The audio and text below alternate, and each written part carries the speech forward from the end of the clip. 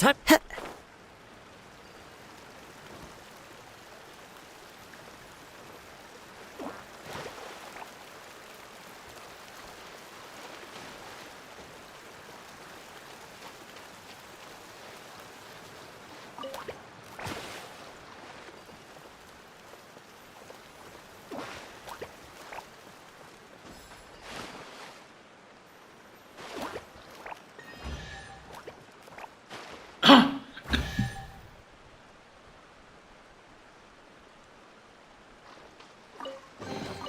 Brings a smile to my face.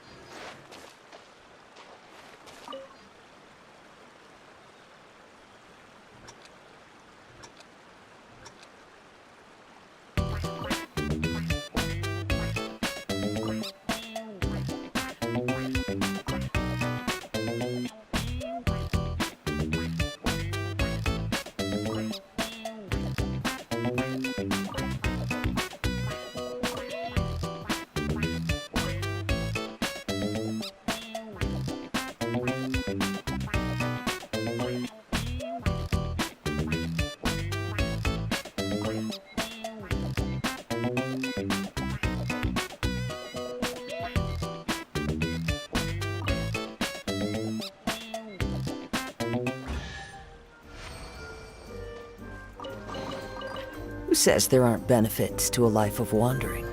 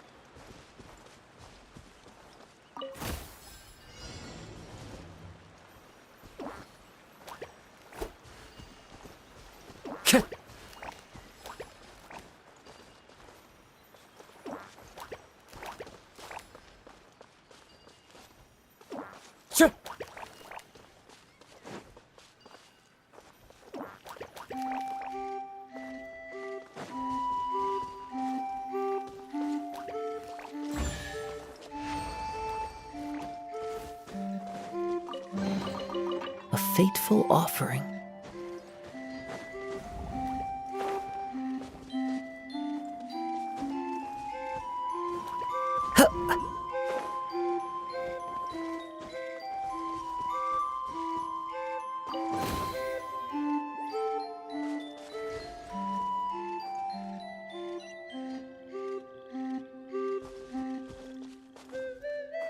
Into the wind!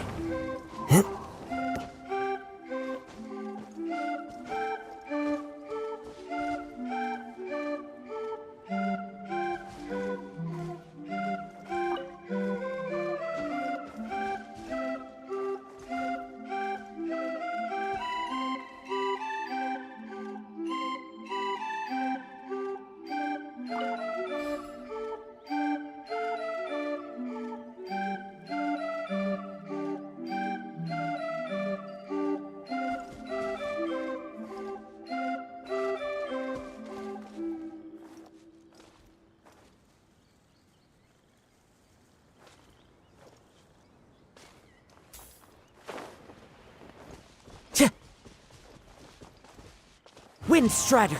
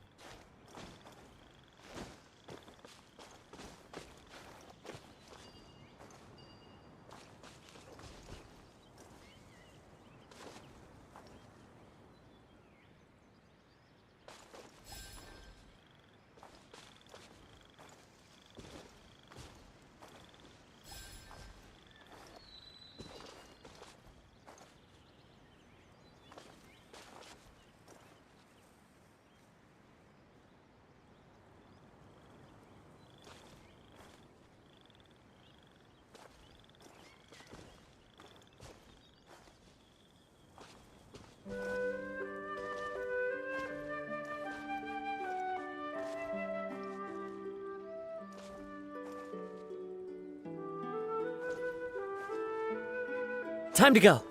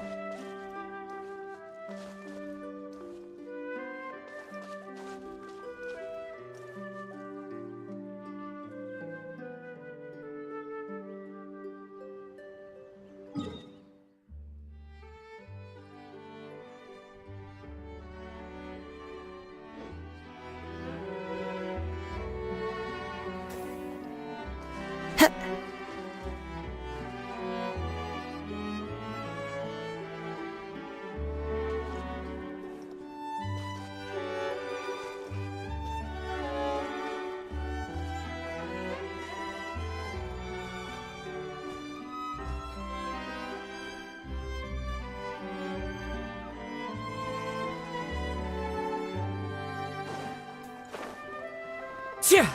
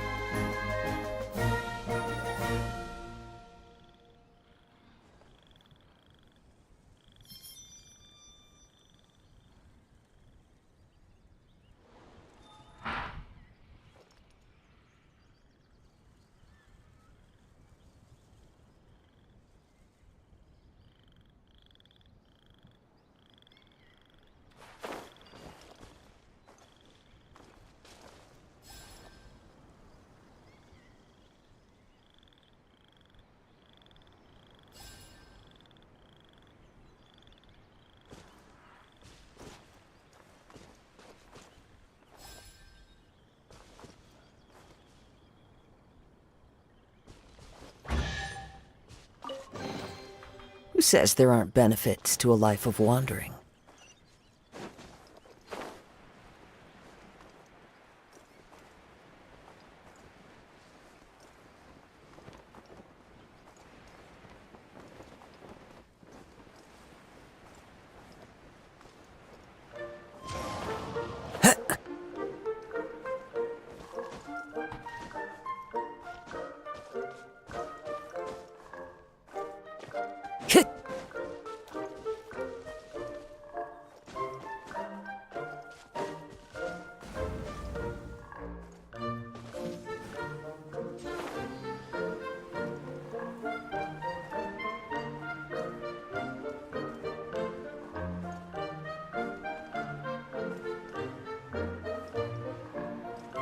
I follow the wind. One with nature. Sure. My apology. Sure. Illusion shattered. Yeah.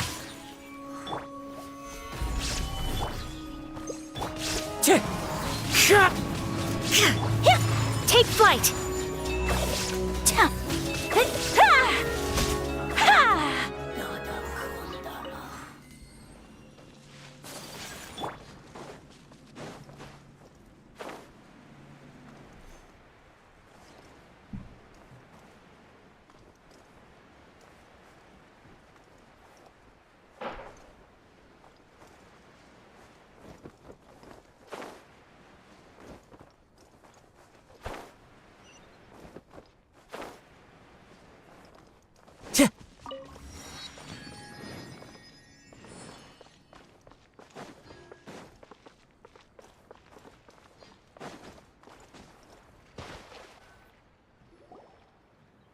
Get up, said Jewel. Time to get to work, you lazy bones. I can't remember how to call the train. Just let me sleep a little longer, then I'm sure I'll remember. Don't try to pull one over on me, young man. Your fading disorder has been cured. I saw you chugging cup after cup of magic tonic in the tavern last night. You must be mistaken, Grandpa Almond. That guy definitely wasn't me. Oh, you remember my name now, do you? Then it seems like you're all better. You had no idea who I was when you were fading. Now, enough of your nonsense. Get up. The fairy and her friends are going to be here any second. All right, I'm up. The Maritime Express should be here soon. That's more like it. Lie there any longer and you'll start gathering dust. Is everything okay? The hero, his pixie companion, and the forest fairy. Oh, I didn't know you were already here. Merciful macadamias. I'm sorry you had to see that. Oh, it's all right. Paimon knows the feeling. Who doesn't want to sleep in first thing in the morning? Does the Maritime Express run out of Constellation Metropole? Yes, each train needs a conductor to operate, and the conductors are always from the capital.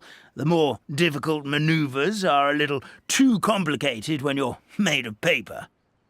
Oh, so you mean the people of Constellation Metropole aren't origami animals like you? Well, the city welcomes visitors from all over the world, so you're bound to run into some forest dwellers there. But yes, generally speaking, the residents of Constellation Metropole look quite different from us. You'll see for yourself soon enough. Here comes the train.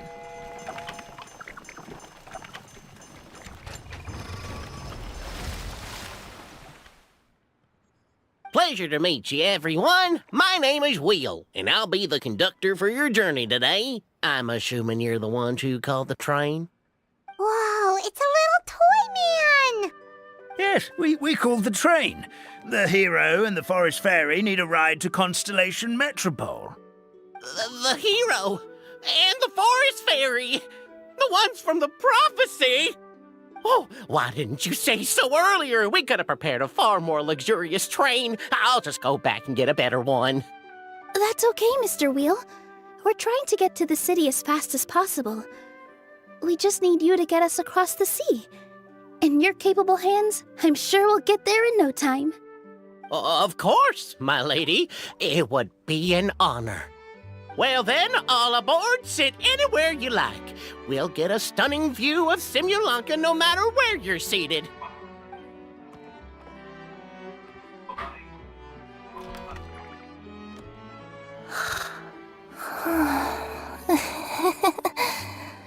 Oh, breakfast. Did one of you just say something? Wasn't me either. Breakfast. Oh, come back. Sounds like the voice is coming from inside the train.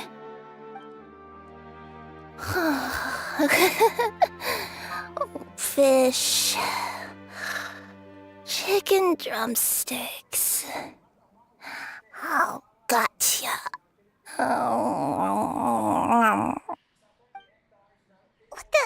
What's Kirara doing here?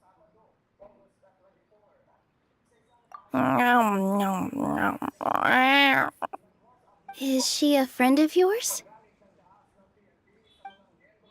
Oh, let Paimon introduce you. This is Kirara. She's... Oh, wait. Actually, maybe we should wake her up first. So noisy. Is it morning already? Oh, morning. Huh? Traveler! Paimon! It's you? Which means... Oh, thank goodness. It was all a dream after all. Oh, gotta hand it to my imagination. It all felt super real. There were these toy people, but they were alive and they could talk. Ahem. Madam, sleeping overnight in the train car is prohibited.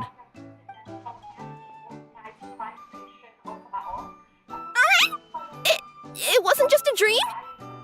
It's all right, Kirara. Apparently we're in a world called Simulanka. We got here yesterday, too. Simulanka? So, that's what it's called. I spent all day yesterday wandering around this one city. The toy people called it Constellation Metropole. I was trying to find a way to get back home. I was seriously starting to think I'd gotten on the bad side of some great yokai and gotten swallowed whole. I take it you're Inazuman then, Miss Kirara? She sure is. But, Kirara here is kinda special. Let Paimon introduce you for real this time. Kirara is a Nekomata from Inazuma. She works as a courier for Komanie Express. Nice to meet you. I'm Nilu, a member of Zubair Theater. You can usually find us performing in Sumeru City's Grand Bazaar. Right now, though, I suppose I should introduce myself as the Fairy of the Forest of Blessings. Oh, you're Nilu. I've heard a lot about you from my deliveries in Sumeru. I even saw one of your performances back in the day. You're an amazing dancer. But, did you say you were a forest fairy? Oh, yeah, that's her new identity here in Simulanka. Oh, speaking of new identities, looks like you got a new outfit yourself, Kirara! Yeah, I know. It confused the heck out of me yesterday. I just woke up in a set of brand new clothes I'd never seen before. That must mean you have a big part to play here, too!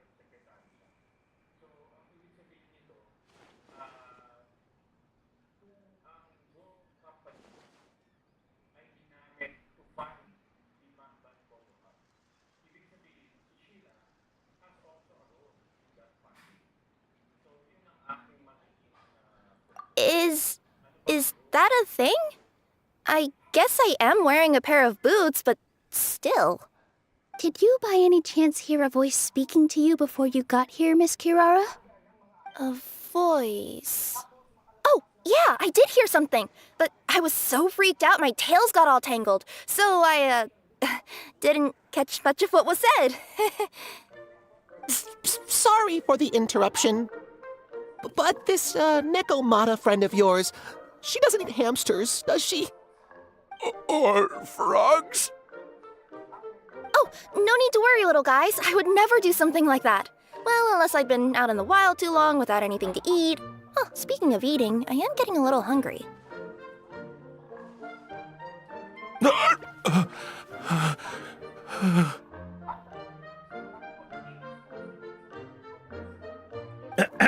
Where are your manners, everyone? This young lady is a trusted friend of our esteemed hero. Now, I know a fear of felines is etched into us with ink, but I'm certain Miss Necomata in boots here means us no harm. It sure looks like you're keeping your distance, though, Grandpa Almond. You will have nothing to fear, I promise. I met some origami animals in Constellation Metropole yesterday, and I even made sure to retract my claws so I didn't hurt them by accident. Plus, you all look just about as tasty as the cardboard boxes I deliver. Not that I tried to eat you even if you did look tasty. Promise. Please excuse us, Mom. It's just an unconscious reaction. Dear passengers, it's almost time for us to depart. Oh, yeah, that. Whoops. This turned into a pretty long conversation, didn't it? All right, let's get on the train. You coming with us, Kirara? Mm-hmm. I'll ride with you to the next stop. There's a place near the Metropole that caught my eye yesterday, so I want to go explore it today. Then all that remains for me to say is, on behalf of the Forest of Blessings, thank you once again for all you've done for us. May the goddess of fate be with you and bless your journey, Madam Fairy, Miss Necomata in boots, and our brave heroes. Please do visit us in the Forest of Blessings again, once peace has returned to this land. We will. We'll definitely meet again. Take care, Grandpa Almond.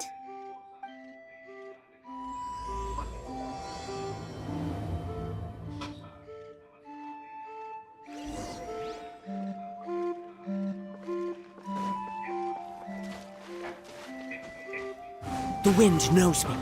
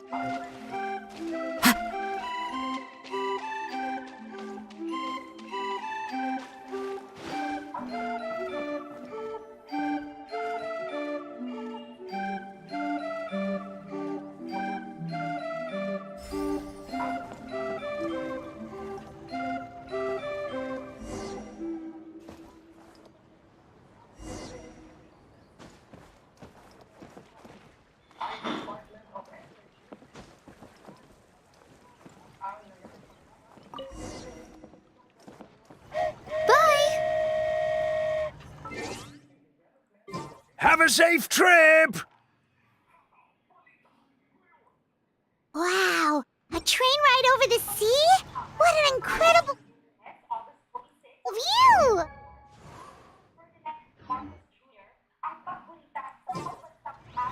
Please keep your head and arms inside the train at all times. We don't want anyone falling into the sea.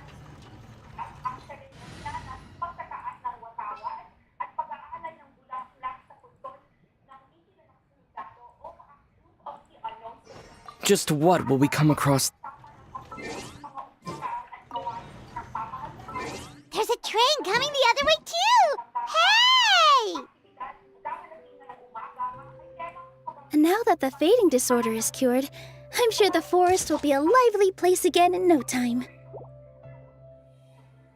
I gotta go explore that forest at some point. It looked so pretty from the train. I just hope they, won't be too scared of me. We'll be arriving at our destination shortly. Please prepare to disembark.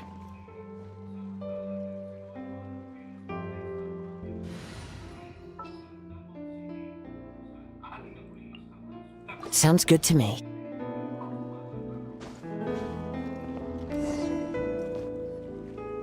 Here we are! Constellation Metropole is right over there. It's a short walk from here to the Gear Sky Ladder, which will take you right to Metropole Square. And thank you again for choosing Maritime Express. Great! And thanks to you for a smooth and pleasant journey, Mr. Wheel. The train cars were comfortable and spacious, and I had a great night's sleep. I'll definitely be back. As you wish, ma'am.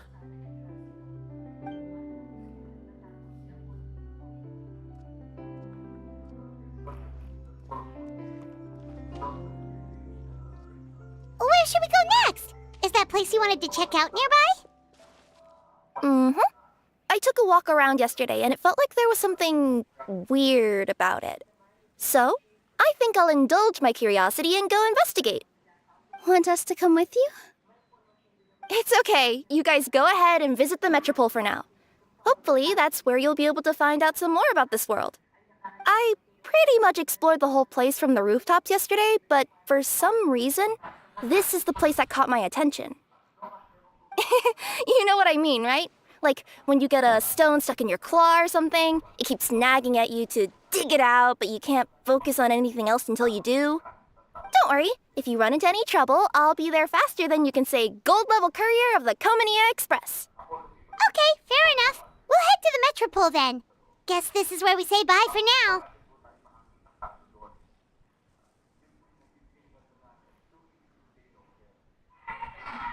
Mm-hmm. Don't worry about me. Let's not forget, I'm a yokai.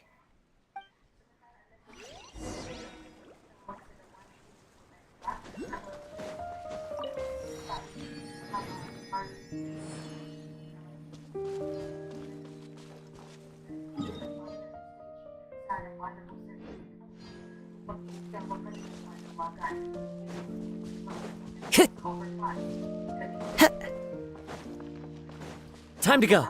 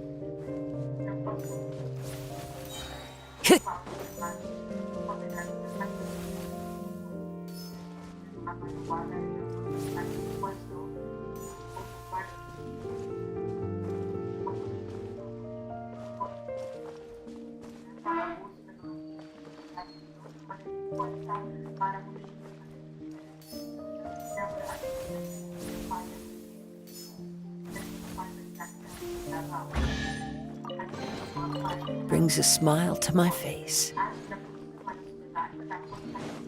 Help me! Somebody! Help me! Help! Oh, goddess of prophecy above, would you kind souls please help us? What happened here? Why are you all suspended in midair? I mean, being stuck in midair still beats falling to the ground and being smashed into a pile of blocks, but... I told him to be careful, but... No. Never mind. Now's not the time for that. My good friends, could I trouble you to turn the clockwork key over there? I'll explain everything in a bit.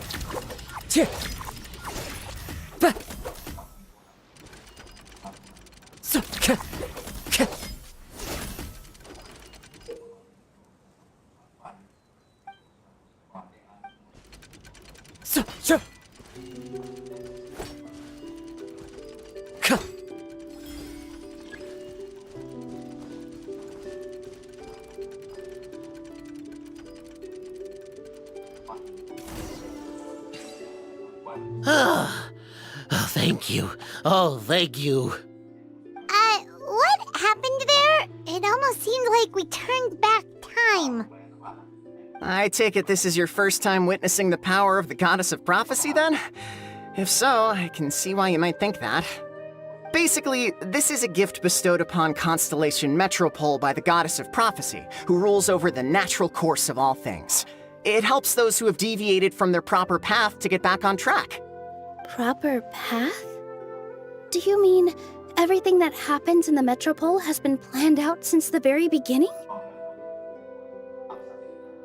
Why are you saying that as if it's a bad thing? You're not explaining it clearly. Here, allow me. Of course, all the residents of the Metropole have the freedom to live their own lives. For instance, whether I use olive oil or sesame oil in my morning skincare routine is entirely my choice. But whenever something disastrous is about to happen, like when I almost got turned into a pile of rubble just now, the goddess's magic will activate in the world around us. So, in other words, it's kind of protection magic? To keep people alive? You could say that. There are other situations in which it activates too, but that's basically correct. Well, in any case, we're glad no one's hurt. Are you heading to the Constellation Metropole? Yep. Do you know where we can find the Gear Sky ladder? Oh, it's just that platform up ahead. The one with the key sticking out. That thing? Are you sure? Yep, that's the one. Pretty much everything in the Metropole runs on tracks and gears. The Goddess of Prophecy watches over it all. Which is to say, all the tracks are fixed. If a machine is set up to move forwards, it'll never move in reverse. This reminds Paimon a lot of Fontaine's clockwork toys. You mean, like those music boxes with dancing figures? I think I've seen one or two from the merchants in Sumeru. Yeah, exactly like that. Anyway, sounds like it's not gonna suddenly fall out of the sky, so Paimon's okay now. Should we get going?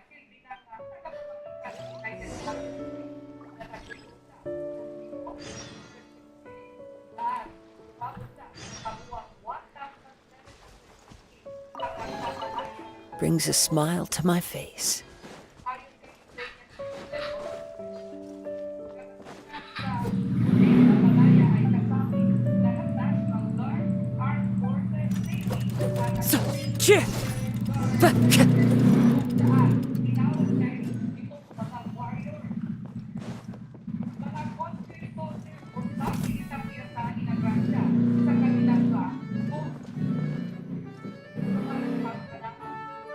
Oh, what a bustling city! This place is fit for a king! Our next step is to get to the top of the Metropole and ask the Goddess of Prophecy for guidance.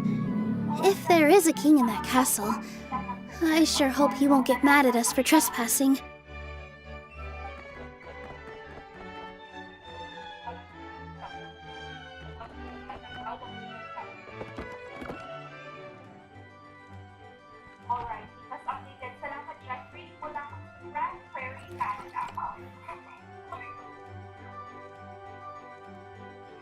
Make way for the king!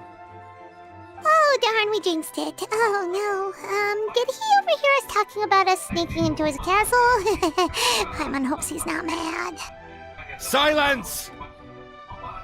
The one who shall soon stand before you is the ruler of Constellation Metropole, the one who descended after a meteor shower, and the protector of order and all the stars in the sky.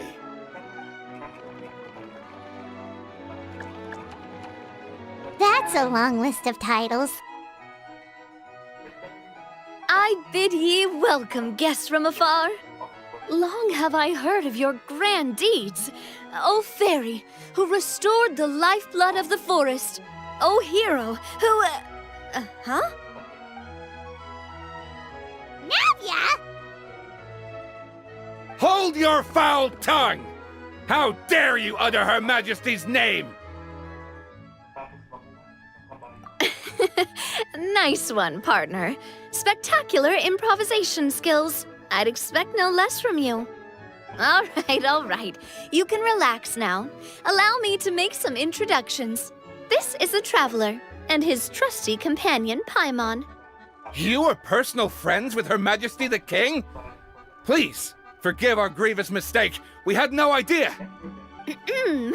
All right, the welcome ceremony is over. Everyone back to your stations. I will personally treat our guests to some royal hospitality. Yes, Your Majesty.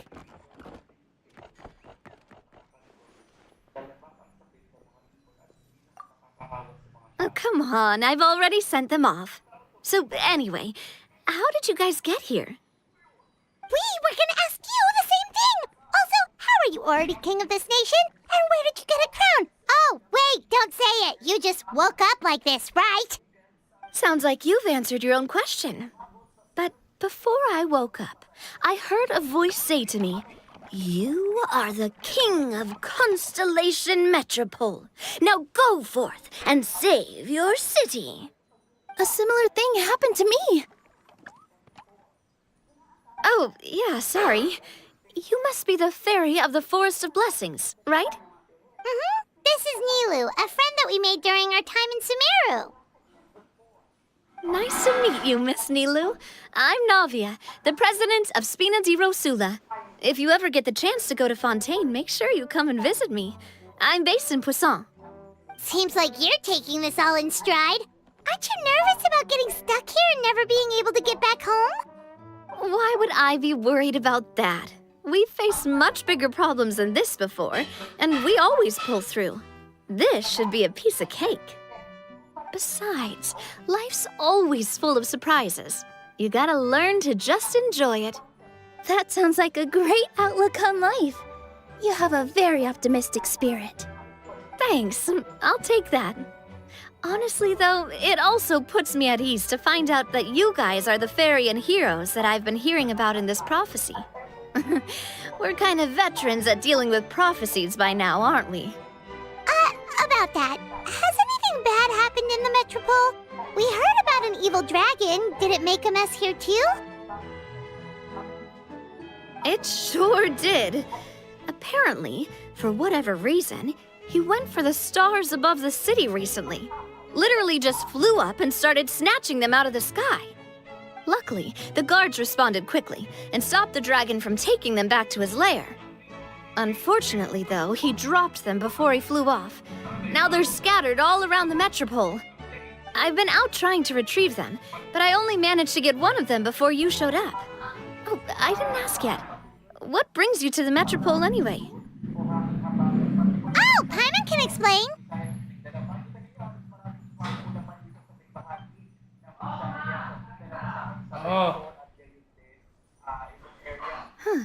I see. So, you want to consult the oracle of the Goddess of Prophecy? Do you know how we can do that, Miss Navia? Well, the goddess's statue is indeed at the top of the castle. I can take you up there.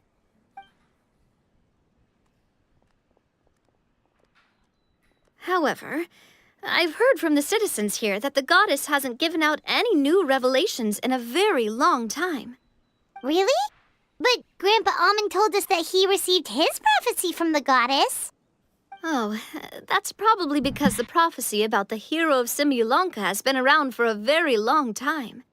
But recently, people realized that the goddess didn't reveal anything about what's supposed to happen after peace has been restored.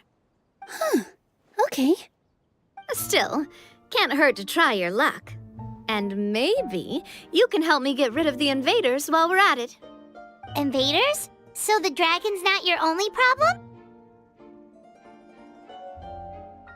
Right. The forest isn't the only place where strange things have been happening to the residents. Have you come across the gift from the Goddess of Prophecy yet?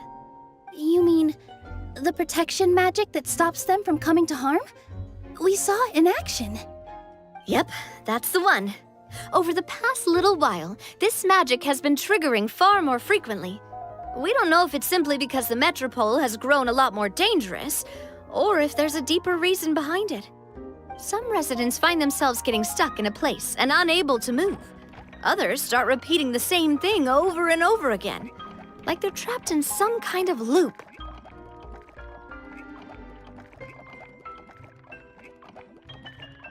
If we were to use clockwork toys as an analogy, could it be that the tracks have eroded or the gears have slid out of place?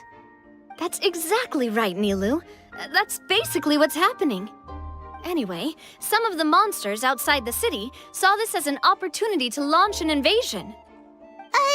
But we didn't see a single monster on our way here. That's because I already took care of most of them over the past couple of days. Of the remaining few, we trapped some of them inside the castle and chased the rest back out of the city. Okay, so to summarize, not only has the magic here gotten all messed up, but the dragons also knocked some of the stars out of the sky, plus there's a bunch of monsters in the city. Sounds like there's a lot more to fix here than in the Forest of Blessings. Well, defeating the dragon and the monsters should be straightforward enough. But how do we fix the magic? Supposedly, the goddess has had it all planned out for ages. One of her oldest prophecies says this: "Go and push the gear that connects up to the starry sky. When that time comes, I shall dance and return the tracks beneath my people's feet back to the stars in the sky." Huh? But weren't the tracks the gift that she gave to her people in the first place? Does that mean she plans to take the gift back? That's what the prophecy seems to be saying, yes. So, as a result, some people are against turning the gear, despite what the prophecy says, since they fear a future where they no longer enjoy the goddess's protection. But letting this drag on isn't the answer either, is it? No, and I think they know that. But they're just too afraid to take that final, terrifying step. They're still hoping there might be an alternative solution. Now, we could ignore their objections and go turn the gear ourselves, but...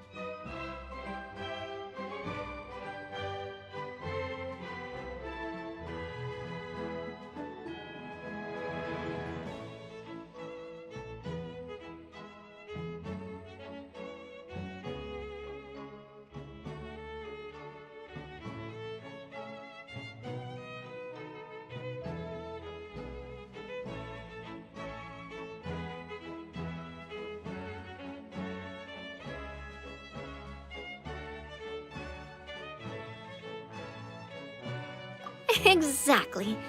You know me well. And that's why you're my partner. I want to get as many people on my side as possible.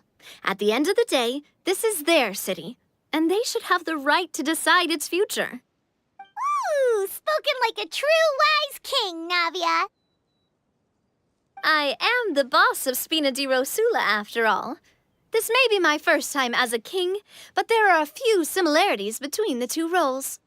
Traveler, Paimon, Miss Nilu, would you be willing to lend me your support? With your help, I'm confident we'll be able to find the most frictionless way to resolve the problems plaguing this city. Not gonna lie, Your Majesty is definitely growing on me. Seriously, like we'd ever say no. We're your friends! No need to ask us so formally in the future. I'm happy to help too. This is a beautiful city, and just like the Forest of Blessings, I would love to see it return to normal as soon as possible. Ah, great! As the King of Constellation Metropole, I extend to you my gratitude. All right, everyone, follow me. I'll show you the way to the goddess statue at the top of the Metropole. And stay close. You don't want to get lost in my castle. It's huge.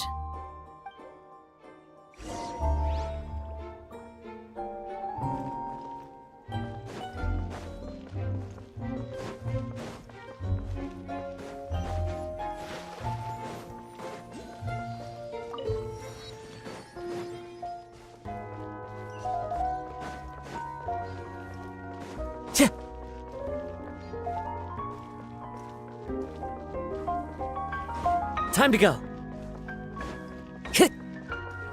Time to go. A fateful offering.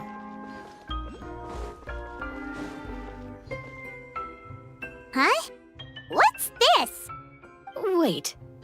This looks like the star I found earlier. I told the guards to place it near the goddess statue. Maybe they ran into some trouble up there. Guess we'd better hurry.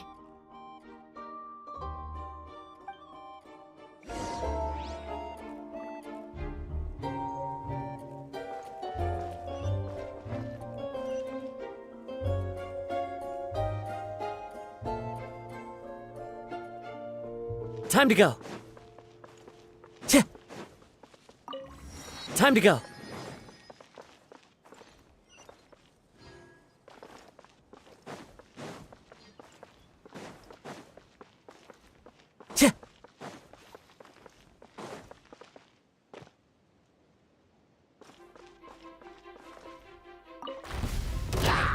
One with nature. Whirling snow! I shall treasure this good fortune.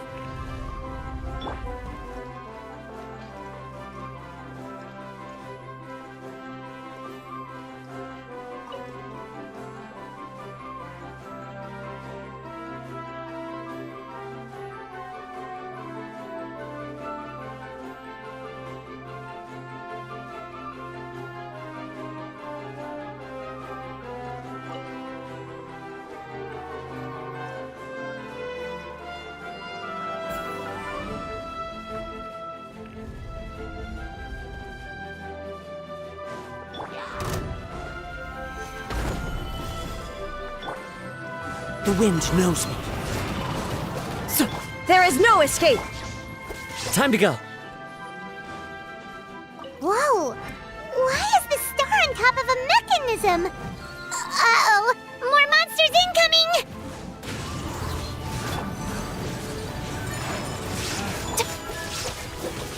Illusion shattered! But it's fine.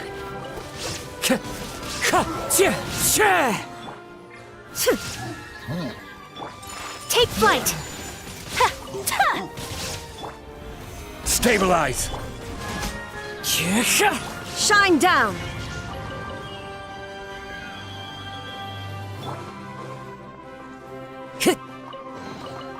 A fateful offering.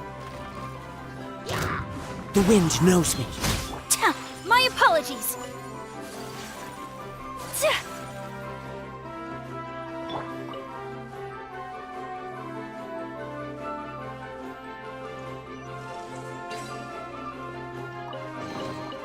Who says there aren't benefits to a life of wandering?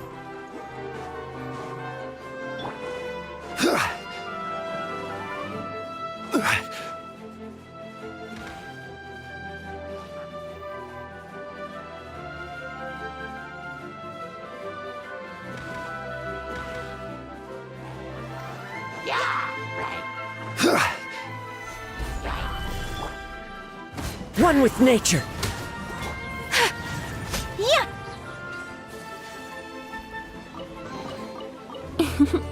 Today is a lucky day.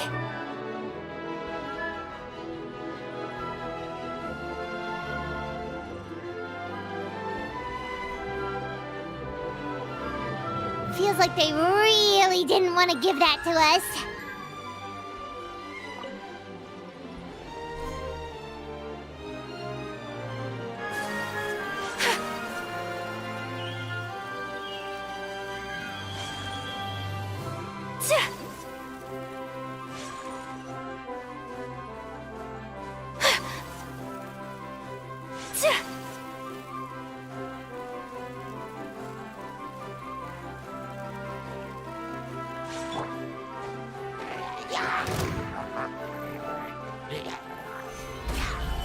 Illusion shattered! Into the wind.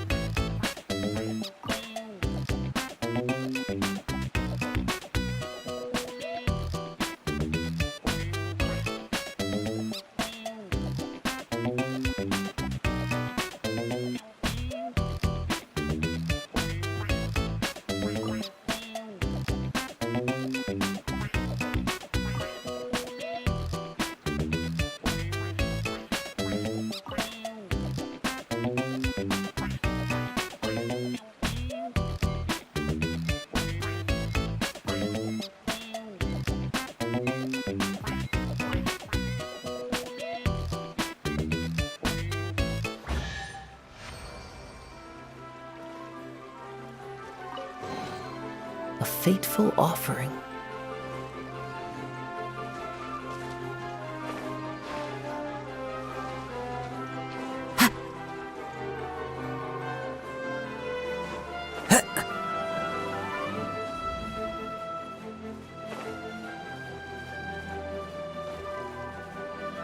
Sure.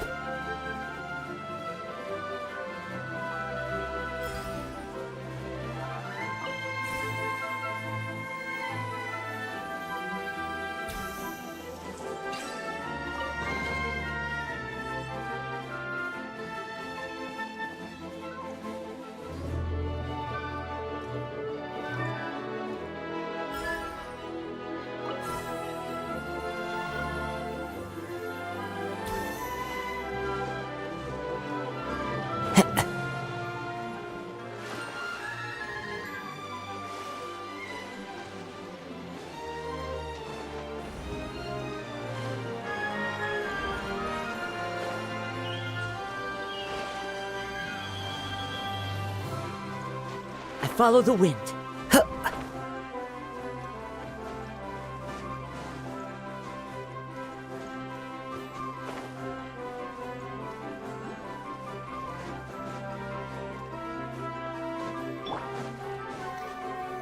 Solidify! The wind knows me. Take flight!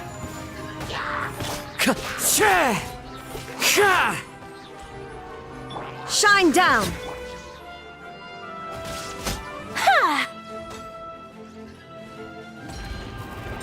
Whirling snow! Wind Strider. There is no escape! Yeah!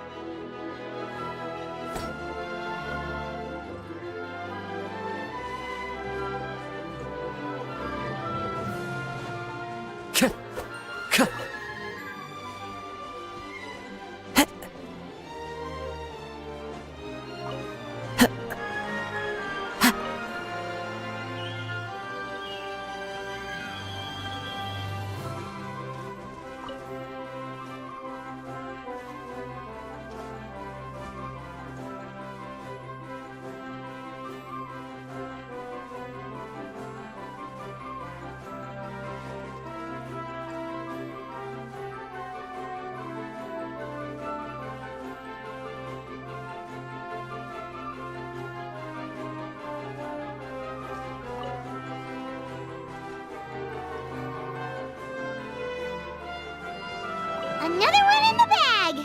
That sure was rough.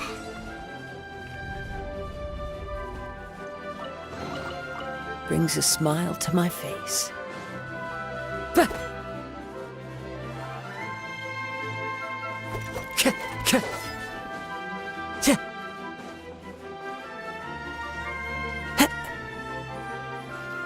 Fallen leaves, adorn my night!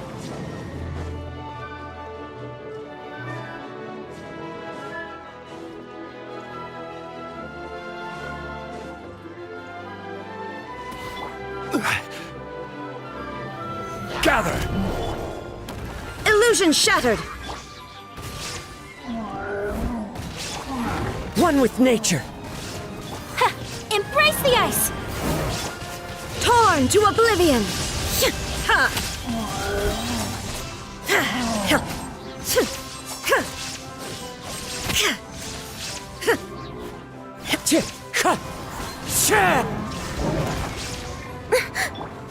My apologies! Yatta!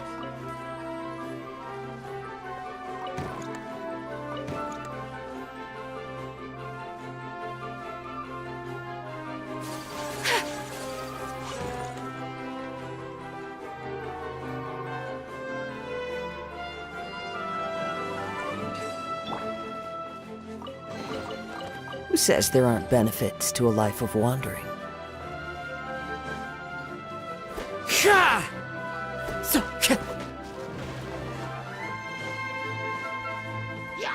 Into the wind.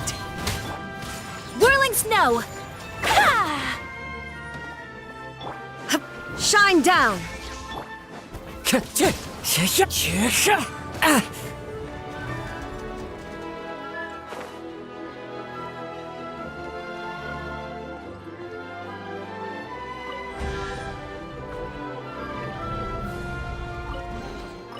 Brings a smile to my face.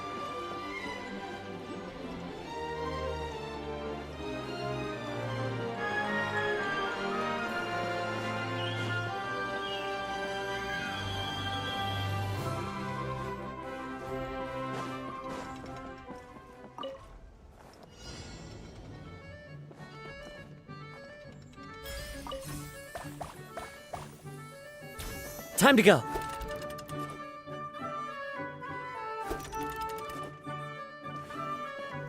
Chip.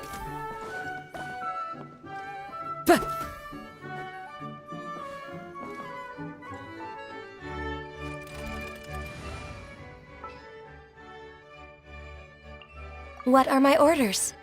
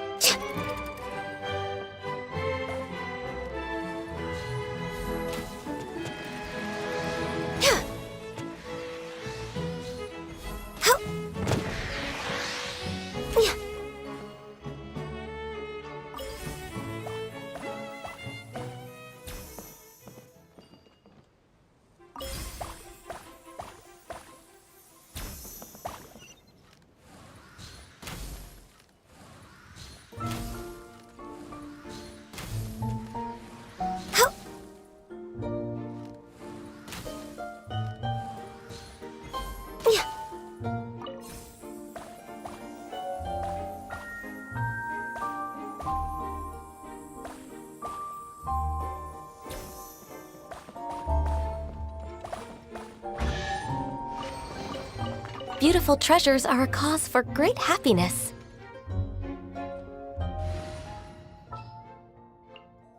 Want me to come along?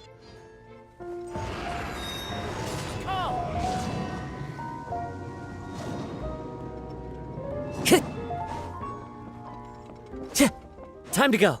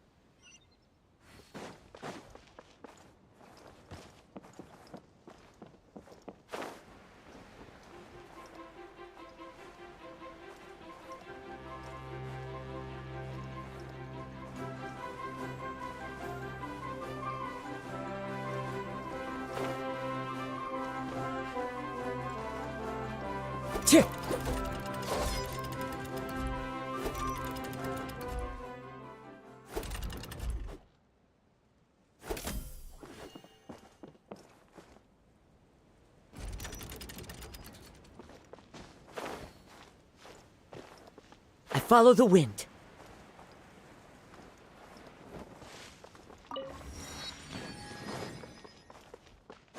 Time to go.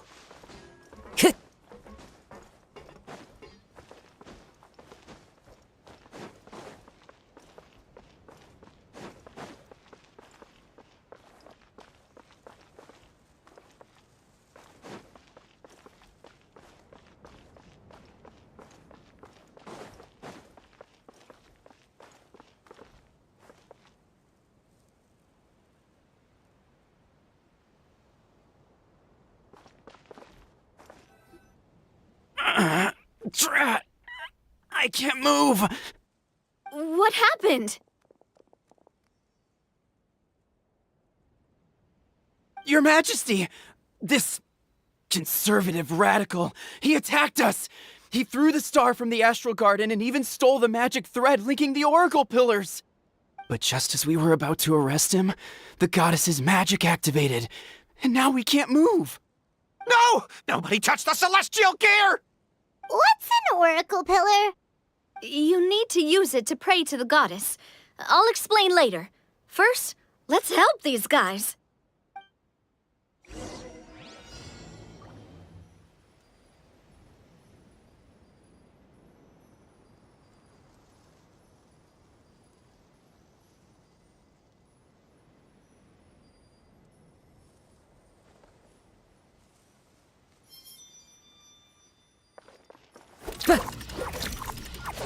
Yeah.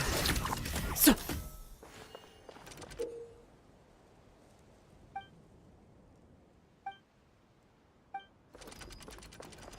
Ka.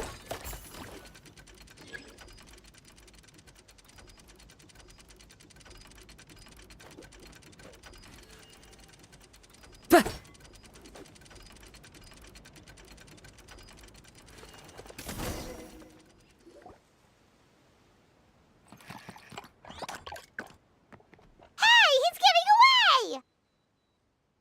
Halt! It's okay. Let him go. But, Your Majesty! Even if we catch up to him now, we won't be able to change his mind, much less quell the fear that many others like him are feeling. All it would do is turn him further against us. Understood, Your Majesty. Also, this is the magic thread he was holding from the Oracle Pillars. Your Majesty, what should we... Ah, please give that to the traveler over there. I believe they have some questions for the goddess. Yes, Your Majesty.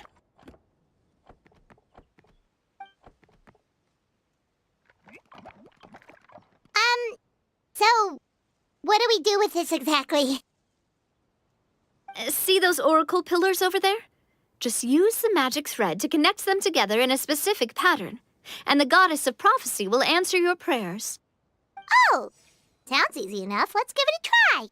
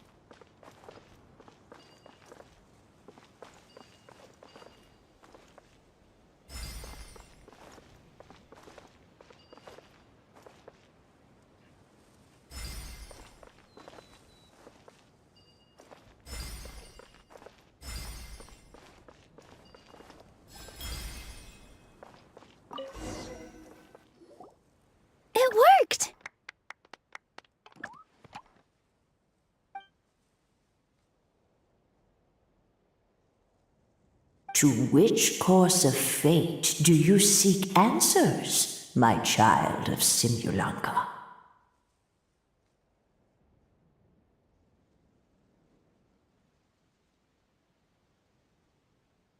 The hero from another world, supported by their companions, shall restore peace to this world.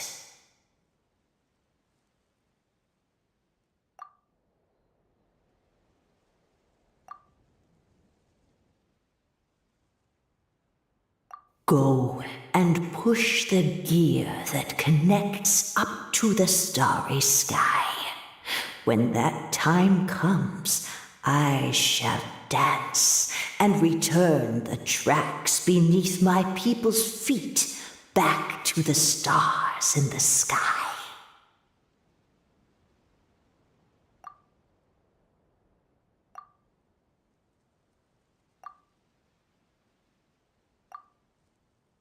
The hero from another... So, Miss Navia was right. The goddess of prophecy didn't tell us anything about the future. Fair enough. Guess we'll just have to play it by ear. Then first, we have to restore the sky back to its original state by putting the stars back in their positions. Let me do a quick count. All right. Adding in the ones we picked up on the way here, I think that's all of them. Let's go hang these stars back up in the sky. In the sky? How do we get up there? Oh, I got us covered. We will, of course, be taking the Aerial Express. Is that a flying train? Hey, you already took a train that runs on water. Is a flying train really that much weirder? Well, at least the Maritime Express still runs on a track. Oh, come on, don't worry about it. This train has been blessed by the goddess of prophecy.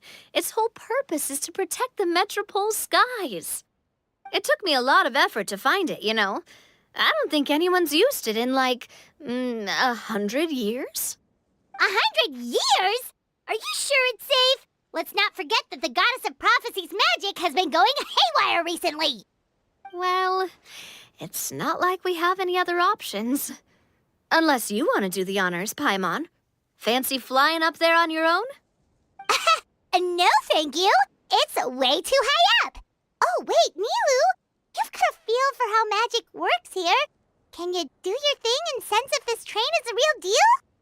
I can try.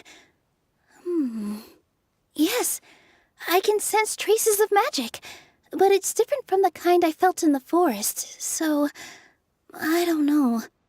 Okay, fine. Guess there's only one way to find out. That's the spirit. I'll come with you. Miss Nilu, will you be joining us? I think I'll stay behind. That way, if something does go wrong, you'll have someone on the ground to get you some help. That makes sense. If the train does break down, you can make us a giant origami crane to come bail us out. Or if a crane's too difficult, a finch could work. Time to go. Best of luck! A finch, huh? I think I know how to fold one of those.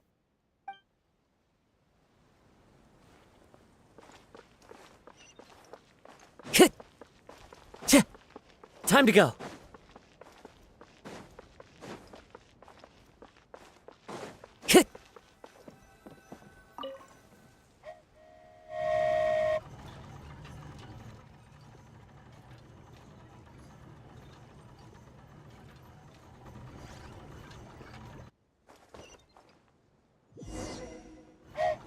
Choo-choo! Aerial Express moving out. Whoa, it really is flying! What an amazing feeling! I've never been on a flying train before. Neither have we!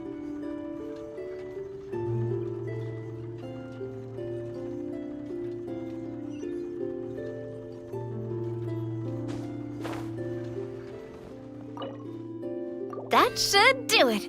On to the next location.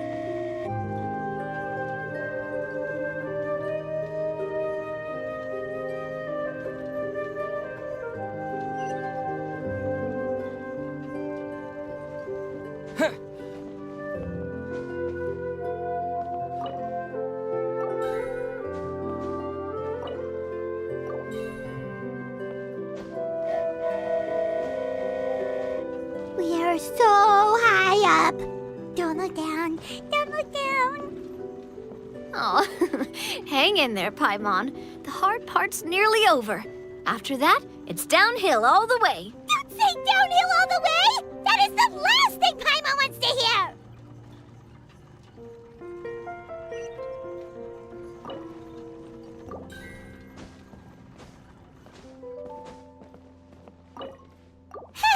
We're finally done! Okay, let's get back down while this train is still working!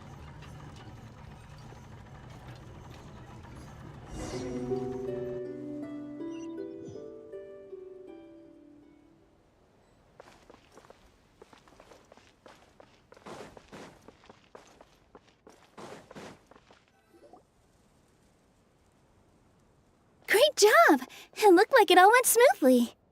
Yeah, and it was an absolute blast, too. You gotta ride with us next time, Miss Nilu.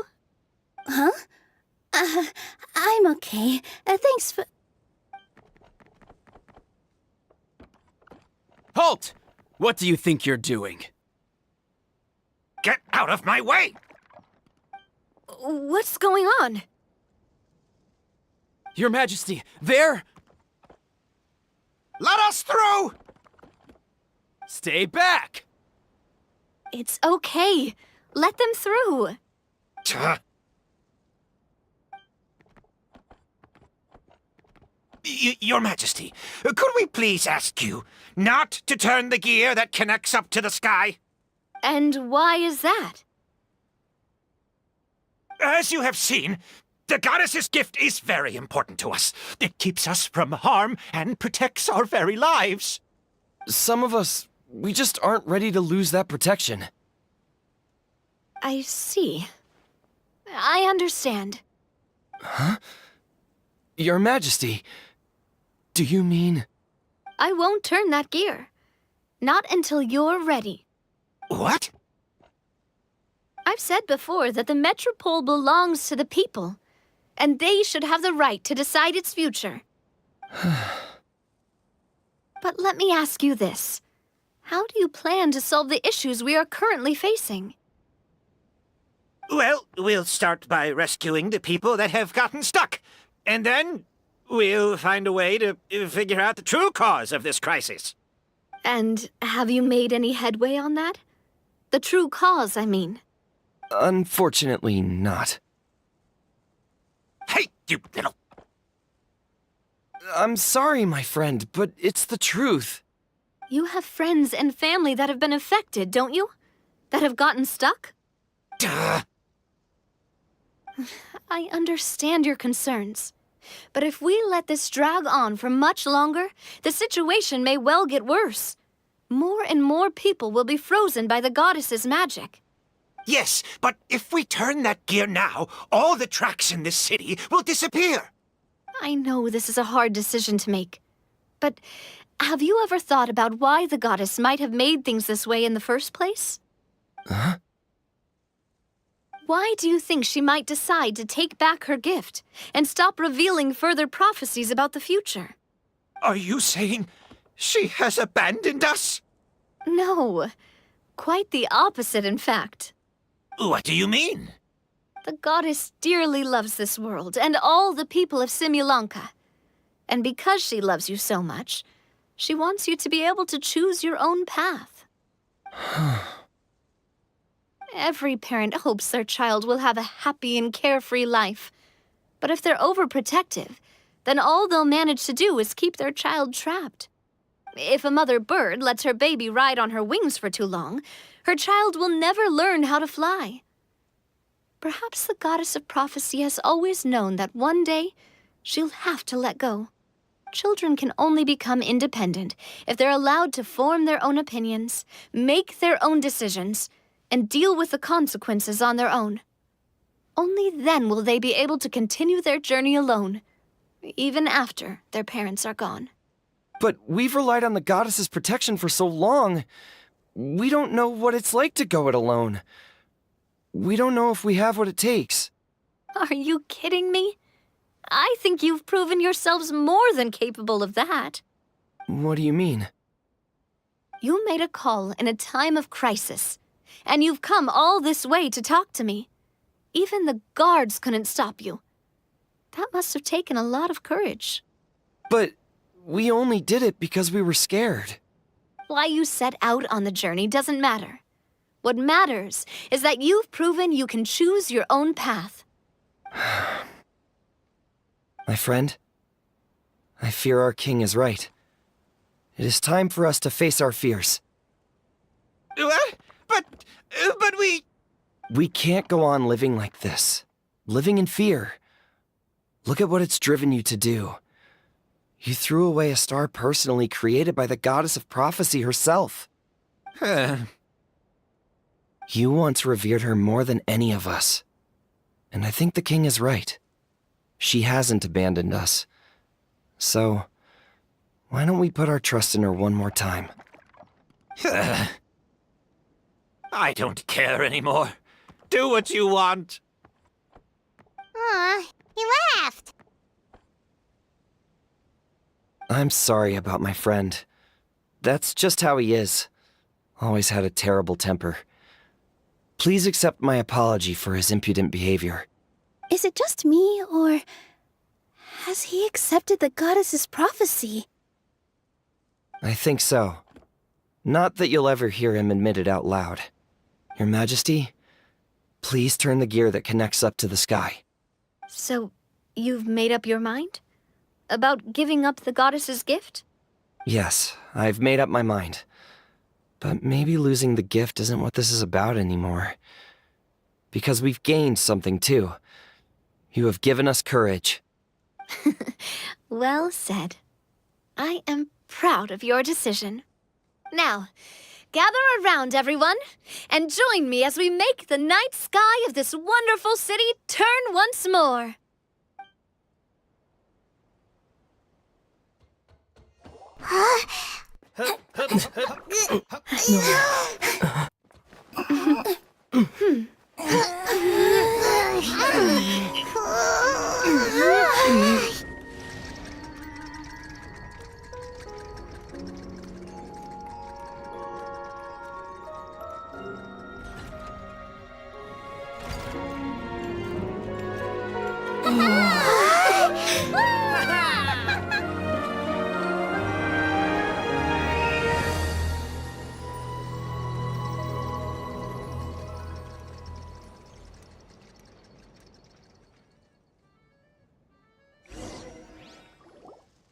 So the stars hanging in the sky, they're music notes!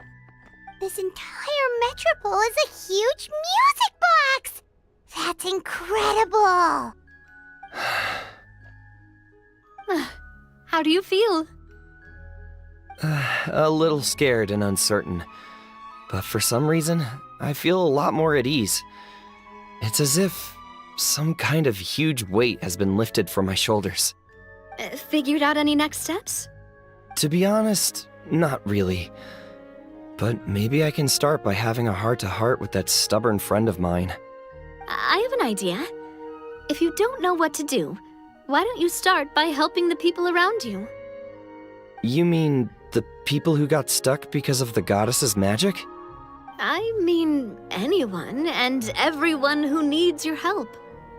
By helping others, you'll eventually find your own path. Trust me, I have experience in this. What kind of experience, Your Majesty? Yes. We'll need a formal organization with a catchy name before we go out and start helping people. Why don't we call it the Spina di Rosula? Spina di Rosula? Ooh, or even the Spina di Rosula di Simulanka. Yeah, that's catchy. Wow, big expansion for the Spina! Moving into other worlds now! Spina di Rosula. I like it! It's a great name. Let's do as Your Majesty suggests. Well then, how about I appoint you as the head of the Spina in Simulanka? While I'm off fighting the dragon with the other heroes, it'll be your responsibility to work with the guards and take good care of the people in the metropole. What? You're planning on fighting the dragon? But no, Your Majesty, you must reconsider! He's right. Your Majesty, you can't. How are you two on the same side all of a sudden? Perhaps Your Majesty is unaware of this. The Great Dragon suddenly broke out from the Titanium mines one day and tore the end of the world to pieces. After that, it spat out a strange fog that surrounded a whole island. No one knows what lies beyond the fog, and no one knows what has become of that poor island. Before Your Majesty arrived, we dispatched many soldiers to fight the dragon, but none came back alive. Yikes. Sounds worse than we thought. Isn't that all the more reason for us to go? There could still be guards trapped there, waiting for someone to rescue them. King Navia is right. We cannot simply stand by and watch as the people of this world suffer. Very well. Though I have not served by your side for very long, Your Majesty. 2 days is enough for me to have learned that once your mind is set, any attempts to change it are futile. You're a pretty good judge of character. He probably didn't mean that as a compliment. Since you're serious about this, I won't try and stop you. There's only one way to reach the end of the world, and that's by taking the Maritime Express. Oh, right! So there's a line going there too? Yes, it was originally built to serve the workers commuting to the Titanium mines, but it has been abandoned since the dragon attack. I'll tell the conductor to wait for you at the platform by the side gate to the Metropole first thing tomorrow morning. You're embarking on an extremely dangerous adventure. Please be careful, Your Majesty and friends. Oh, thank you for your concern. While I'm gone, I leave the Metropole in your capable hands. Yes, Your Majesty! Just call me boss from now on. That's what everyone in the Spina calls me, and it's what I'm used to.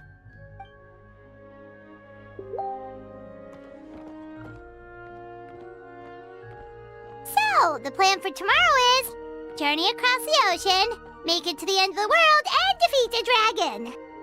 Whew, that's an adventure and a half. Do all storybook heroes have to work this hard?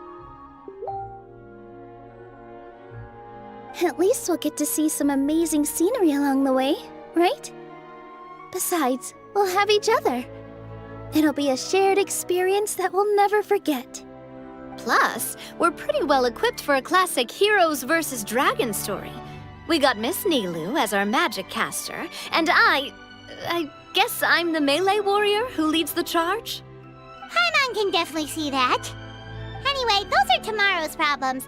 Right now, all Paimon wants is to eat a proper meal, because worst case scenario, if Paimon ends up getting eaten by a dragon, she wants to do it on a full stomach. And something about the end of the world doesn't sound like a great place for food options. Well, the origami animals in the forest only drink magic tonic. What do the toy people here in Constellation Metropole eat? Vegetable oil and sawdust, I think. No!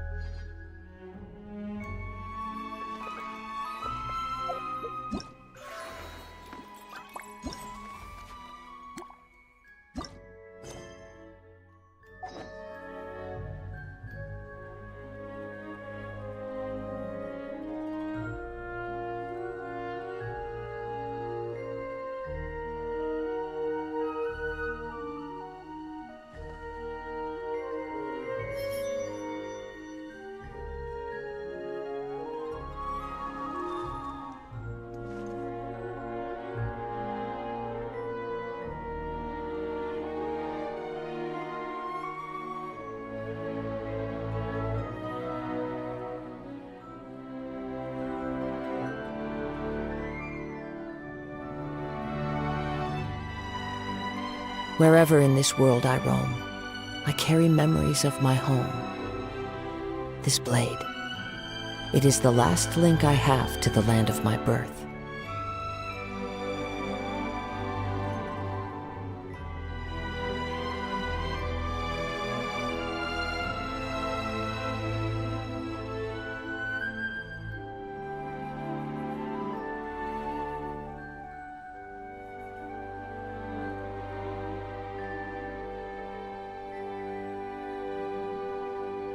There are leaves around, and I know just the tune to accompany them, if you wish to hear it.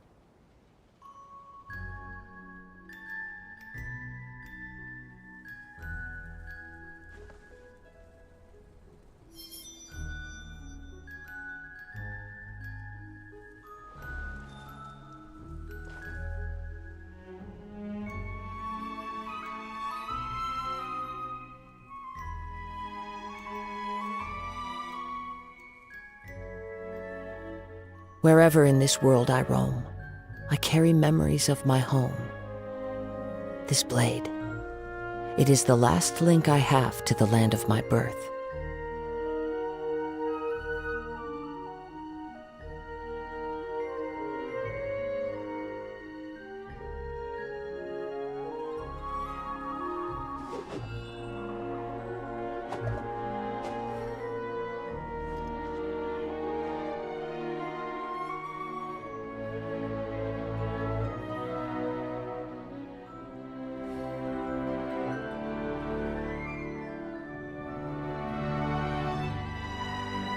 There are leaves around, and I know just the tune to accompany them, if you wish to hear it.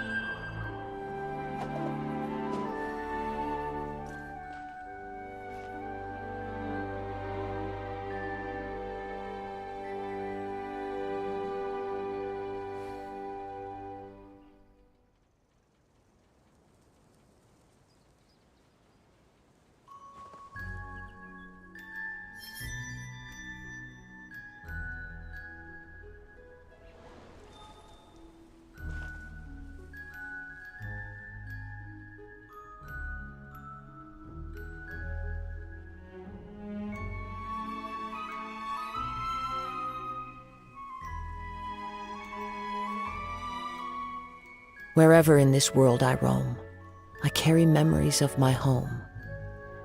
This blade, it is the last link I have to the land of my birth.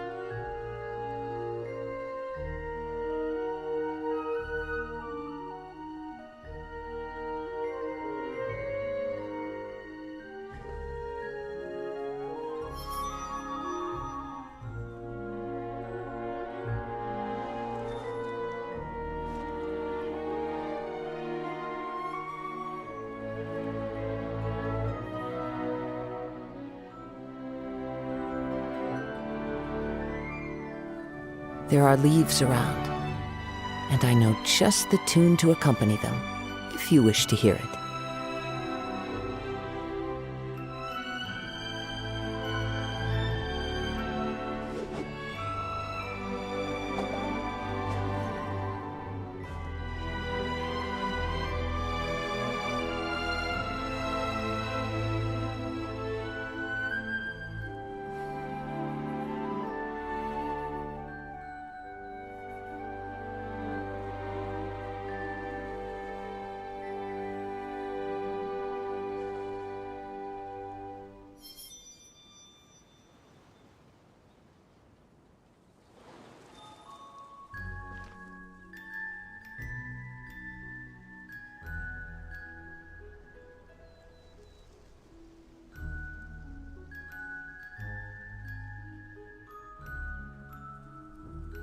This scenery is wonderful. Surely enough to convince anyone to become a wanderer.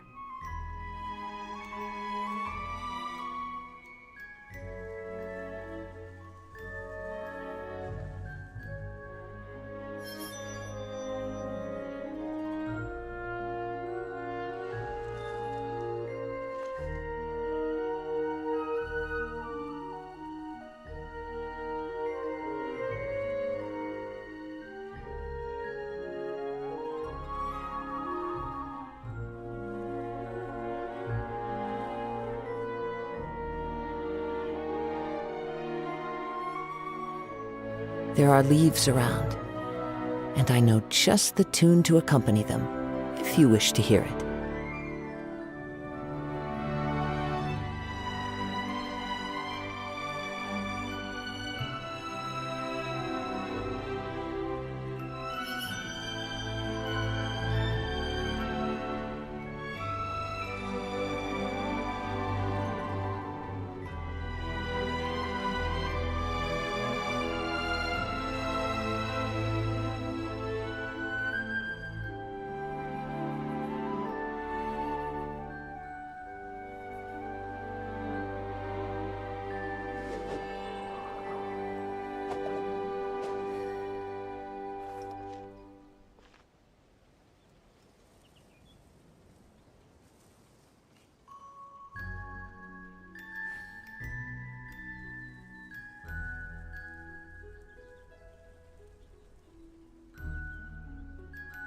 Wherever in this world I roam, I carry memories of my home.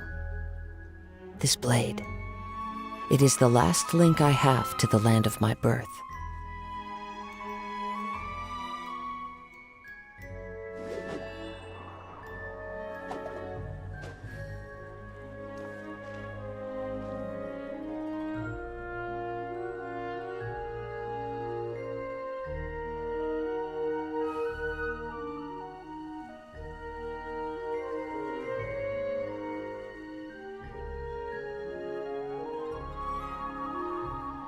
This scenery is wonderful.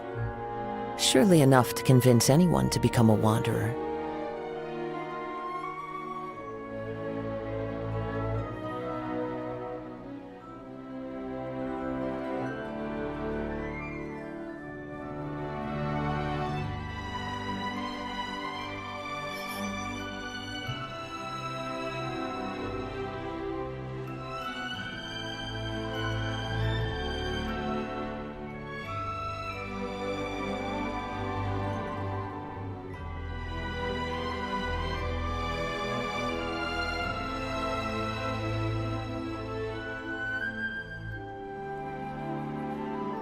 There are leaves around, and I know just the tune to accompany them, if you wish to hear it.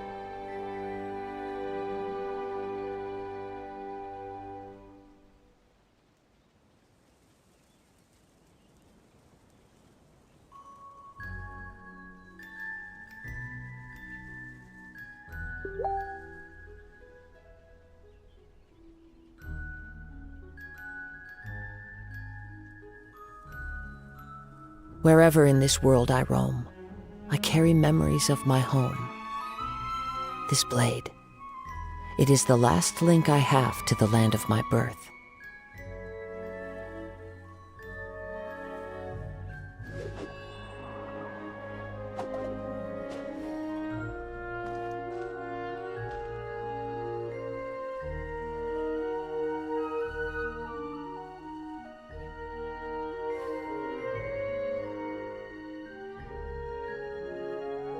There are leaves around, and I know just the tune to accompany them, if you wish to hear it.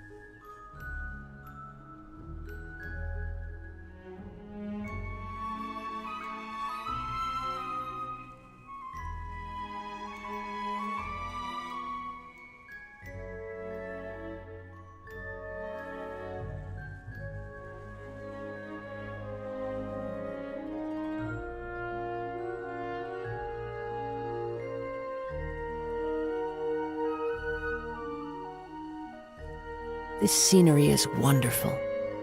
Surely enough to convince anyone to become a wanderer.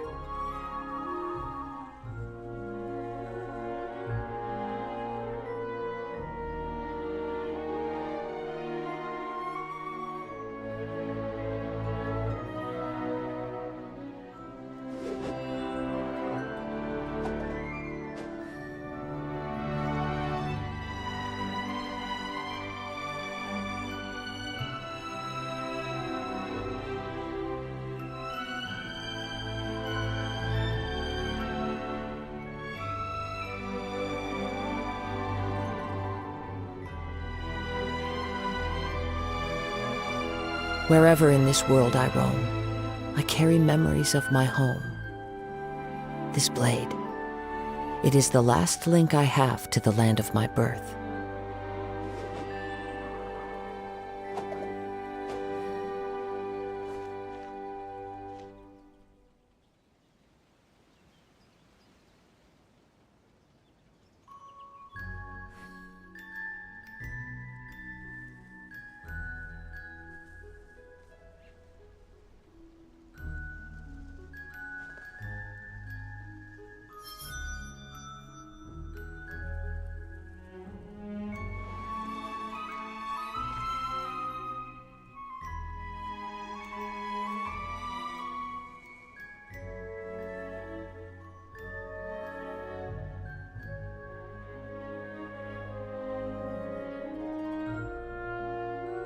This scenery is wonderful.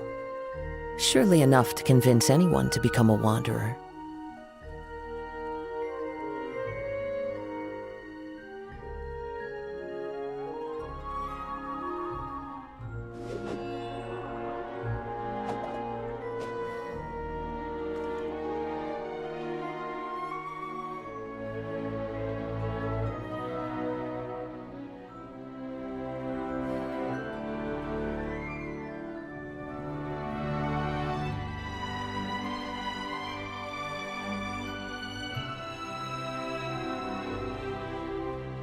There are leaves around, and I know just the tune to accompany them, if you wish to hear it.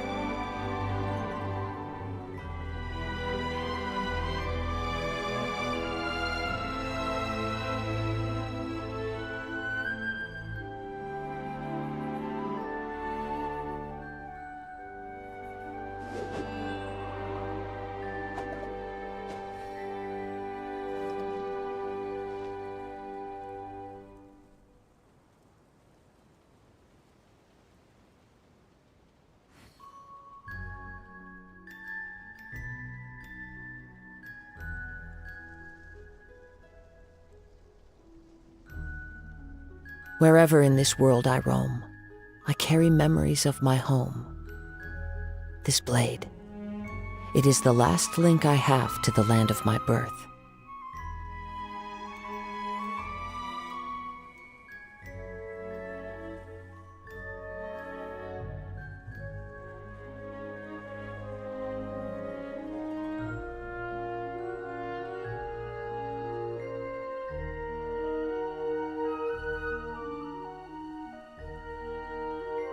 There are leaves around, and I know just...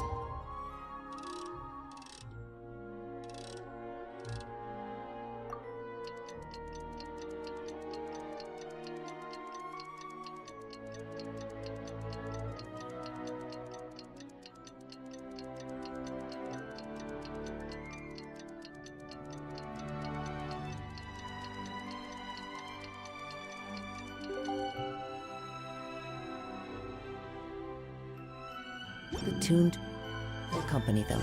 If you... Time has come to slay the dragon! How are you feeling? Nervous? I'm once curious to see what this end-of-the-world place is like. Come on, let's go meet the others at the station!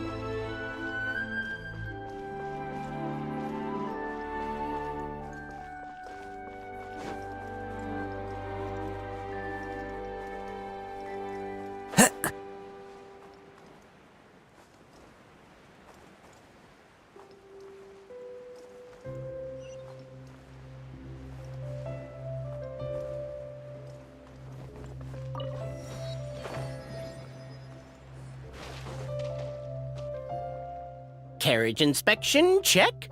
Wheel and axle inspection, check. Power inspection. Good morning, Mr. Wheel. Oh, good morning, heroes of Simulanka. Hey, our old friend Wheel is the driver again! That already puts Paimon at ease. Are you certain you don't want us to accompany you, Your Majesty? I am. You can leave the dragon slaying to us. My partner's a pro. He does it all the time.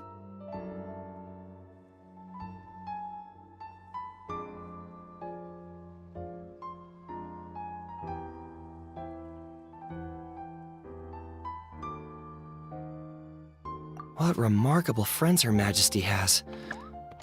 With such great heroes by your side, I'm sure you'll best the dragon with ease. We won't keep you any longer. All right, then. Look after the city for me while I'm gone. Yes, Your Majesty. Just leave it to us. I think we're all set. Time to depart. Next stop, the end of the world!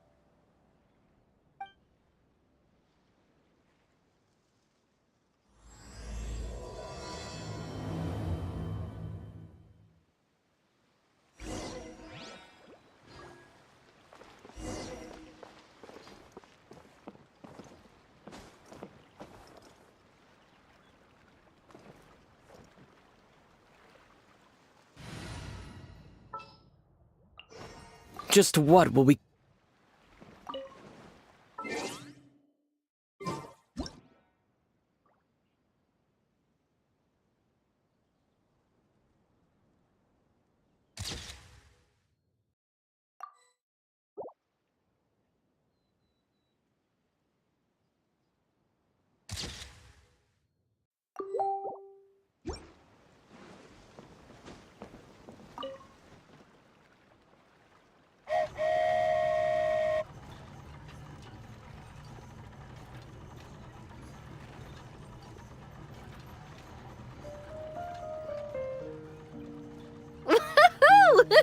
So this is what it feels like to ride a toy train. Ooh, you're really easy to please, Navia.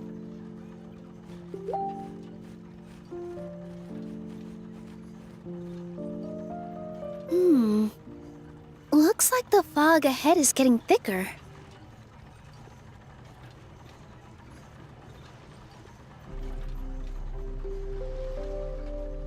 Attention, passengers. We've arrived at the transfer point. All change, please, all change.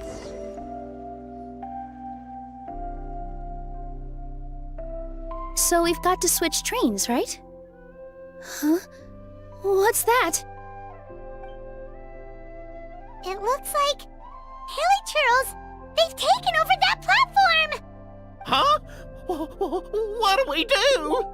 Just find somewhere to hide, Mr. Wheel. We'll take care of them.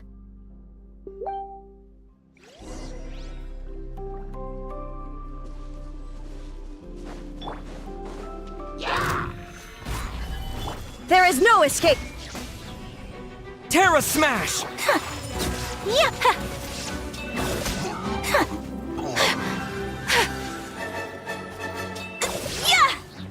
Yeah!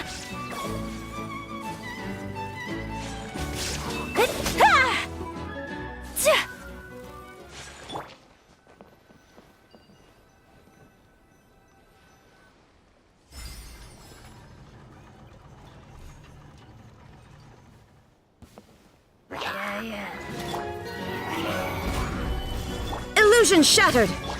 Take flight! Kamisato art! Sometsu! Quick!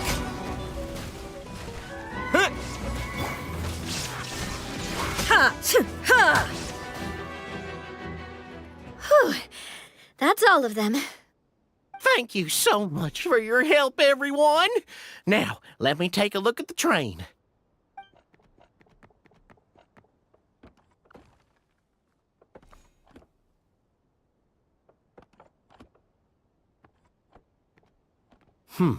The carriage is a little scratched up, but there doesn't seem to be any real damage. And the engine's still operating normally, so I think we're good to go. Wonderful. Let's keep going then.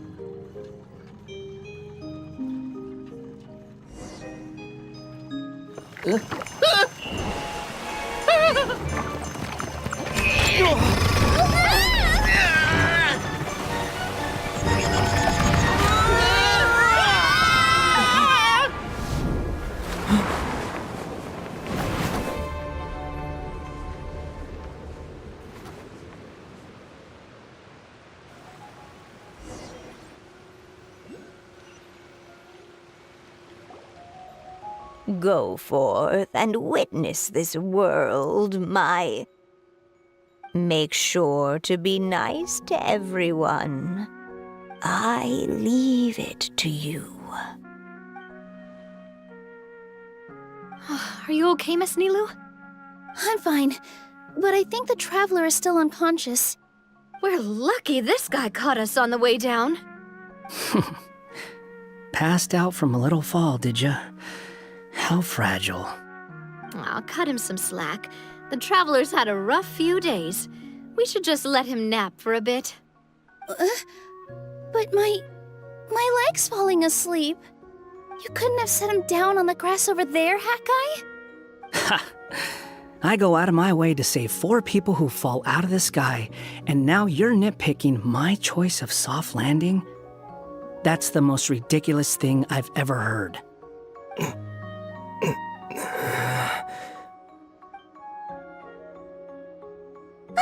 He's awake! Morning, sunshine. You were having a nice little dream there, weren't you? Not gonna lie, it was kind of adorable. You and your friends fell from the top of that waterfall, and you passed out along the way. Guess someone couldn't keep it together. Sorry to break it to you, but crashing into the ground doesn't take you to another world. That kind of thing only happens in those stupid light novels they sell in Inazuma. Also, he kind of, set you down in Nilu's lap, so that's where you've been napping all this time. Paimon?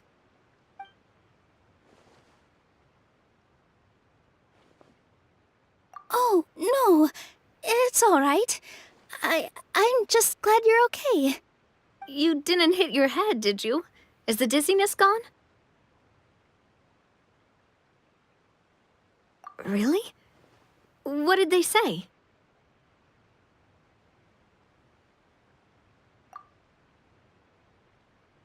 The fog you see around here can have a hallucinatory effect.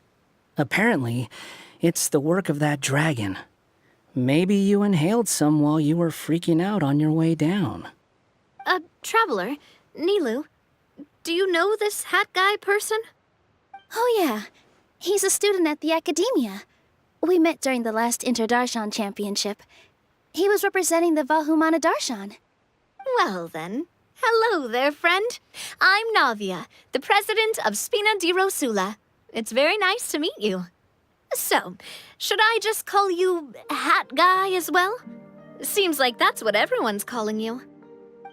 Sure. Whatever. Wait, Hat Guy. What's that sword around your waist? An unwelcome encumbrance, that's what. I've had it ever since I woke up here.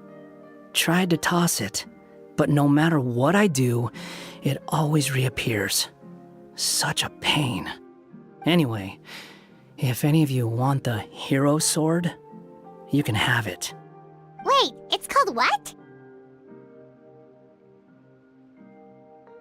The hero's sword.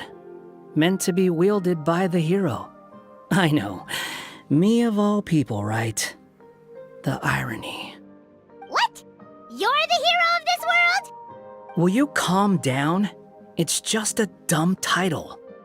Oh, it's just that this entire time, we thought we were the heroes of the prophecy.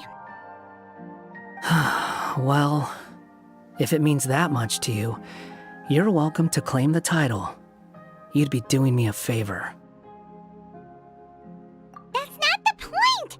The real question is, if you're the hero, then where the heck have you been all this time? Looking for a way out. I heard there's a boat in this area that can bring you to another world. So I came to investigate. But look at the state of things around here. The lighthouse collapsed, the boat won't budge. I say we try to find a different way out. Huh. Paimon's guessing a voice told you what you were supposed to do here. That's what happened with Navia and Nilu, at least. You expect me to take orders from some disembodied voice? Hey, wait, where are you going? To find the so-called source of this world's misfortune. The dragon responsible for this whole mess.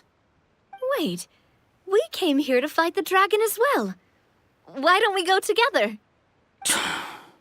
Grab that dragon scale over there before you leave. It'll come in handy later. A dragon scale? Where? How did you know about it? What's it for? And... Have you ever considered keeping your questions to yourself? Because if you actually expect me to answer them all, we'll be here until the next Inter-Darshan Championship. You little... Paimon thought you might have learned some manners by now, but clearly not!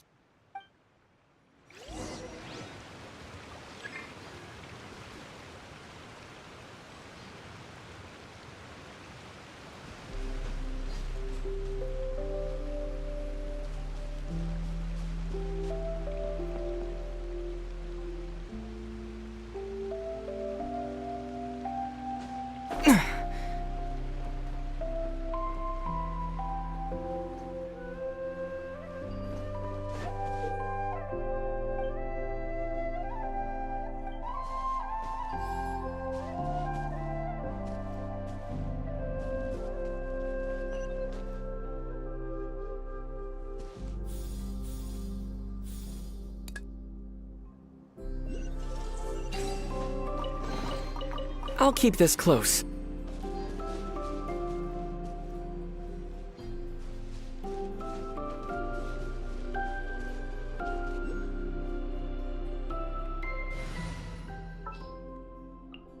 Want me to come along?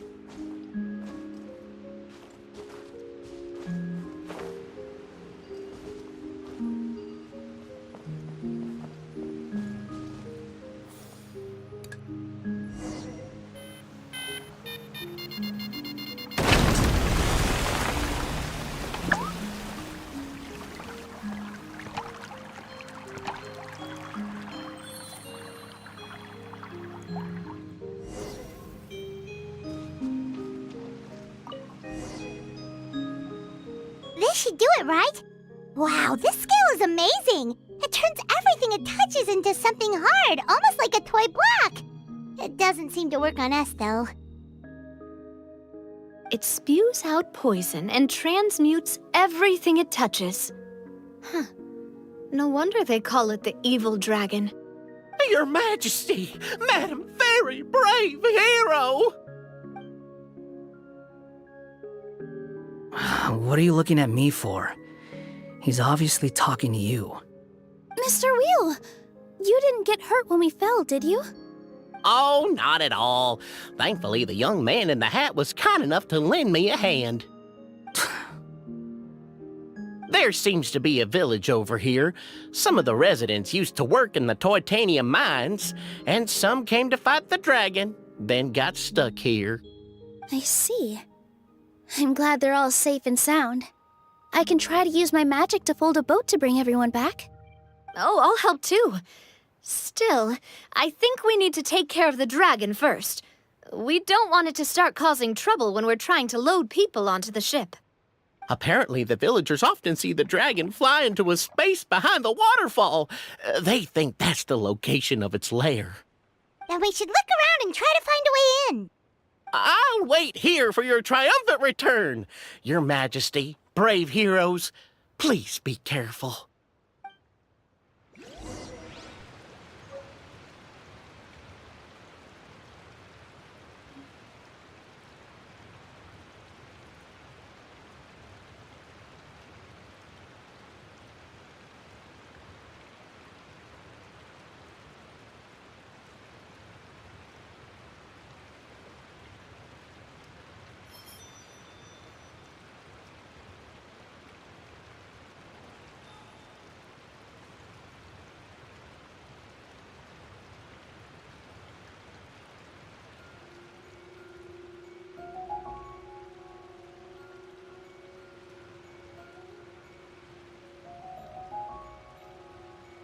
This scenery is wonderful.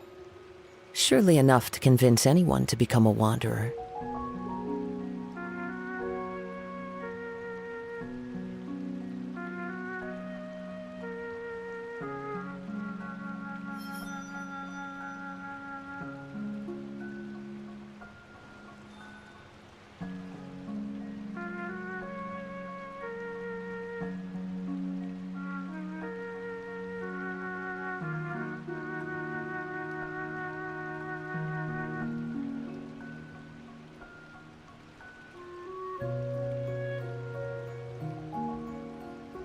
There are leaves around, and I know just the tune to accompany them, if you wish to hear it.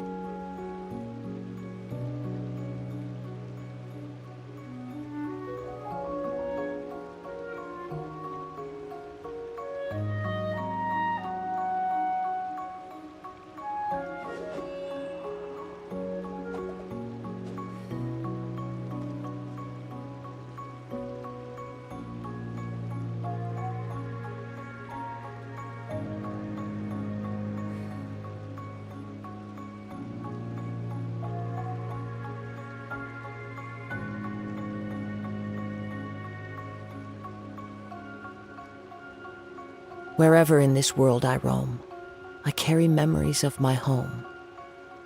This blade, it is the last link I have to the land of my birth.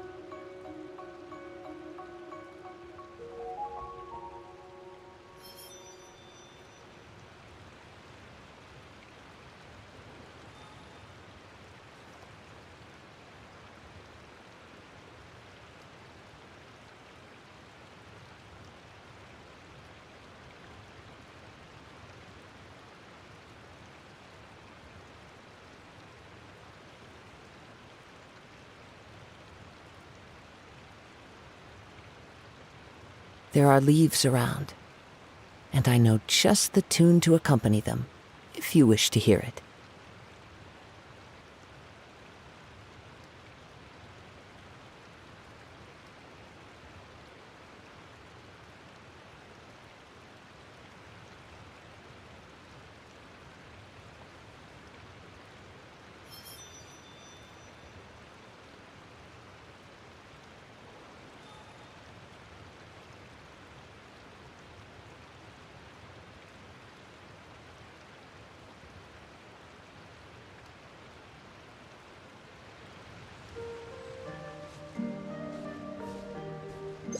Time to go.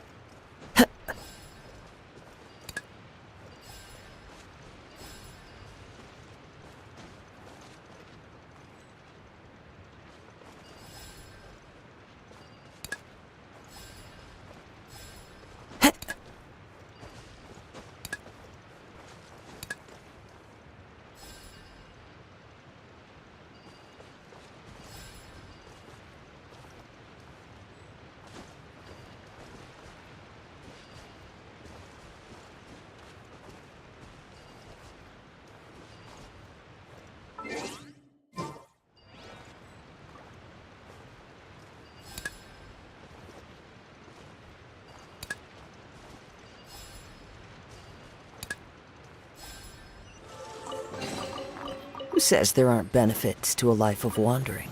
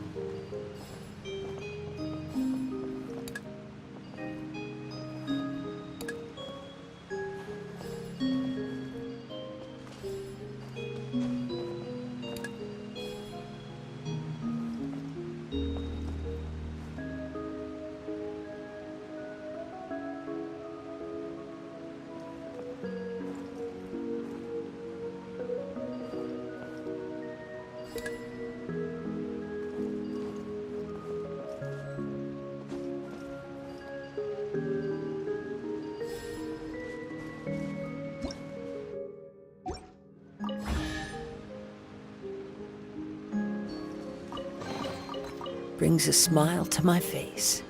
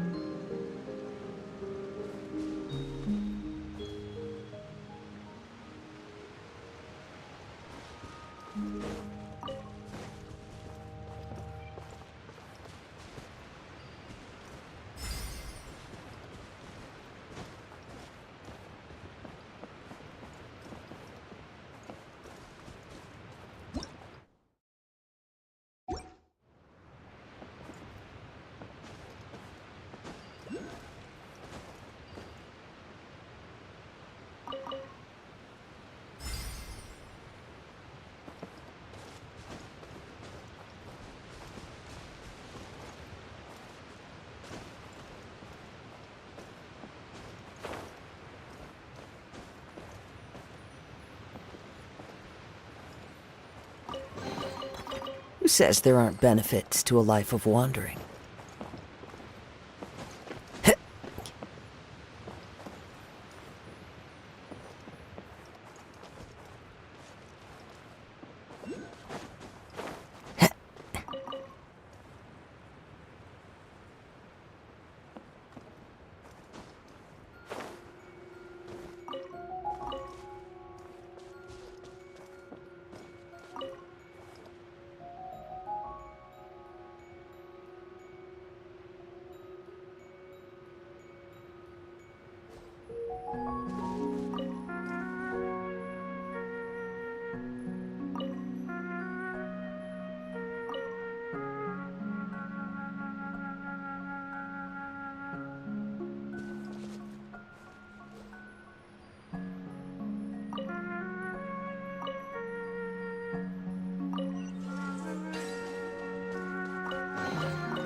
Who says there aren't benefits to a life of wandering?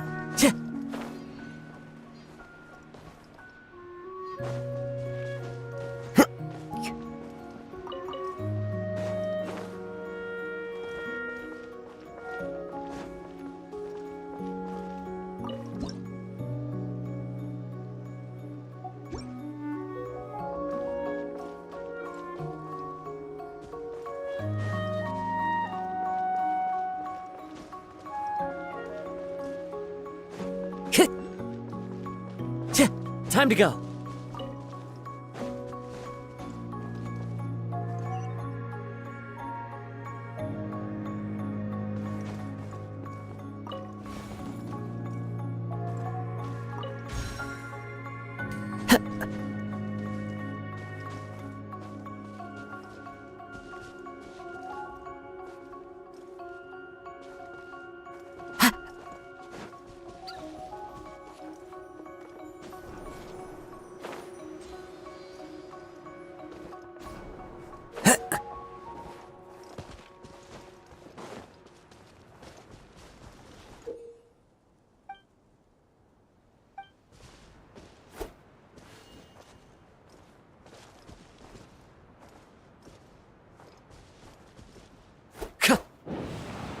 Follow the wind.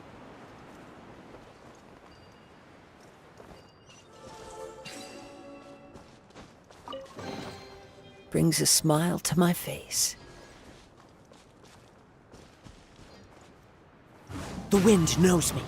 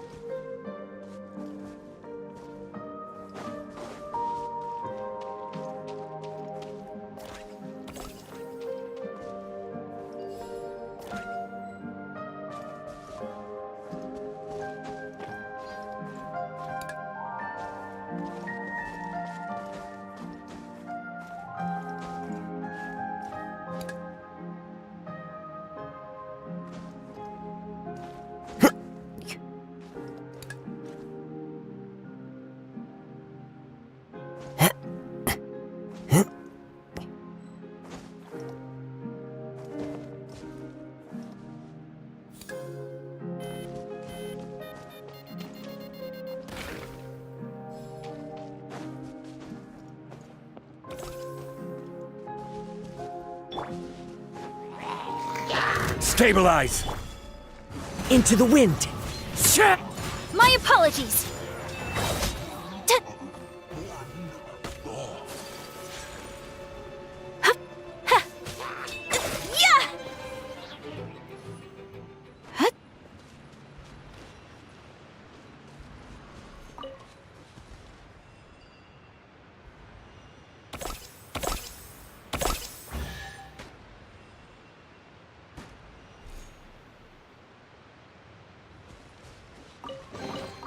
Collecting rare and exquisite treasures. Yes.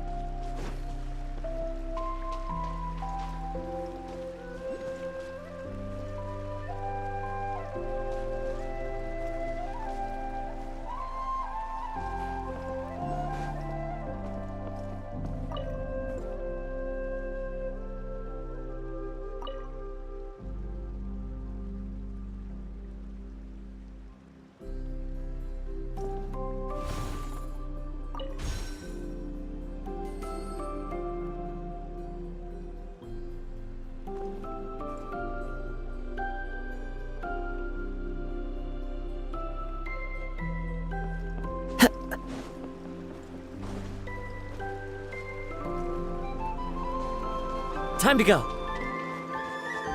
The wind knows me.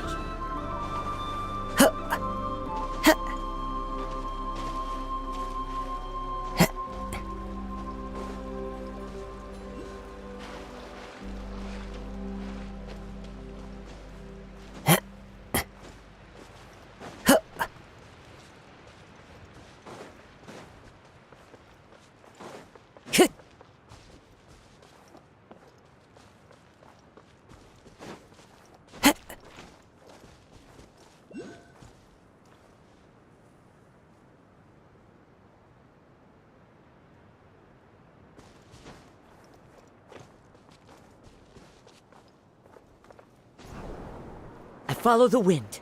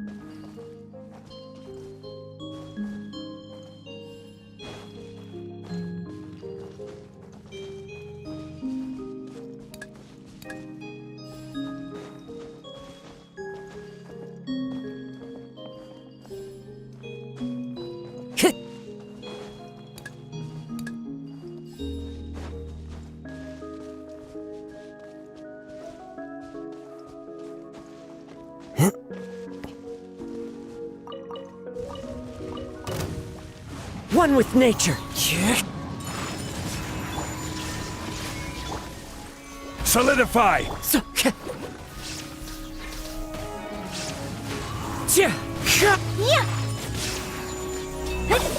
Shine down!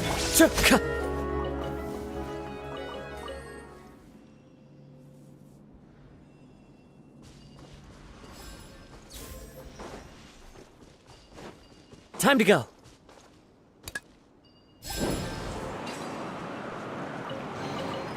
A fateful offering.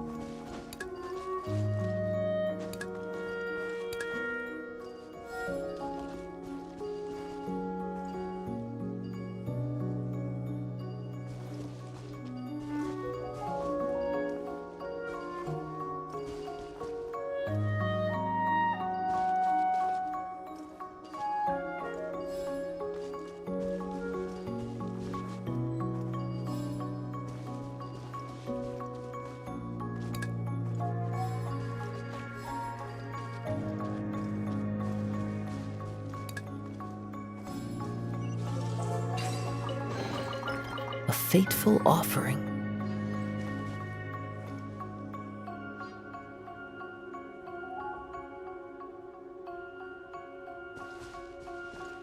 Into the wind.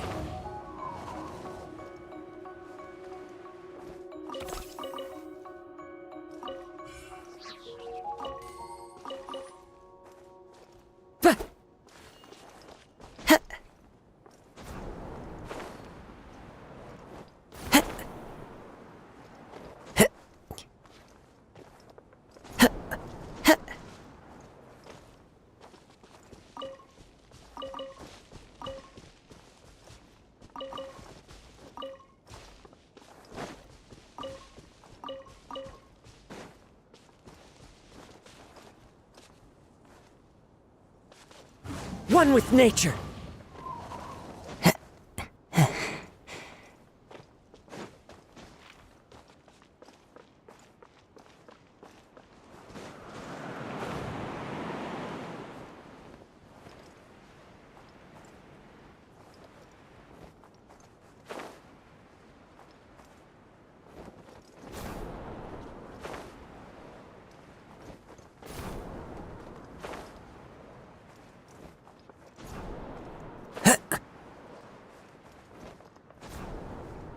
Follow the wind.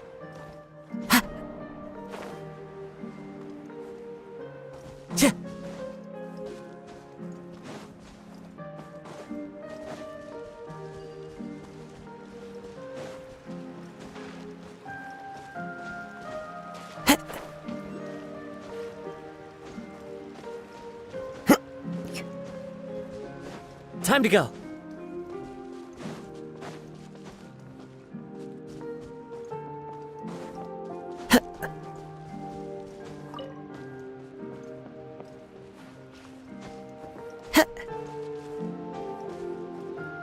Into the wind.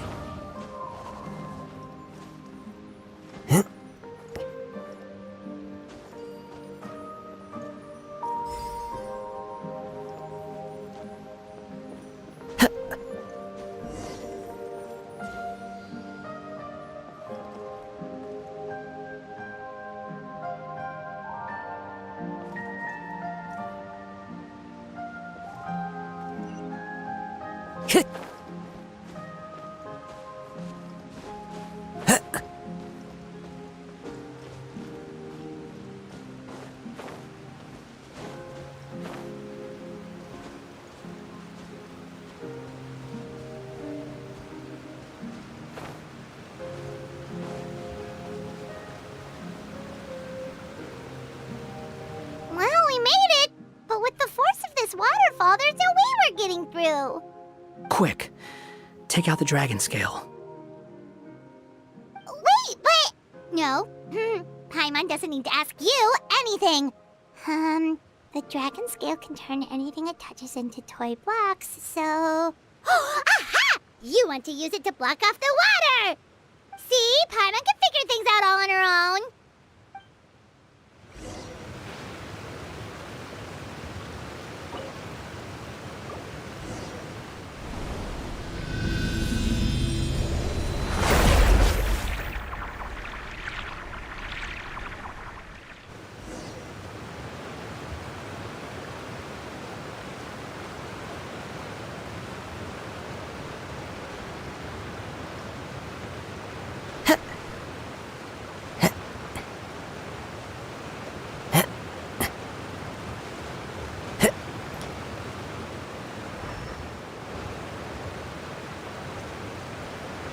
Follow the wind.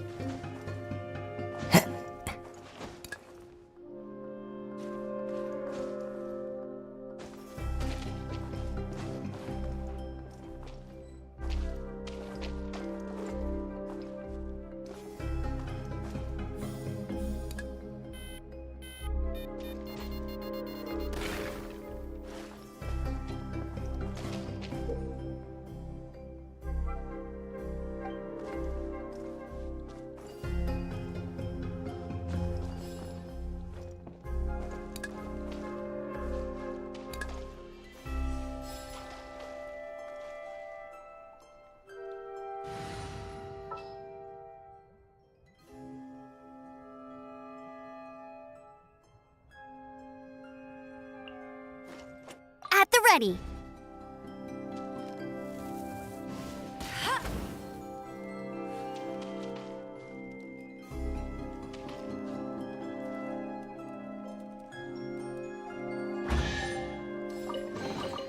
Opening a chest is like unwrapping a gift.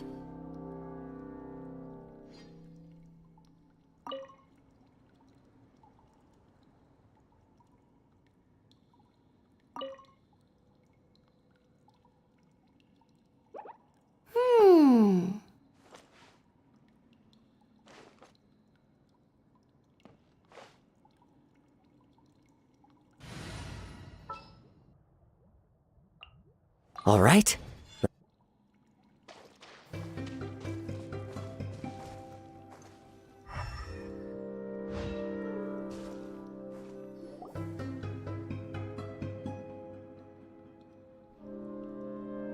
What's wrong, Nilu? Oh, nothing. It's just... I sensed a very powerful magical signature just now. Huh. Guess this is the dragon's lair after all. Huh? When did you put your hat on? Well, we're getting ready to fight, aren't we? I feel more comfortable in my regular outfit. Hat Guy also put away that sword around his waist. Should have never had to use this thing to begin with. Do you need to do anything to prepare, Traveler? Paimon's getting kind of nervous seeing everyone else serious like this.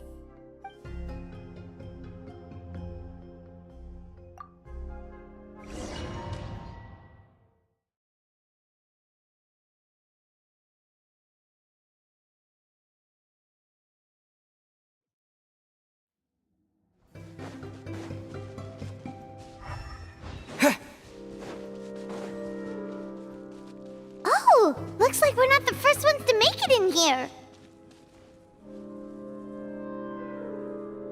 Wait, hold on! Let's fight the dragon together! They're already gone! Let's try to catch up! Ooh! What's that sound? Is it an earthquake? Where'd they go? Reckless idiots.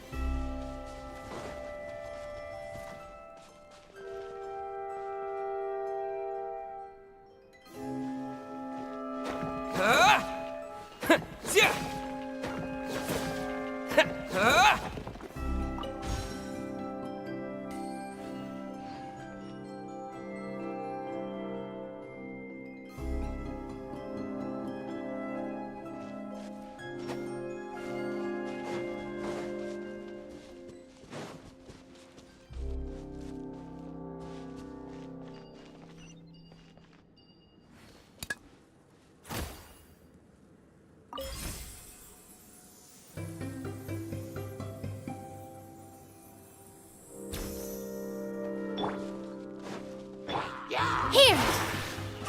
Yeah! Yeah! Ah! Cha! Ha! Yeah! Umbrella warfare, I guess! Hiya!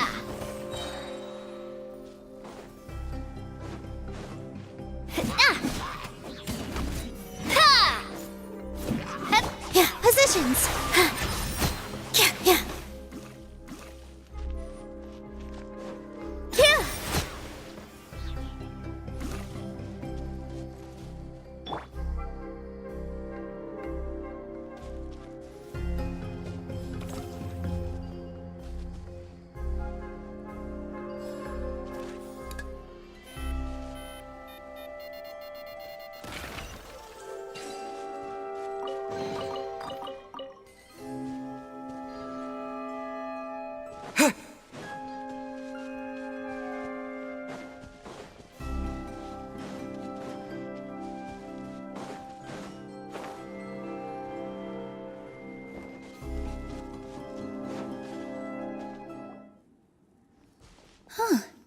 This space is completely empty.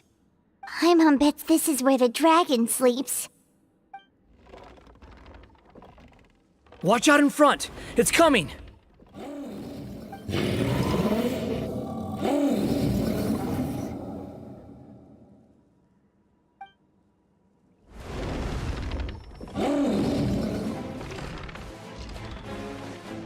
Whoa, that dragon is huge! And it just attacked us without warning!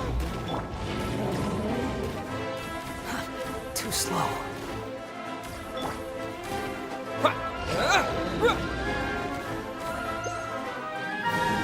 Yeah!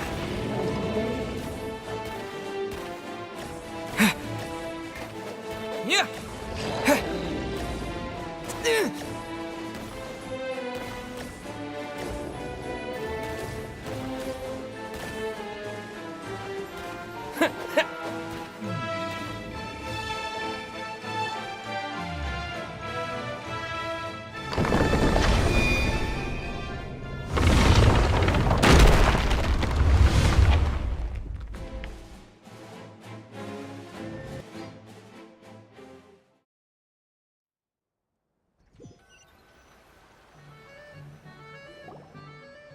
Look, he's here. Ah, another new soul has joined this world.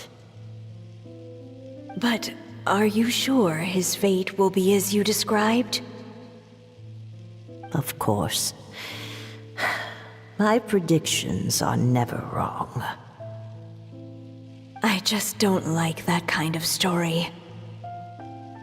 Then you need only do as you said, and let him find his own story within your fairy tale. You're right. Then listen closely, my child.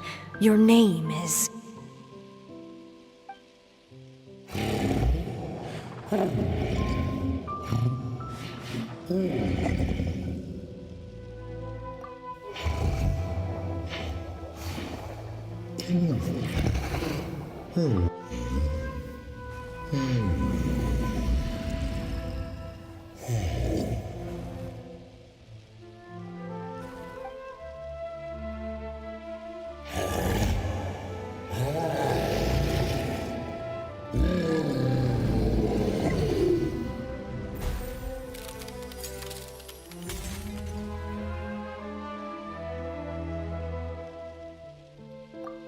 It's the dragon! The dragon that destroyed the titanium mines!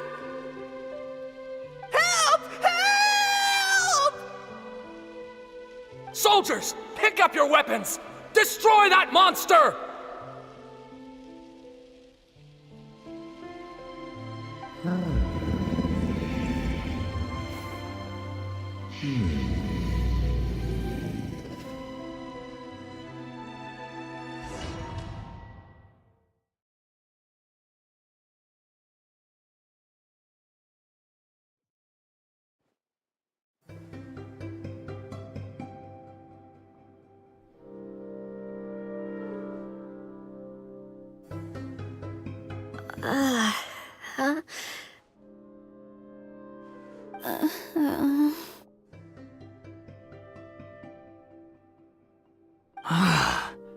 How many times am I going to have to save you? Thank you, Hat Guy. Paimon still feels dizzy. Hey, did any of you also see something strange? It was like we were witnessing... The dragon's memories. Sounds like we all saw the same thing just now. Well, we definitely saw a different side to the story. Watching it all unfold, Paimon couldn't help but feel bad for the dragon. This world might be a lot more complicated than we thought. The next time we encounter the dragon, how about we try talking to him instead of fighting? That sounds like a good plan. But maybe we should figure out where we ended up first. Huh. If the world above is a fairy tale realm, then maybe we've fallen into the next page of the book. Just keep walking and don't fall behind. Hey, wait for us!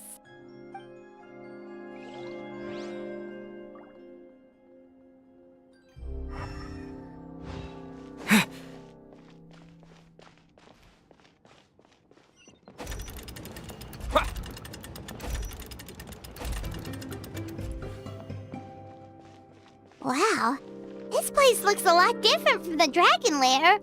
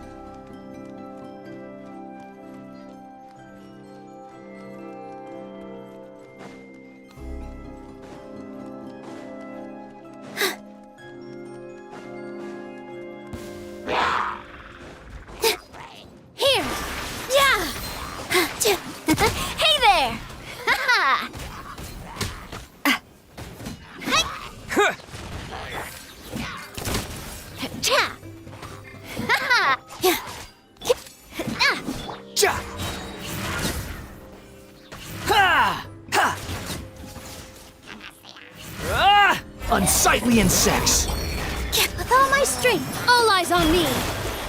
Yeah. Yeah. Fire! Well, with rocks. Hey there!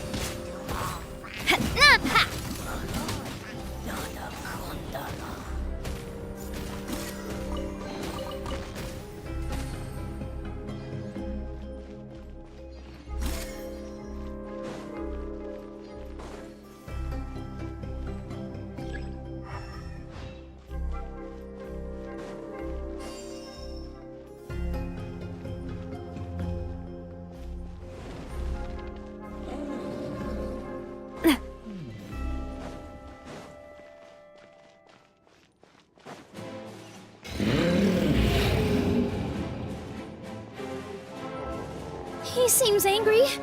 We just want to talk to you.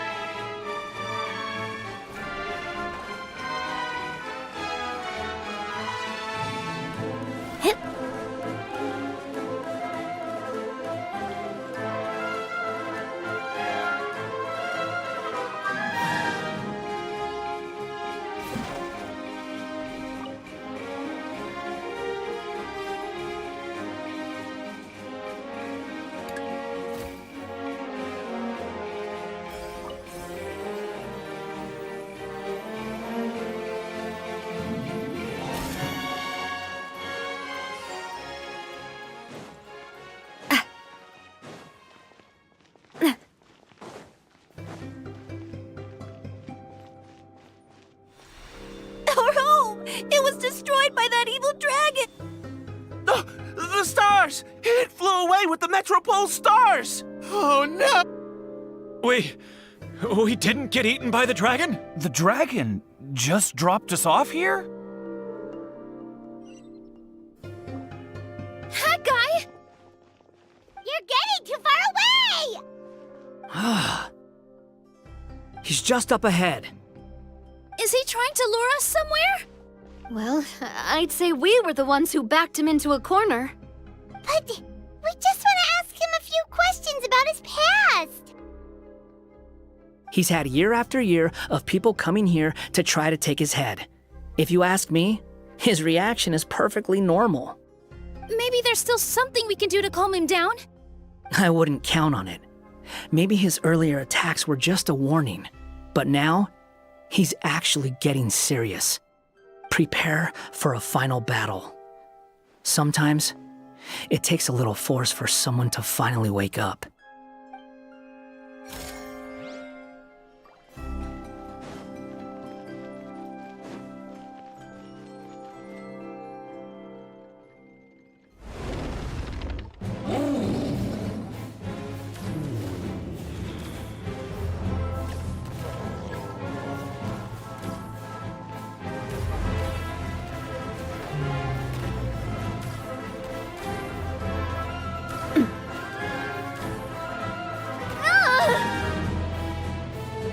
We're trapped!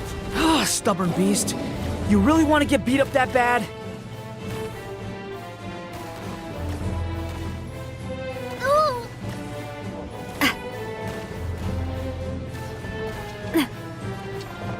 Ooh, its mouth is huge! Are we really gonna have to throw a bomb in its mouth?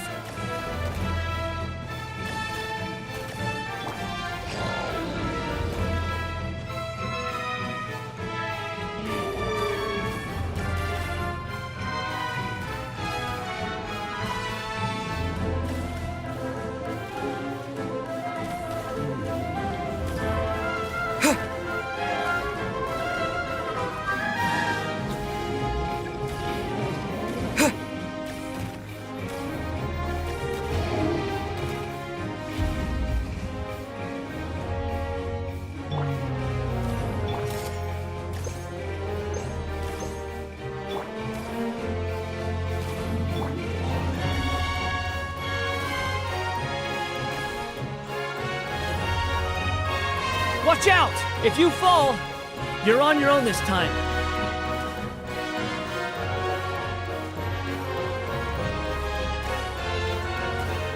Quit following me.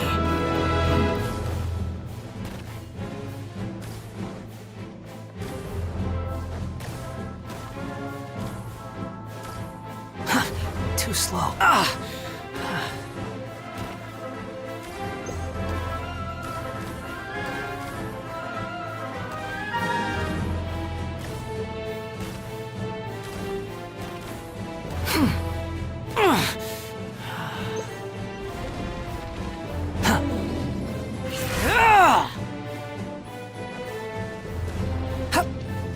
Quit following me. Paimon doesn't think it's gonna calm down.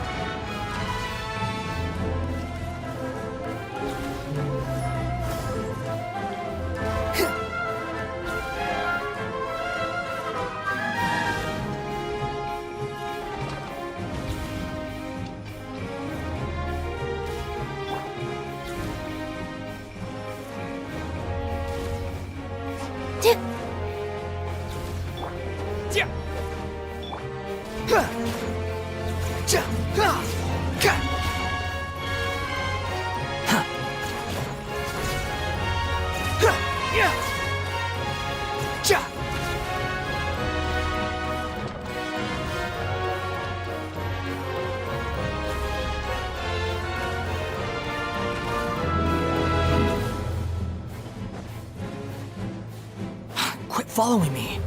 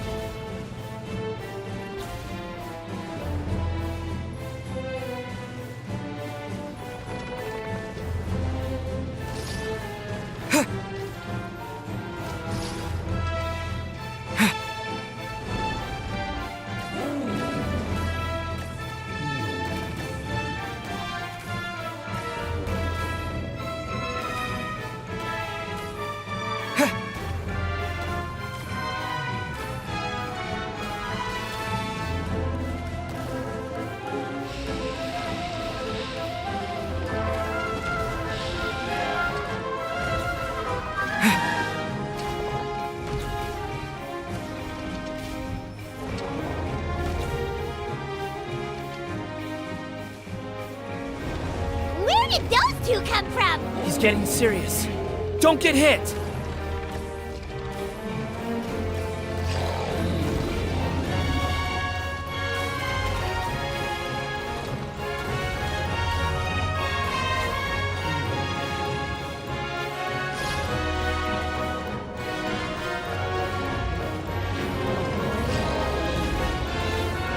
Look, there's a bomb over there! Just like before! Throw the bomb right into its mouth!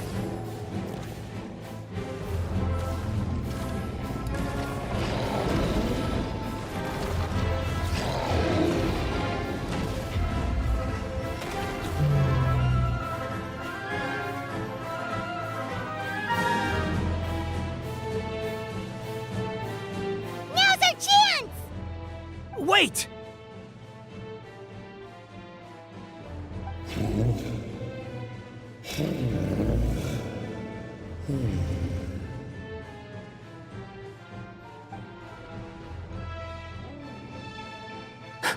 Huh?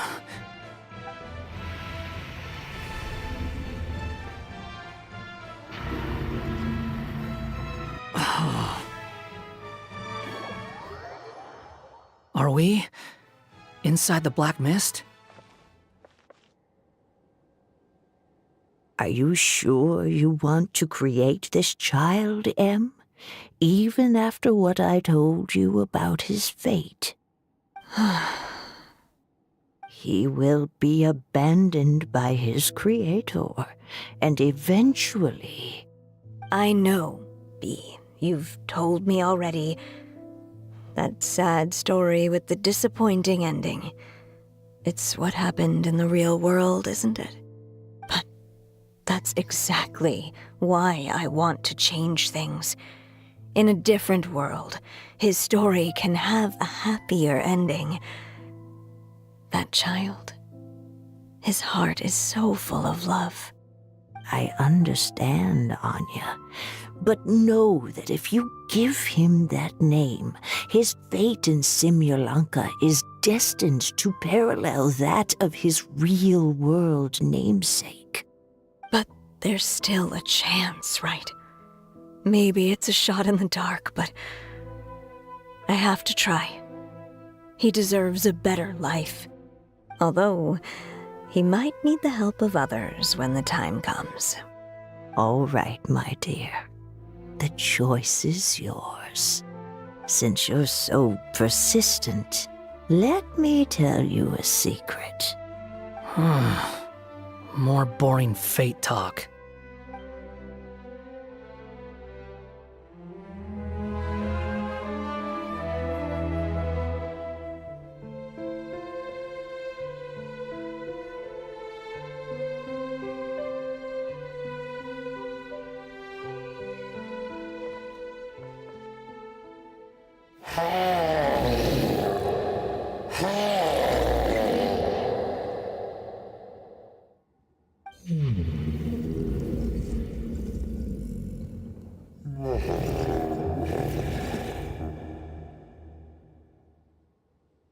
I'm sorry, my child.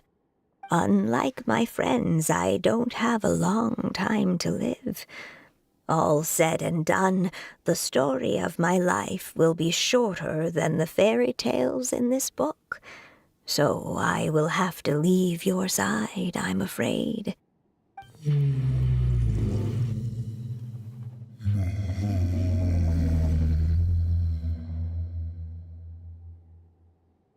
It's okay.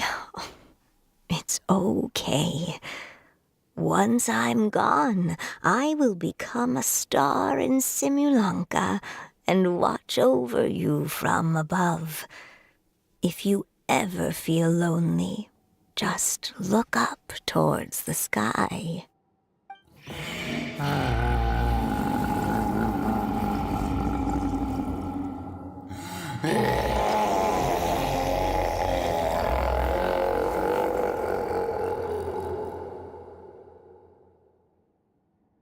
Go forth and witness this world, my child. Make sure to be nice to everyone. You'll meet good friends one day. I'm sure of it.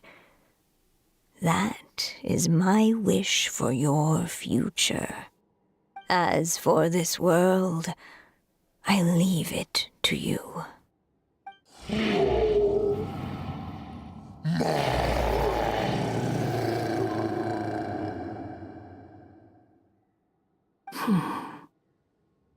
So in the end, you were betrayed too.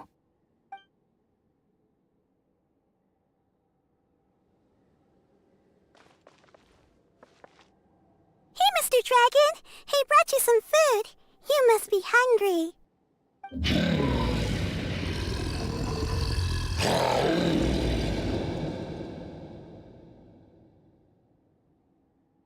Shh! Quiet! We can't let anyone hear us. Everyone says you're a bad dragon, but you're always nice to me when we play together. You always help me pick flowers way up high that I can't reach.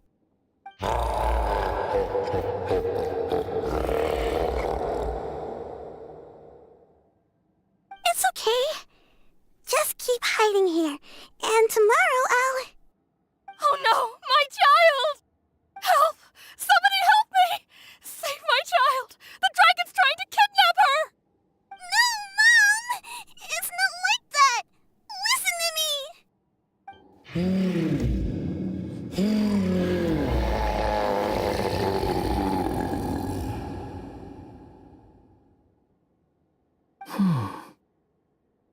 So you're hated by people too.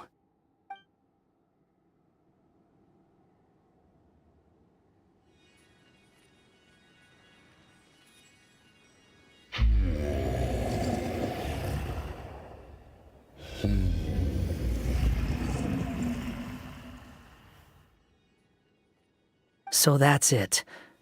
That's really your wish? To never have been born at all? That's not a fate you should wish for.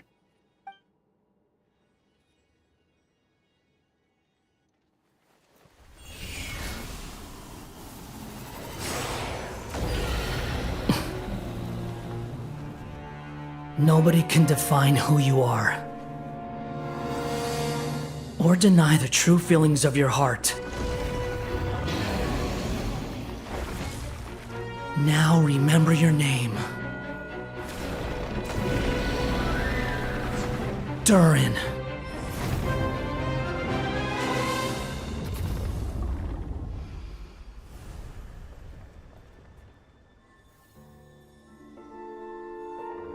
It's all right now.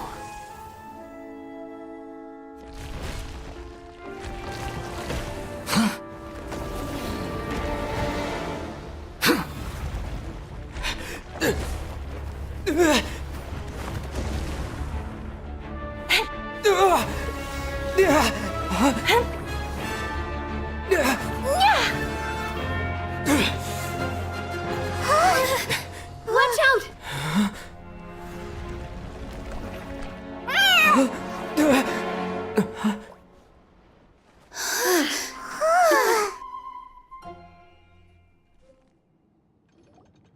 That was a close call. Are you guys all right? Back in Constellation Metropole, I heard people saying you'd gone to fight the dragon, so I followed you here. Right when I managed to catch up, I saw you fall through that hole.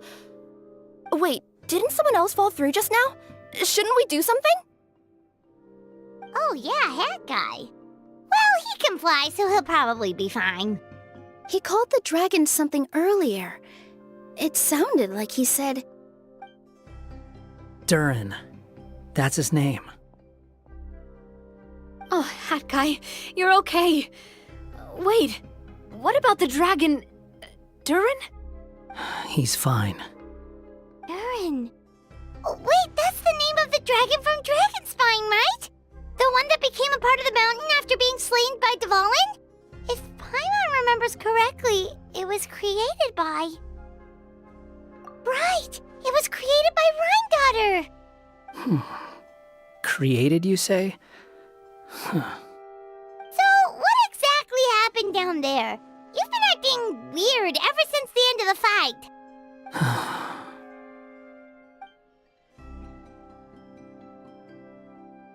So that's the truth about Simulanka's evil dragon. What we saw in the mist weren't hallucinations, but the dragon's memories.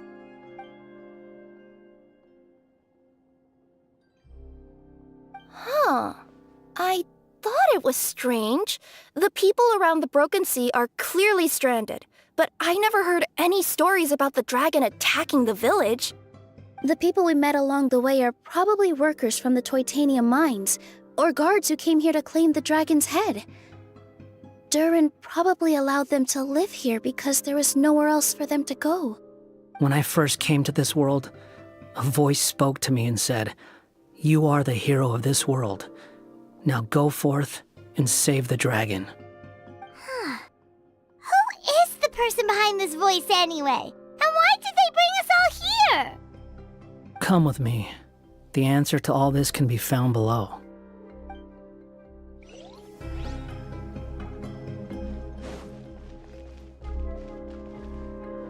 To dust!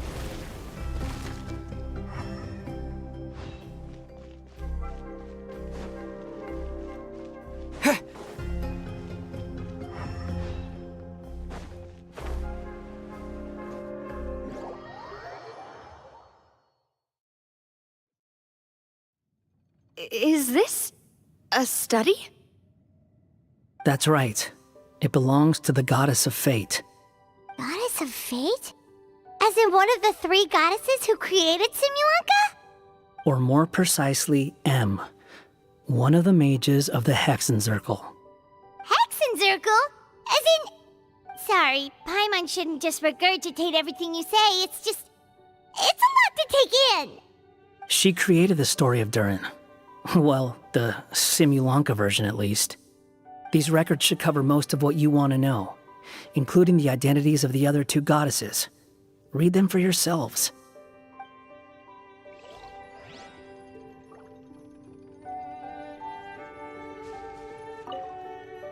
By all rights, I should have been A, since A is the first and last letter of my name. But Alice overruled me on the basis of seniority and said I should be M instead because of my middle name. She really knows how to push my buttons. Still, her magic never fails to amaze me. I still can't believe she got one of my origami frogs to start talking. Why don't I write a story with origami animals as the main characters? Let's see. Once upon a time, in a magical forest, there lived a group of animals made of paper. Barbie loves looking into the future, so she used her powers to map out the fates of all living things in Simulanka. But knowing the ending in advance takes all the fun out of the story. I think I'll make a bet with her. I believe that one day the people of Simulanka will decide to carve their own destiny. Apparently, she wants to build a statue of herself in the capital city. Always looking to add some pizzazz.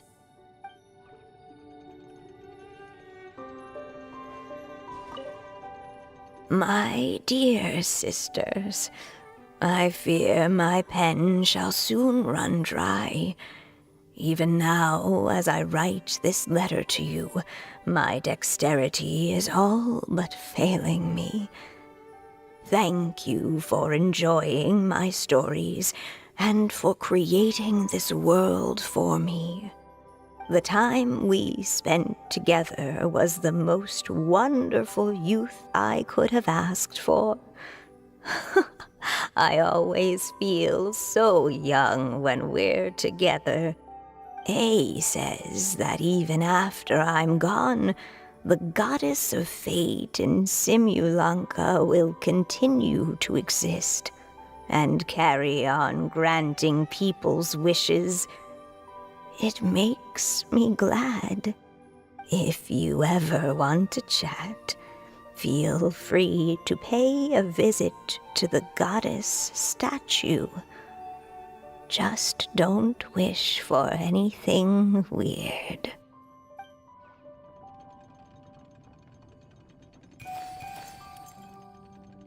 It's Simulanka Durin. And he's looking up at something. A star. This must have been after M passed away. This looks like a mine. Maybe the Toitania miners dug too deep? So deep that they dug right through to the world on the next page. Yeah. Now that you mention it, this miner's lamp looks really similar to the star on the previous page. The Forest of Blessings. This book has been recording Simulanka's history all along. Look at the size of those footprints. If that's every time he lands, then no wonder people are so terrified of him. So that's why you took the stars. Because you missed your mom.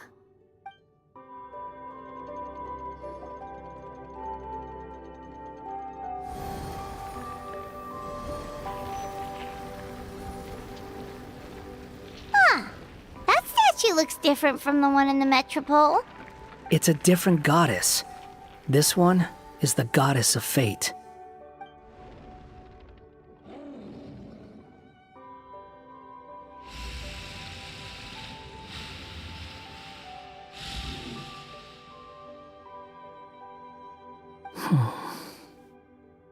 It's all right now, Durin. Nobody here wants to hurt you. Don't say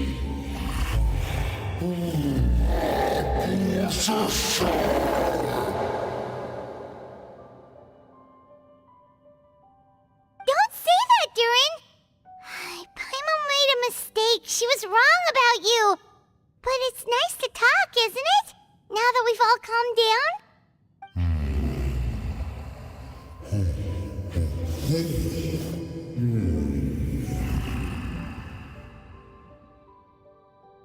So that's why you made that wish? So stupid. Hey!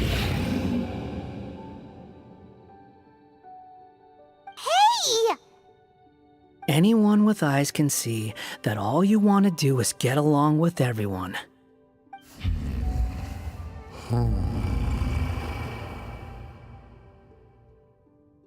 You just want to make friends, people to play with, to talk to, people who accept you, or at least accept your apology.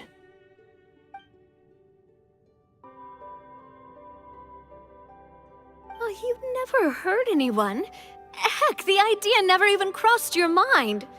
Sure, you scared a bunch of people half to death, but that's only because they had no idea what kind of dragon you really are. Yeah. If you had a heart-to-heart with them, I'm sure they'd come to understand you and see your point of view.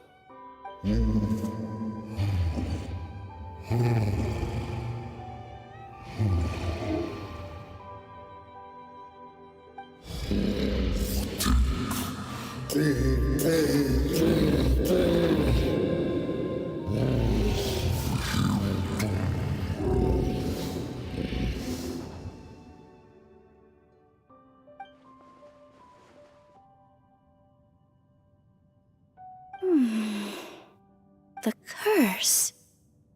Huh? Nilu? Is it your true wish to live side by side with the people of Simulanka?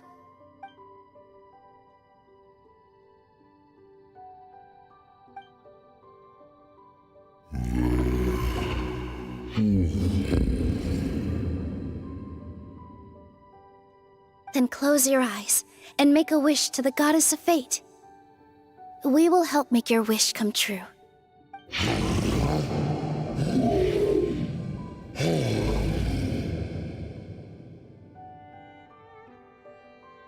Just trust me.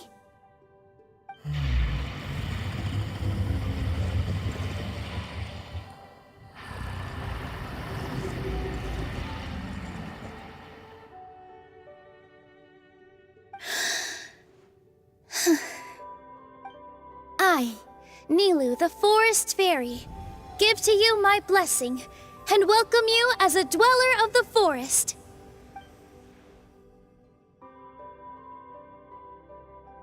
May everyone accept you as one of our own, and may the Forest of Blessings be a place you can call home.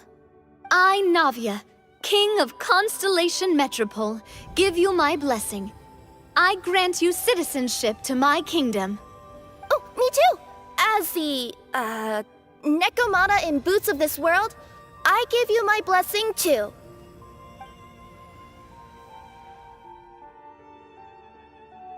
Wait, what's going on?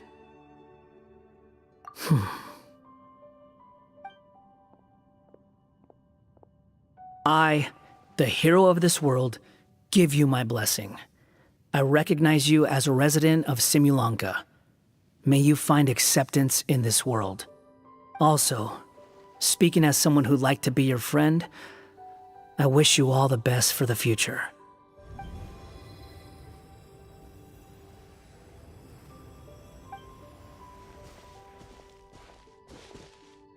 I, a traveler who has traversed many worlds, give to you my blessing.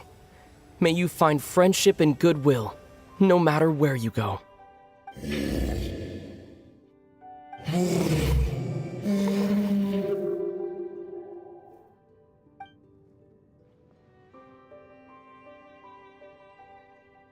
As for this world, I leave it to you.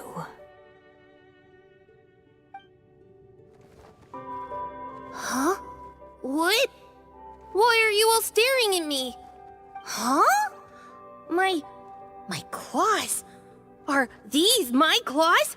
And my wings? My tail? Does this mean... Wow, you look so cute. Quite a radical transformation. Not that there was anything wrong with the way you looked before, of course. It's just, you get what I mean. How do you feel? Are you happy with your new appearance? Does anyone have a flower with them? Or even just some water or paper from this world? Oh, I do actually. Here you go.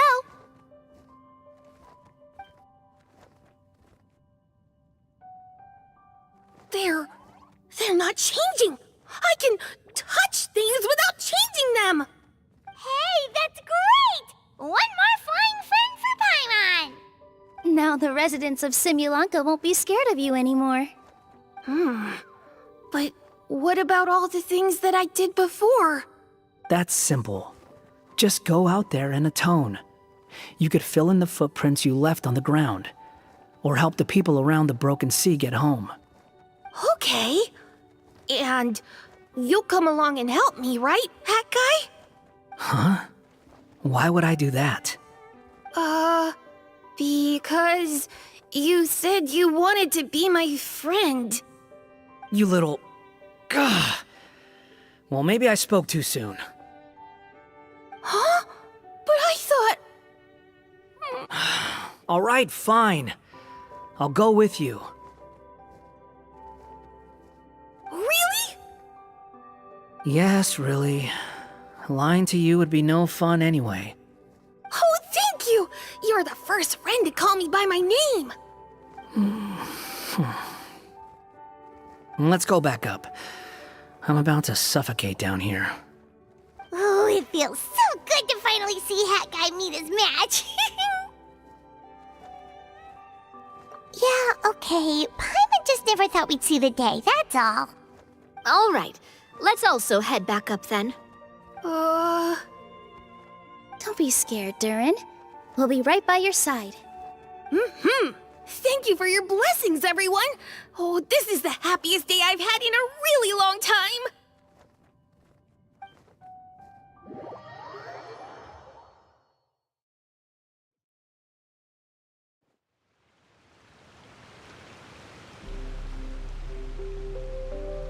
Ta-da!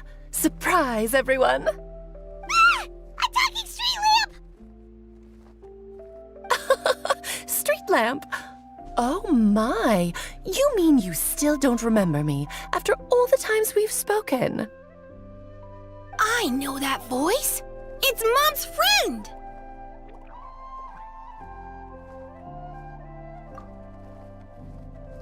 Hello there, traveler and friends. And Durin, it's good to see you. You've changed quite a lot. In fact, you look so different that perhaps I should call you Mini Durin. Mini Durin, huh? Yeah, I like the sound of that. It's nice being smaller. You must be one of the 3 goddesses of this world. Are you the goddess of creation? Yep, that's right. But although it's the most impressive sounding of the 3, to be honest, we all made an equal contribution toward the founding of this world. If you've ever read any of M's stories, you'll know just how enchanting the worlds are that she writes about. So enchanting that I just had to step inside and explore it for real. So I got B involved, and with M's consent, created the world of Simulanka. Whoa! You're getting a little ahead of yourself. First things first, would you mind explaining what you're doing here? In fact, no! What are we even doing here? Don't worry, all will be revealed. After everything you accomplished on your journey, you're free to ask me anything you want. Let's start with your first question then. I'm here because I sensed a great magic power emanating from the book just now, and I couldn't resist the urge to peek inside and check it out. That must have been when we all gave Mini Durin our blessings, right? Yes, exactly. In the world of fairy tales, words and emotions often carry far more power than any spell. It's all thanks to your magic that Minnie Durin was able to take this form. Come say hi to me, little one. Oh, look at you. You're as cute as a button. So, what about us? Was it always part of the plan that we'd come here? Plan isn't the word I'd use. If you ask me, I'd say fate works in mysterious ways. When Durin of Simulanka made his wish to the goddess of fate, it just so happened that in a world far away, all of you wonderful people were holding a copy of M's fairy tale at that exact moment. And because of your noble and kind souls, you were selected by the goddess of fate to come and save this world. Now that you mention it, that's what I was doing when I was transported here. I was reading a fairy tale to some children in the Fleuve Cendre. I think I just, happened upon an old book and decided to use it as my pillow during a nap in a box. Wow, what a crazy coincidence. Wait, that's not right. How come everyone else got assigned to roll except us? 'Cause we were also... Yeah, that was it. We just received a strange book and we had no idea who sent it. Then, the moment we opened it up to start reading it, we found ourselves here. You're the one who sent it to us, aren't you? Oh, is that what happened? Yes, that does sound like me, doesn't it? Good question. Why indeed? Maybe I thought this was such a good story it simply had to be read by someone. As the traveler and witness of many worlds, how could I let such a beautiful place pass you by? I can sense that your blessing for Minnie Durin was a very special one. With this blessing from beyond the story, he might even be able to explore worlds outside of this one. Teyvat, you mean? That's right. In fact, back when we were first creating Simulanka, Em told us that she hoped the people of this world would one day be able to explore the wider world beyond. Every story has an ending, but if the story becomes reality, it should have the right to choose its own path. So, in other words, the predestined lives these people lead were always going to disappear one way or another. Wait, so even if the people here get to go to other worlds, surely there's gotta be a way we can leave too, right?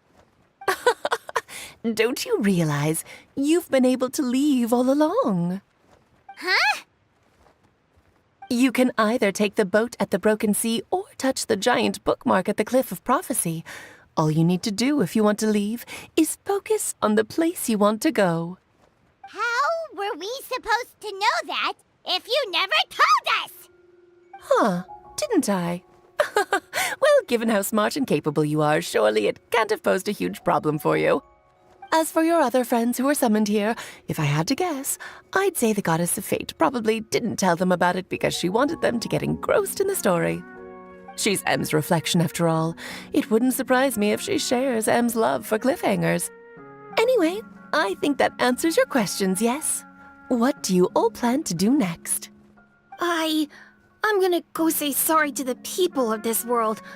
After that, I want to start protecting Simulanka, just like Mom told me to. Now we know how easy it is to get back home. Paimon's suddenly not in such a hurry to leave. Same here. It's not every day that you get to come to such a magical world. I, for one, plan to explore it a little longer. I'm glad to hear it. Maybe I should invite some other friends to join you too. By the way, Minnie Durin, I'm delighted to see you've made some new friends.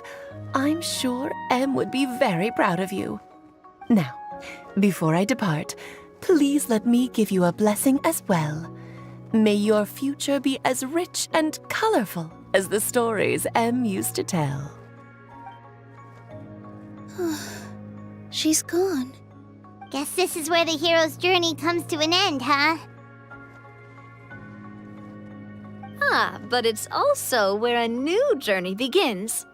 The adventures of Minnie Durin and friends. Huh? An adventure for me? You bet. For starters, I'd love to introduce you to my other friends in the forest. Even though there have been some misunderstandings in the past, I'm sure they'll welcome the new you with open arms. Huh? Stop looking at me. I already said I'll come with you. Whoa! Look over there! Wow. The stars are beautiful. Huh. I'll bet that's a gift to Minnie Durin from the 3 goddesses of this world. Oh. Thank you, Mom.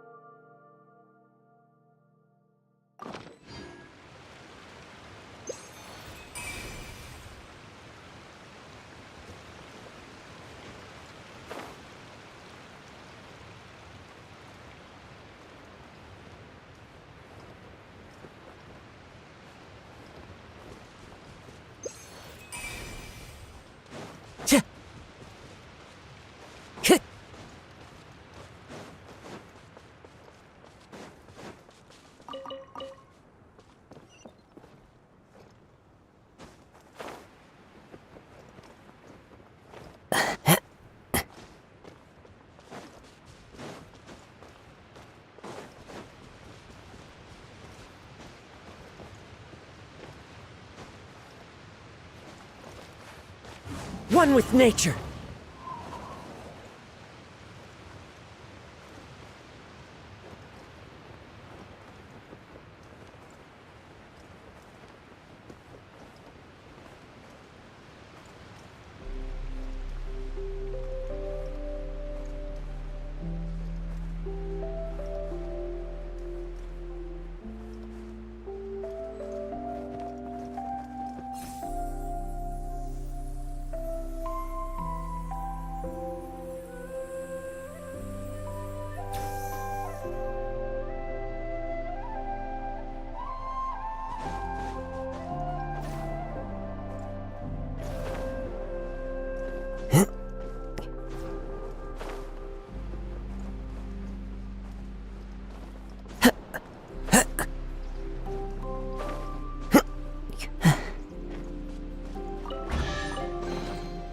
Who says there aren't benefits to a life of wandering?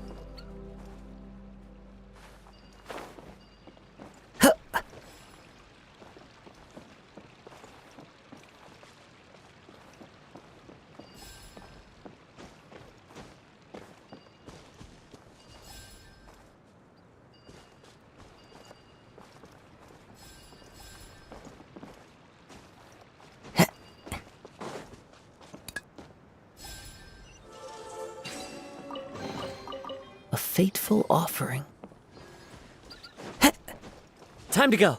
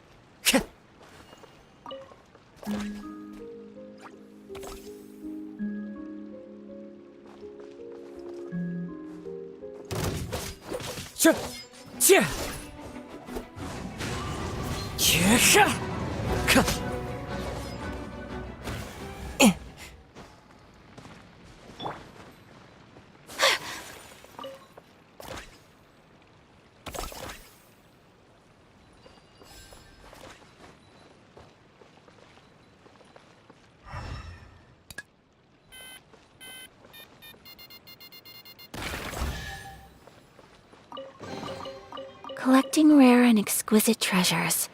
Yes.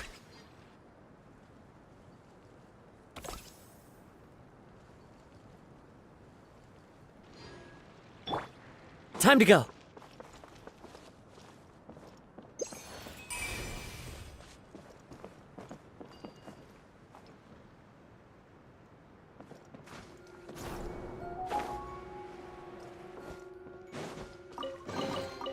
A fateful offering.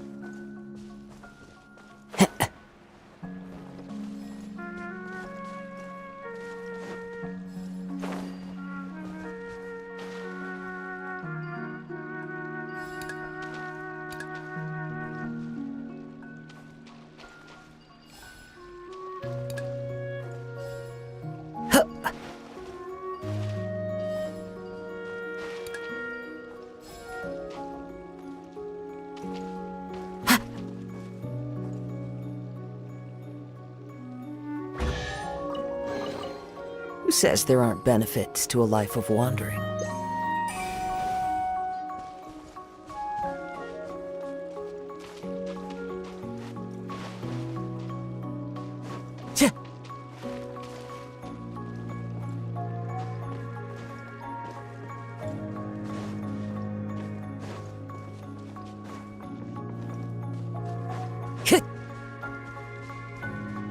Time to go.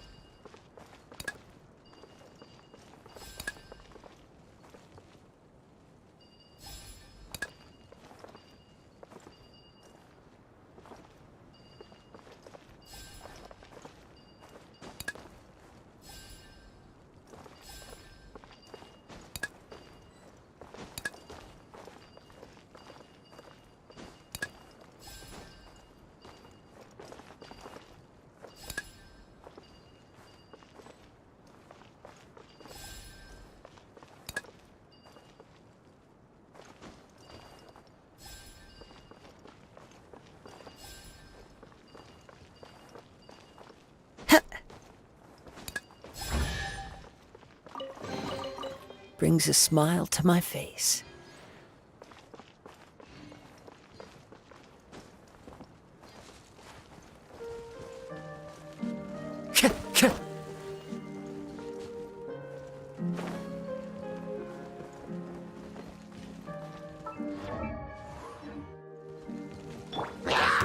Stabilize! The wind knows me. Illusion shattered! Take flight! Ha!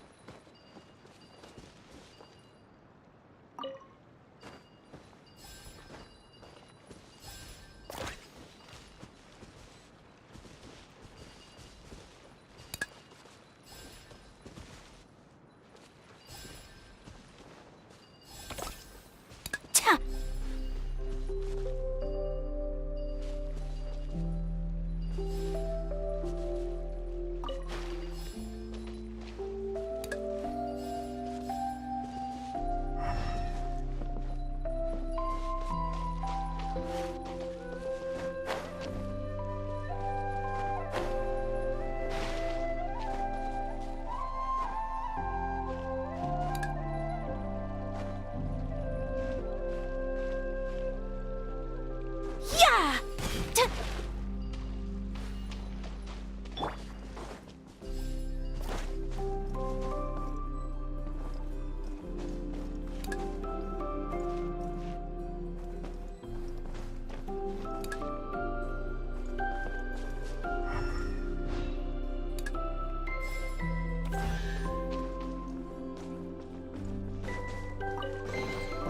A fateful offering.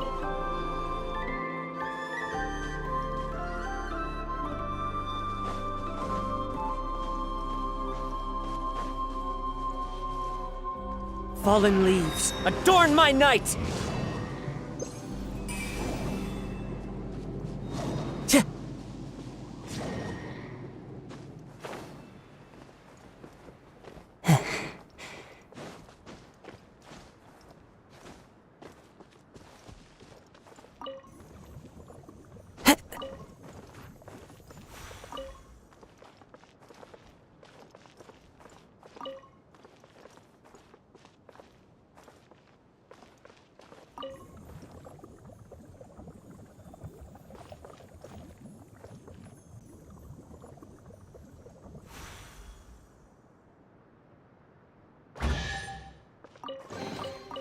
Who says there aren't benefits to a life of wandering?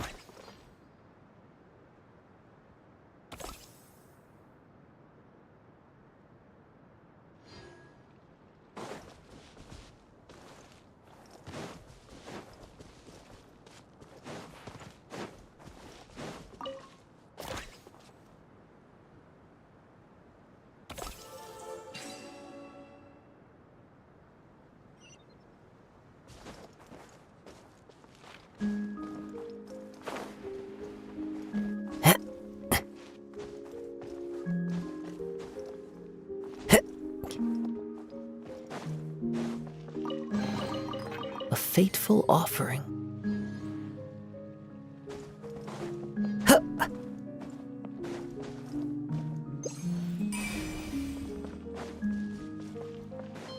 I follow the wind.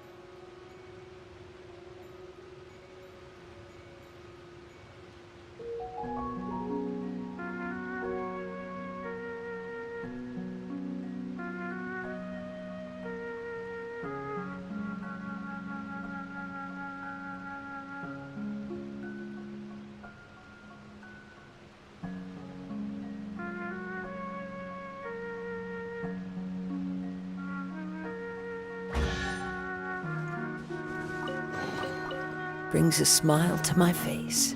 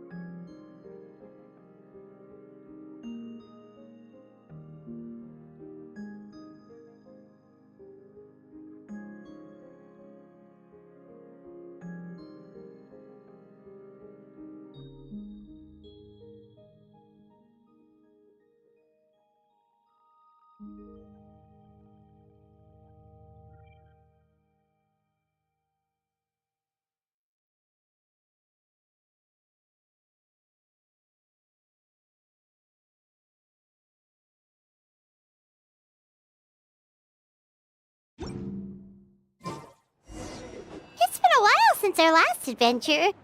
Oh, Paimon wonders how Minnie Durin is getting along in Simbulanka. Let's go to the Forest of Blessings and take a look.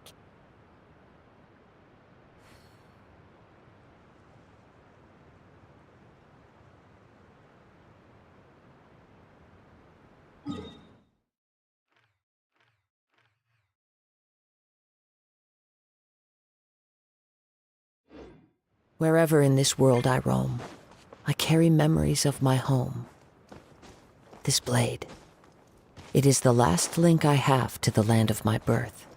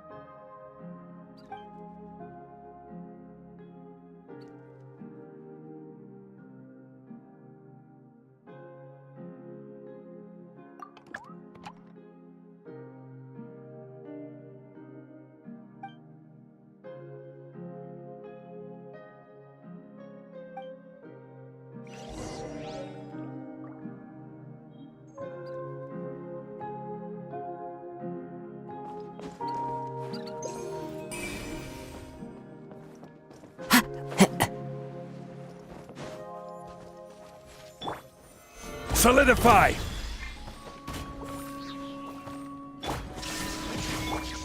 Into the wind!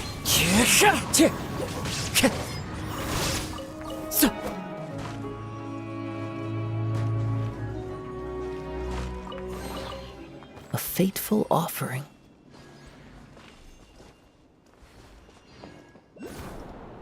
I follow the wind.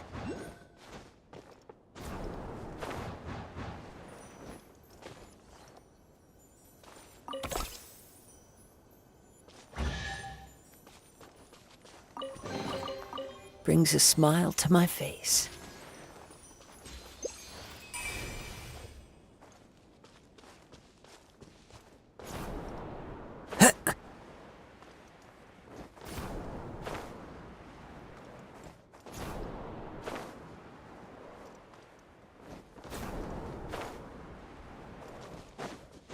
I follow the wind.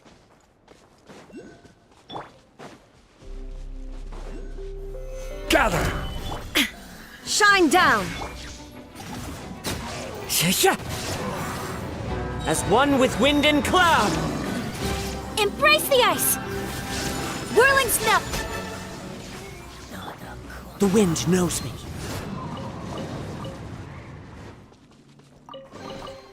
Brings a smile to my face. Time to go.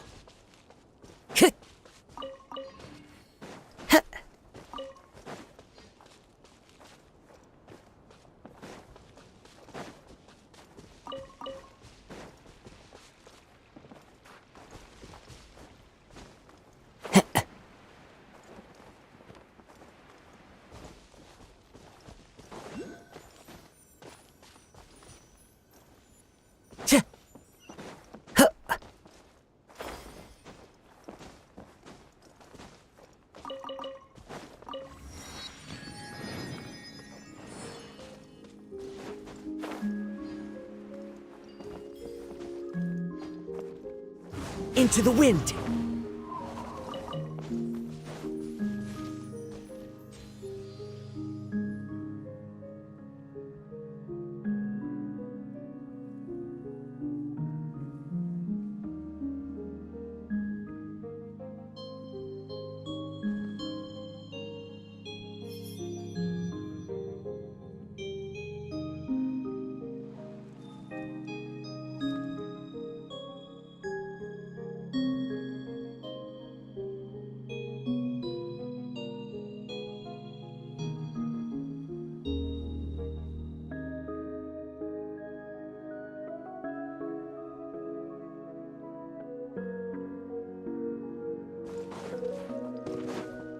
Time to go. I follow the wind.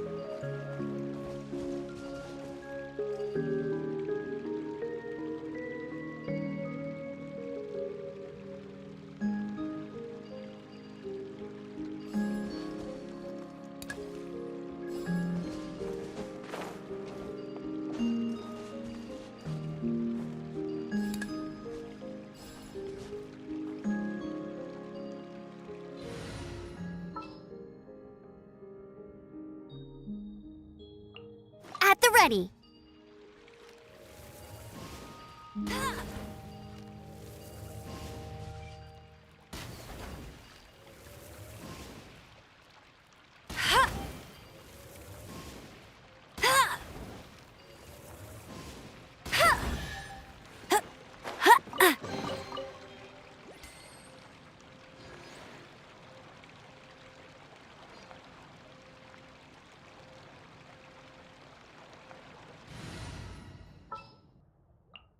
Sounds good to me.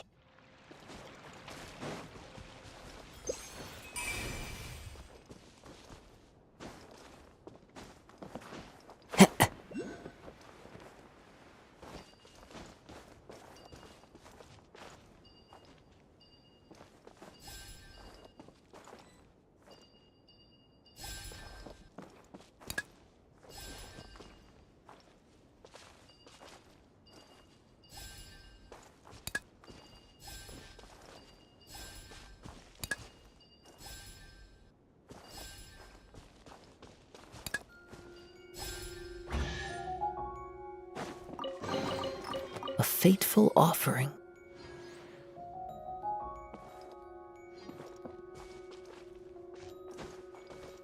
One with nature.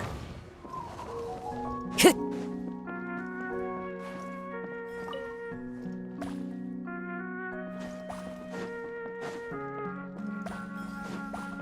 Time to go.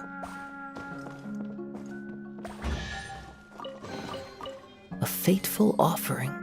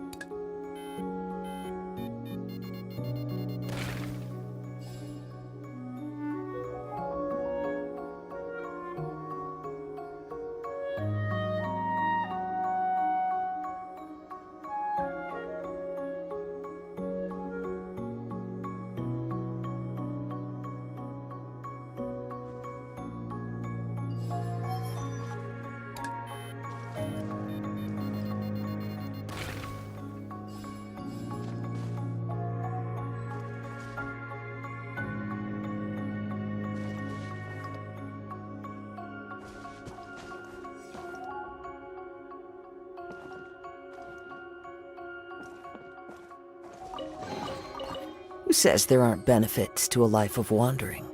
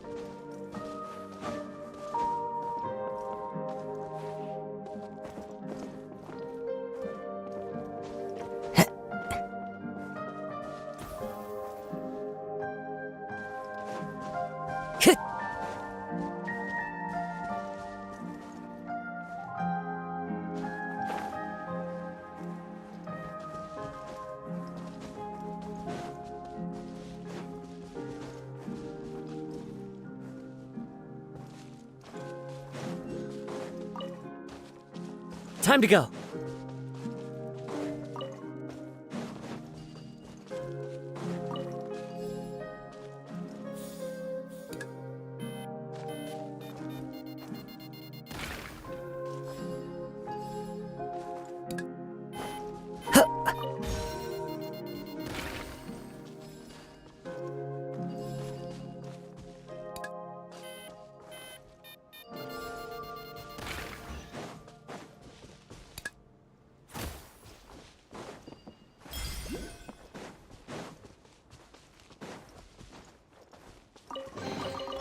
Who says there aren't benefits to a life of wandering?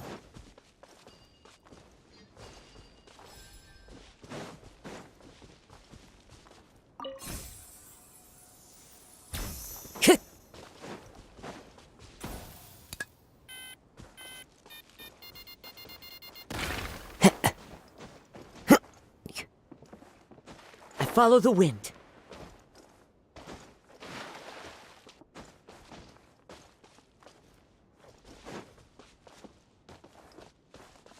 Time to go.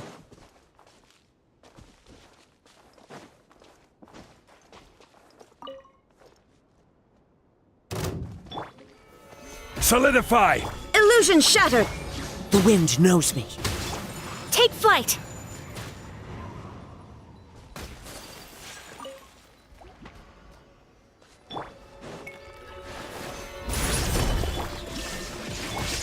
One with nature.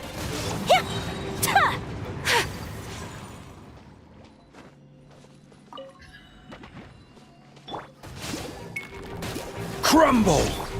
The wind knows me. Whirling snow!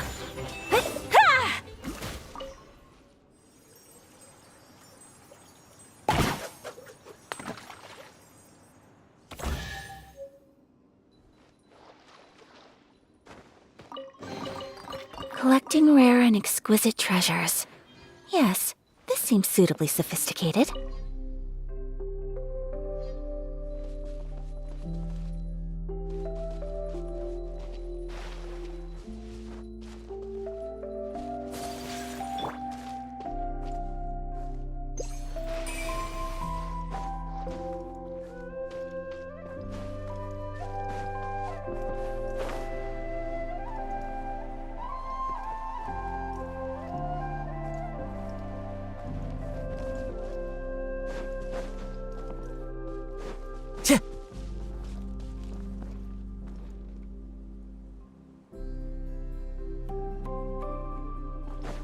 Time to go.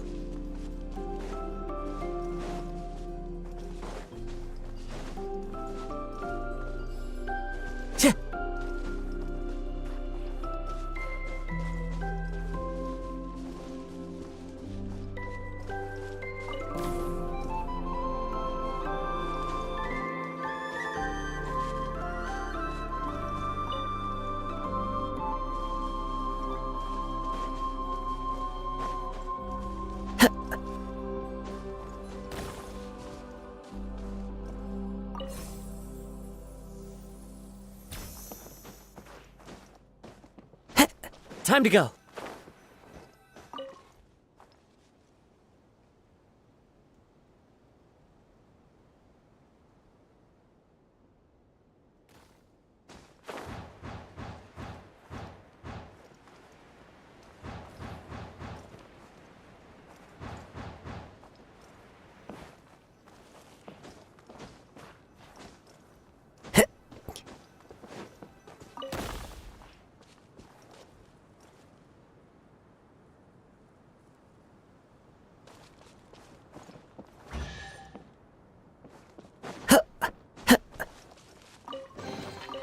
A fateful offering.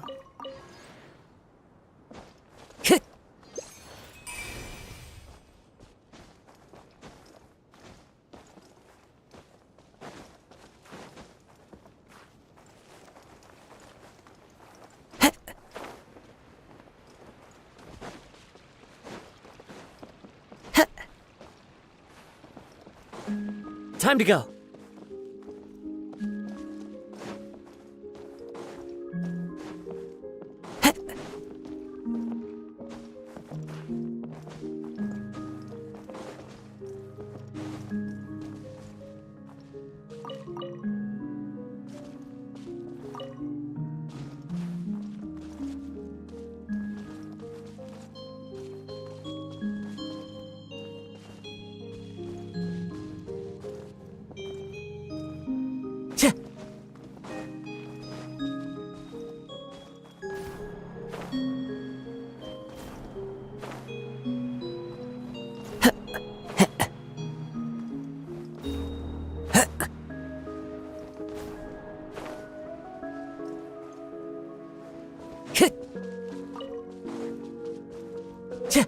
Time to go.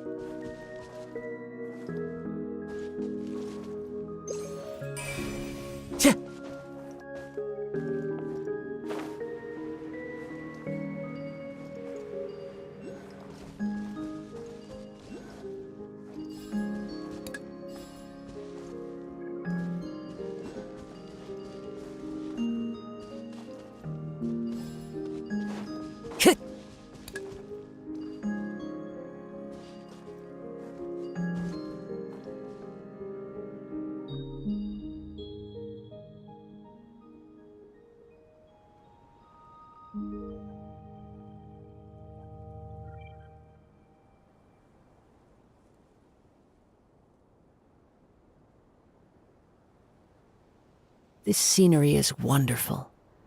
Surely enough to convince anyone to become a wanderer.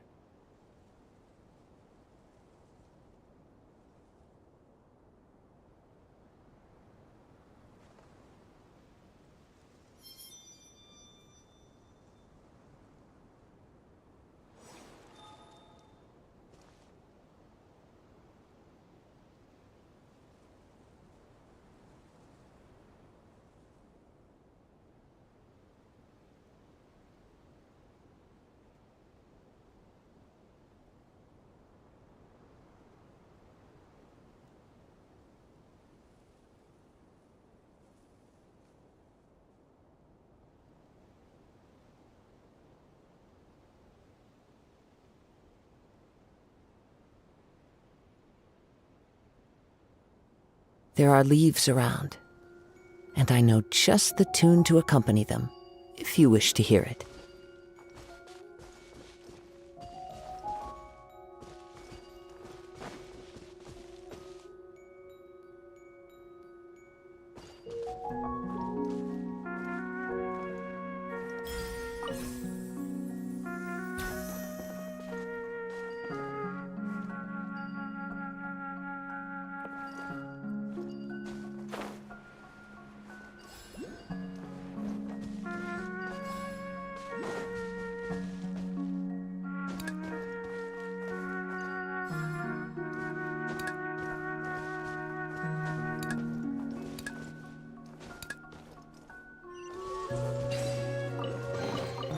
Who says there aren't benefits to a life of wandering?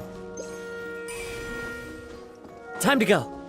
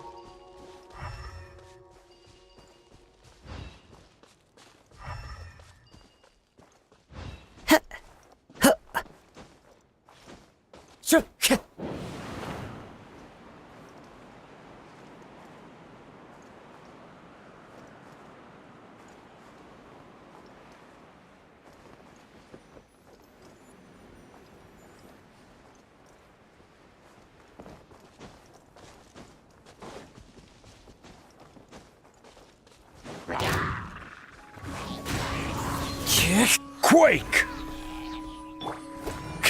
Shine down! Take flight!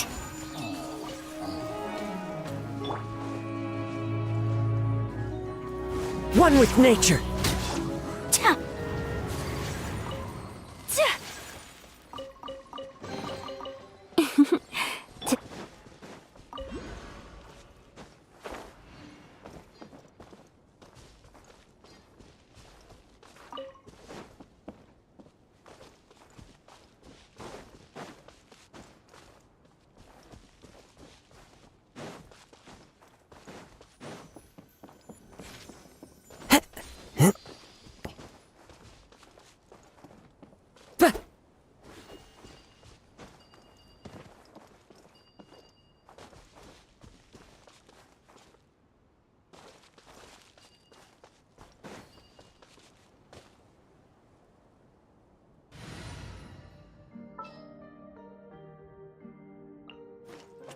ready.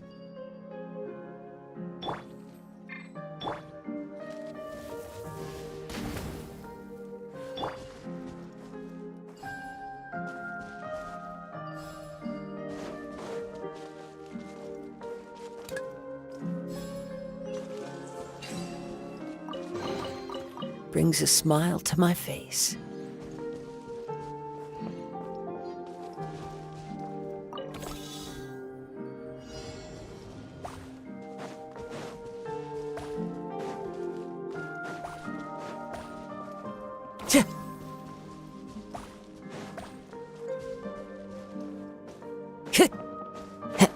Time to go.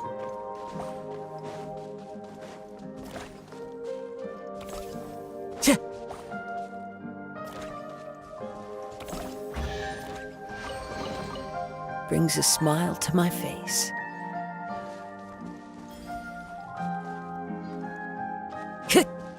Time to go.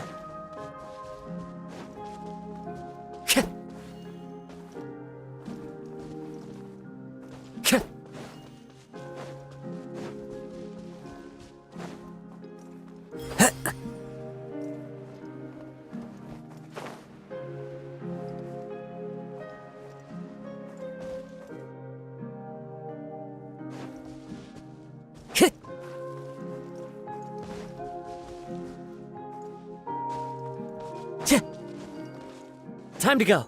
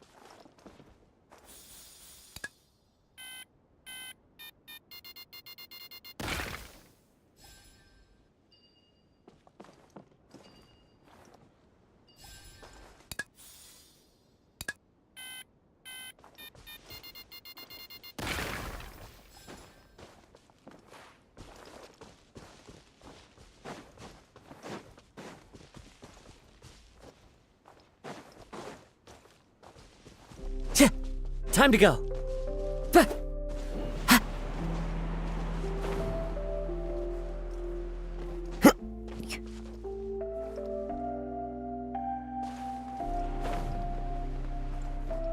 I follow the wind.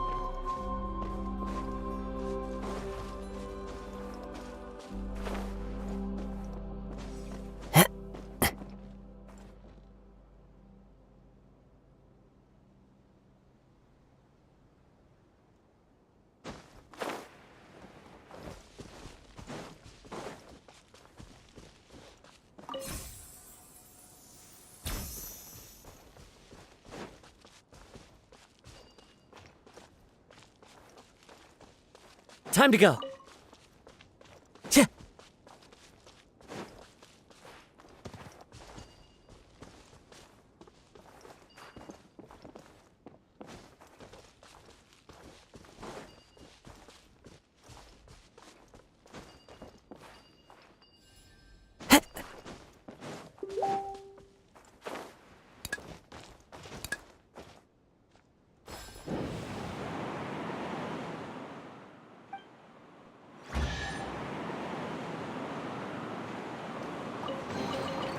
Who says there aren't benefits to a life of wandering?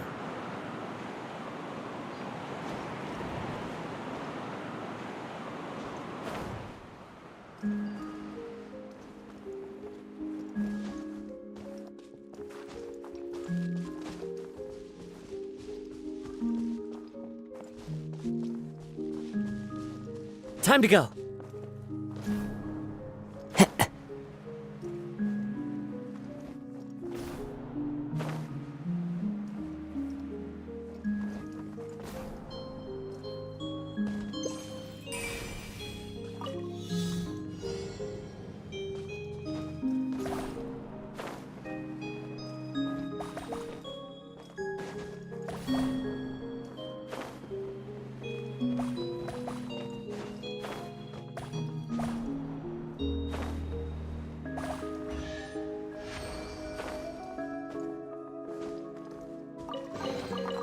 Brings a smile to my face.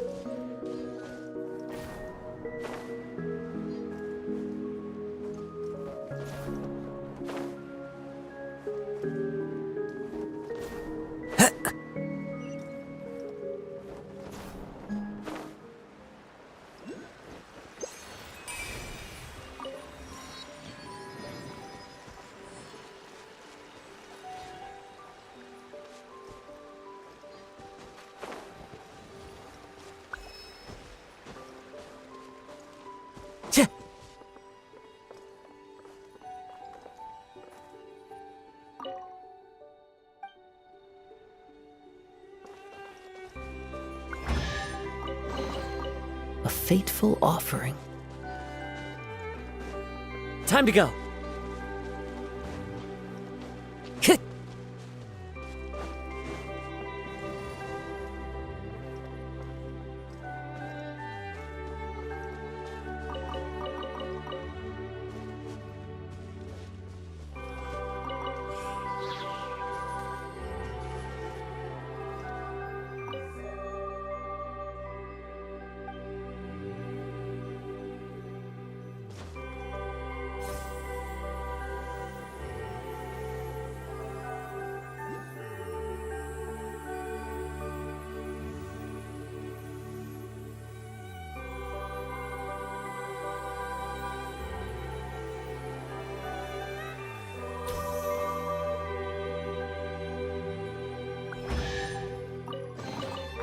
A fateful offering.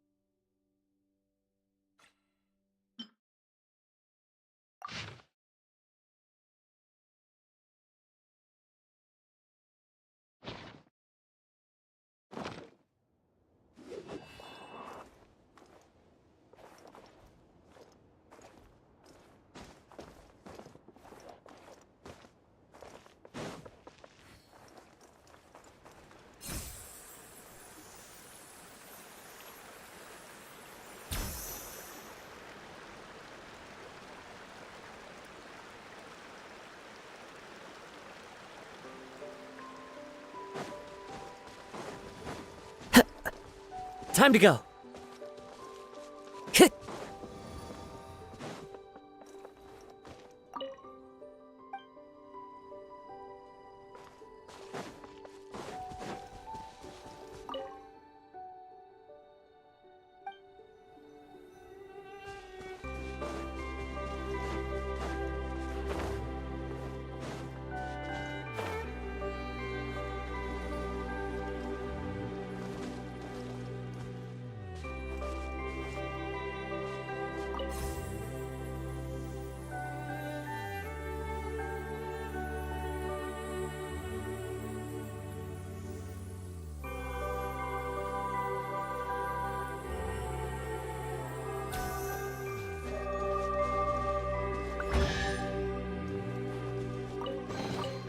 Brings a smile to my face.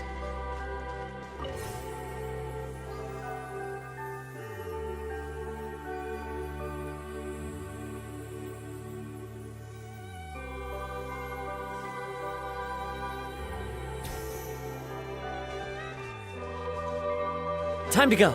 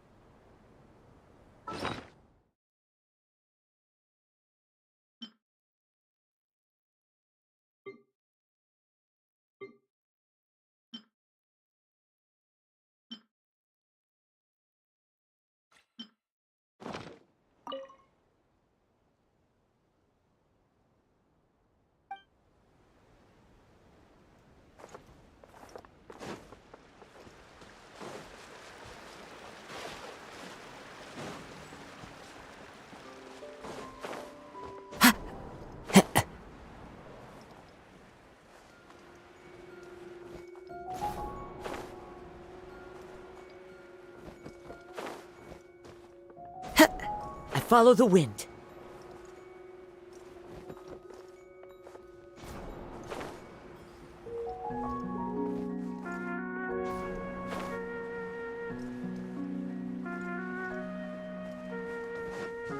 Time to go.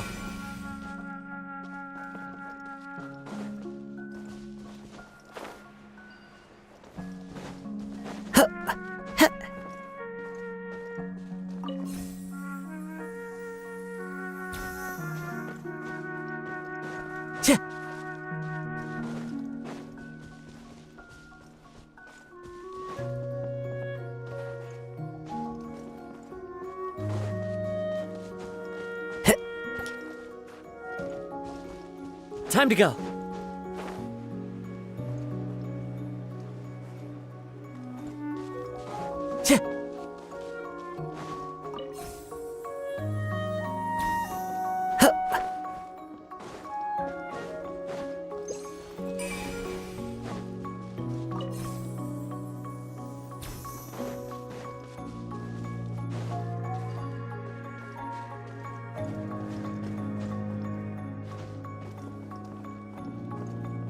The wind knows me.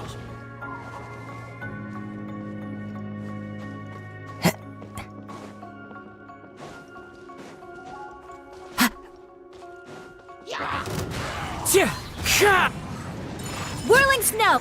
Hey! Go, Baron Bunny! Illusion shattered!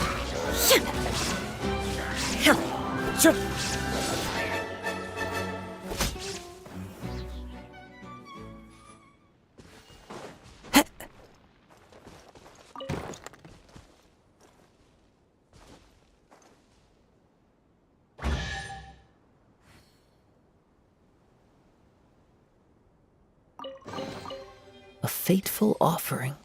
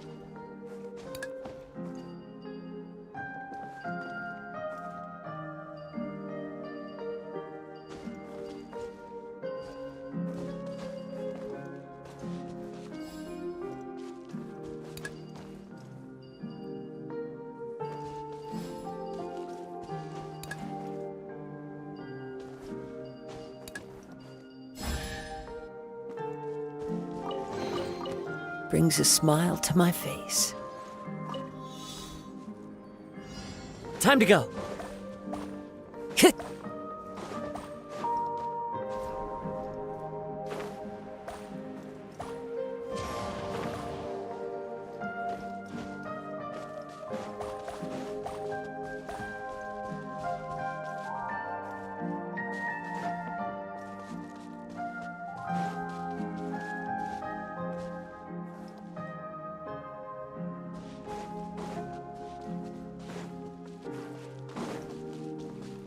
Time to go.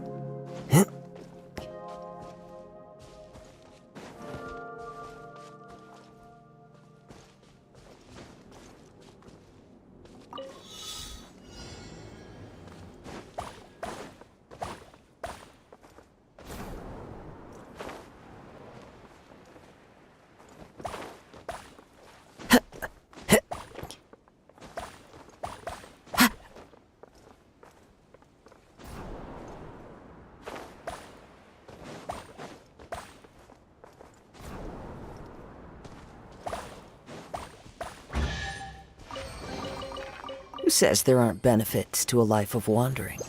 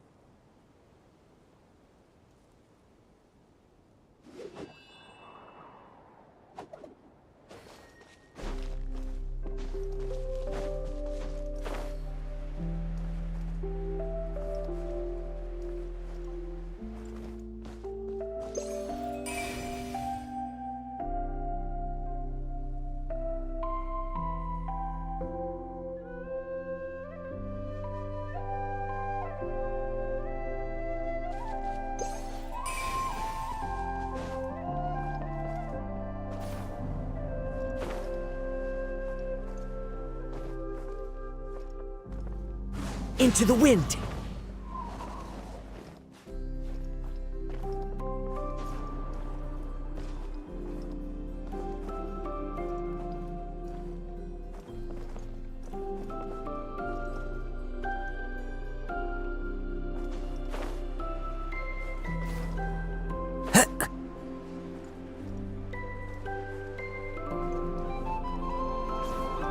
I follow the wind.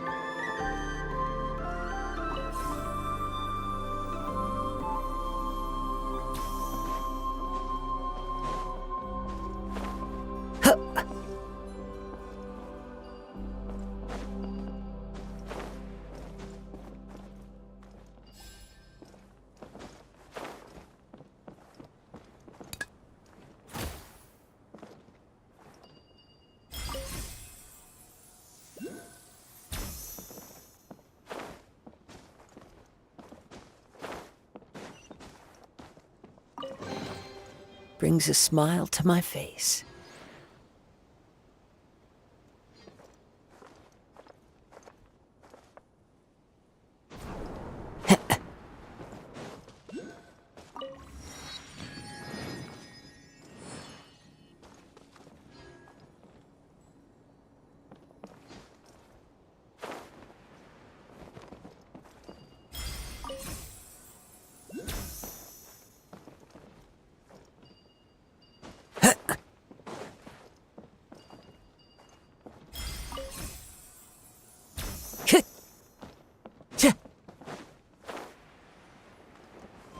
I follow the wind.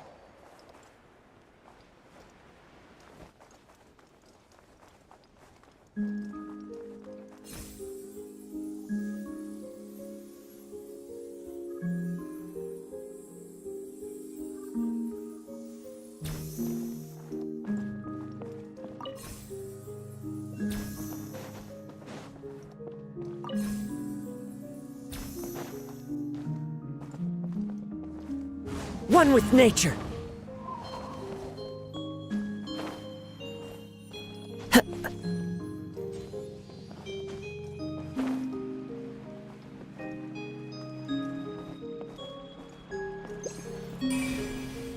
Time to go.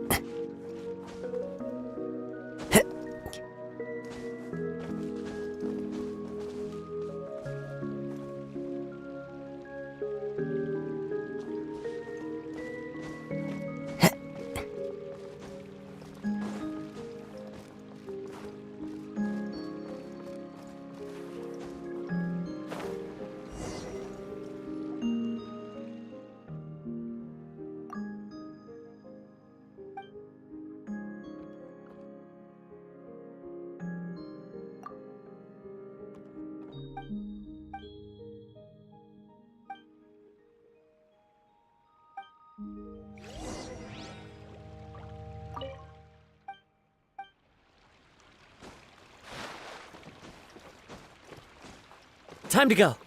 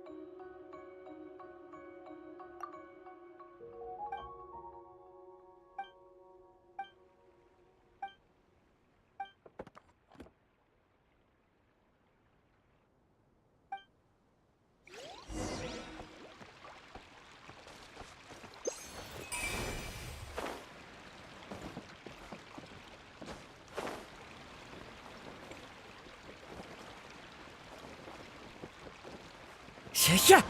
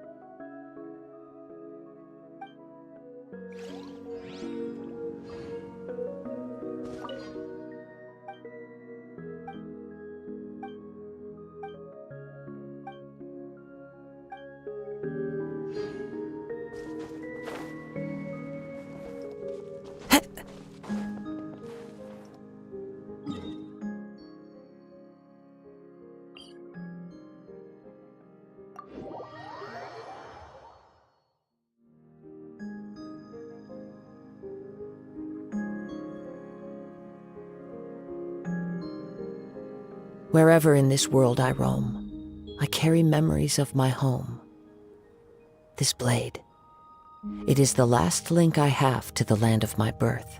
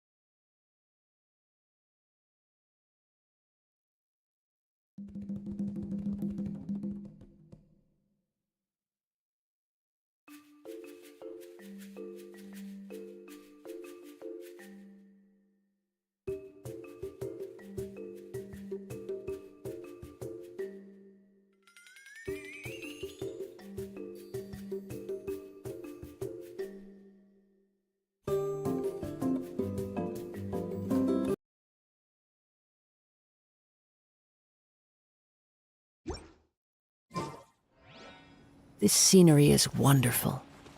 Surely enough to convince anyone to become a wanderer.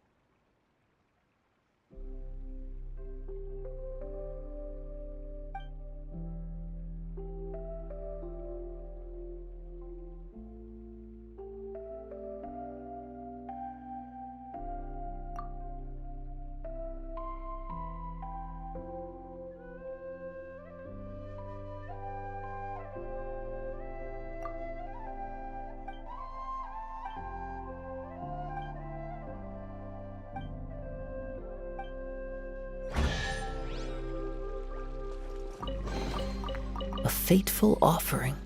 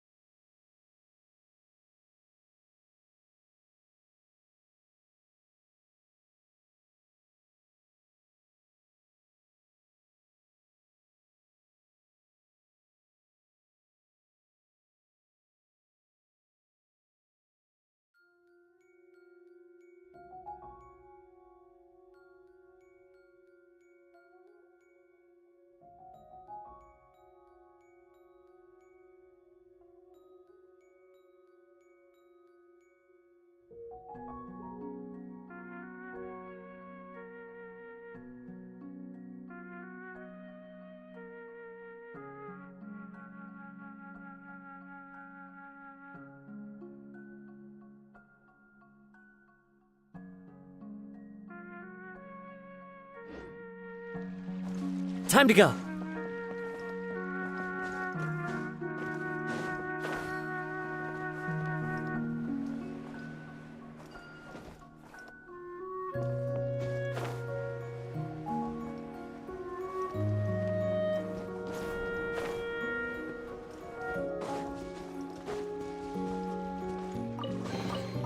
A fateful offering.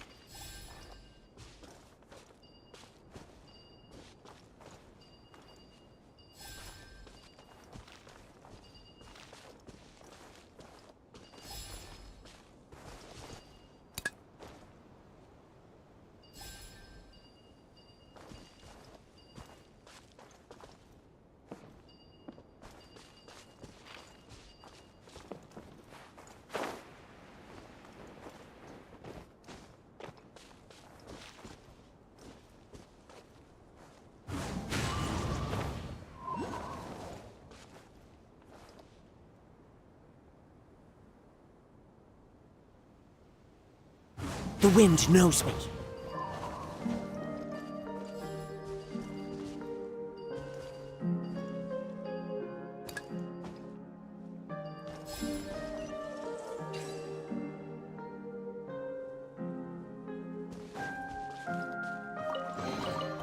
A fateful offering.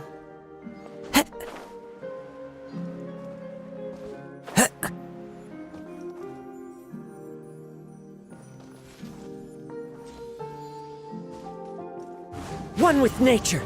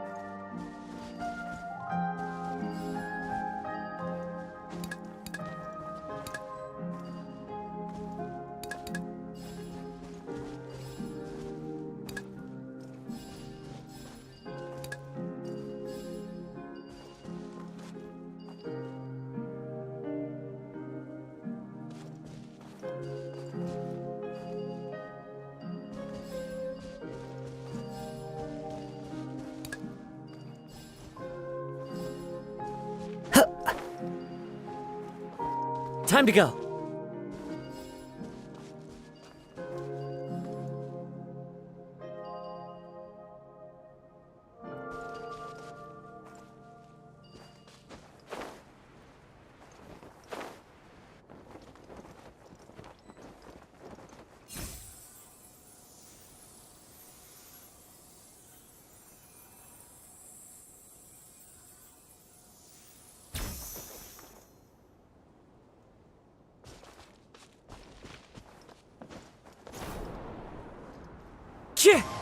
I follow the wind.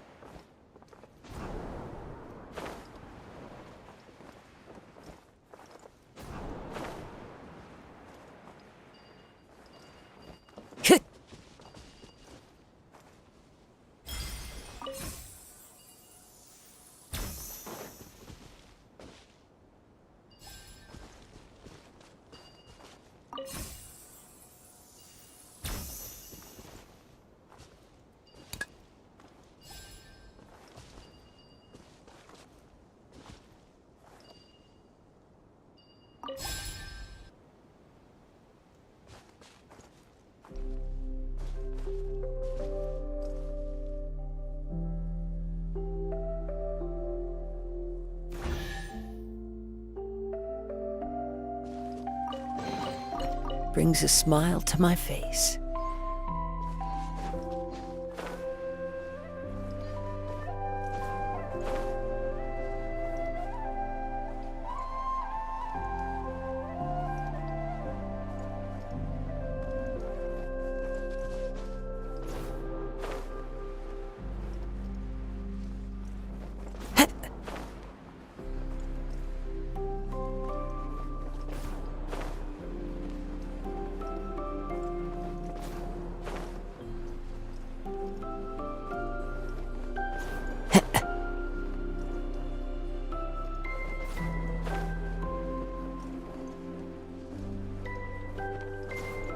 Follow the wind.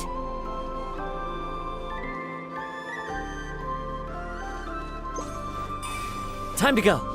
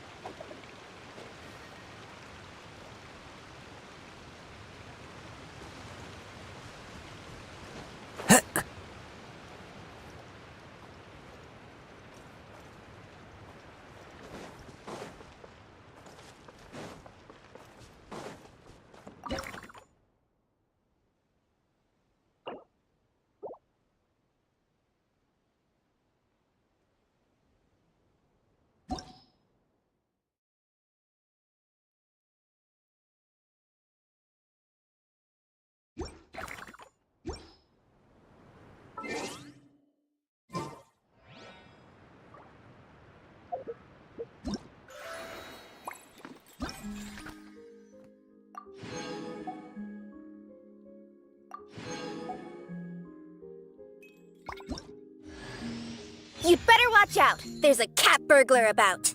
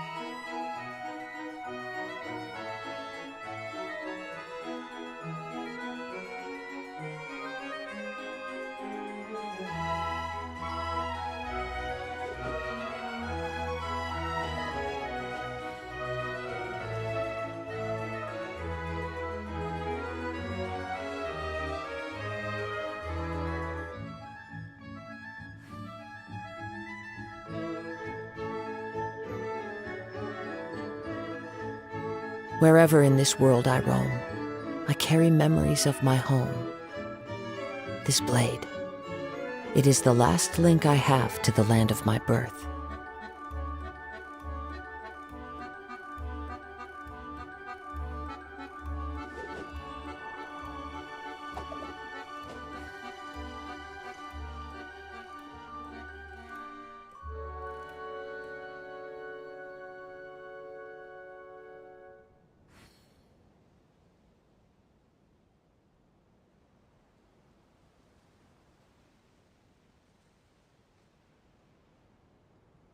There are leaves around, and I know just the tune to accompany them, if you wish to hear it.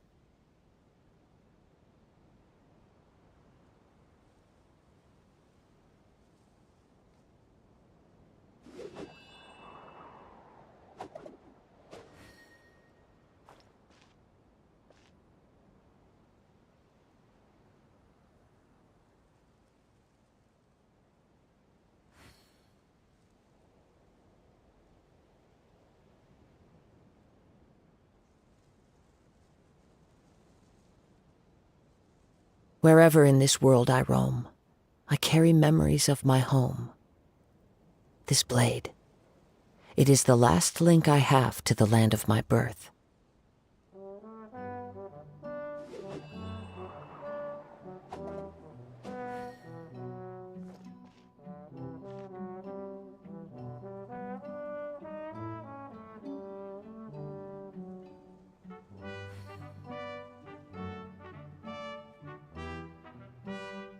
There are leaves around, and I know just the tune to accompany them, if you wish to hear it.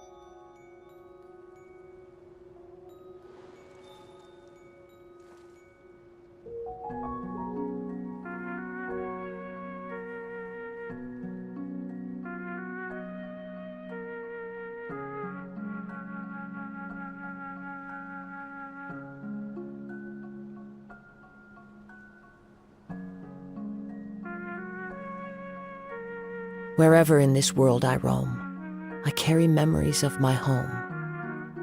This blade, it is the last link I have to the land of my birth.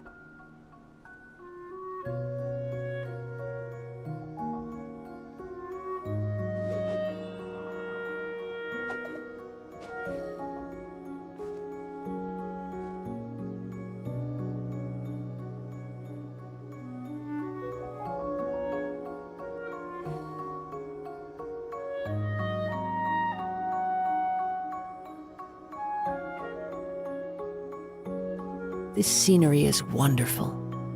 Surely enough to convince anyone to become a wanderer.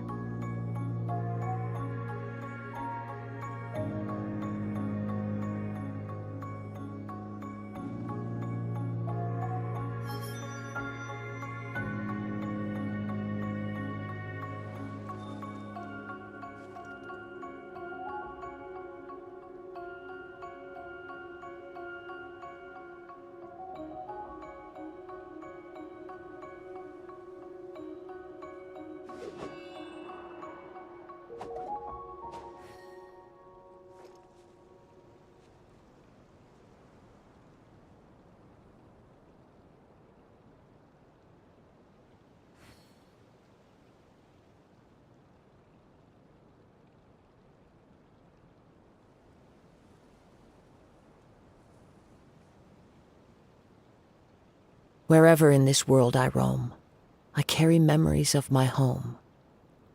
This blade, it is the last link I have to the land of my birth.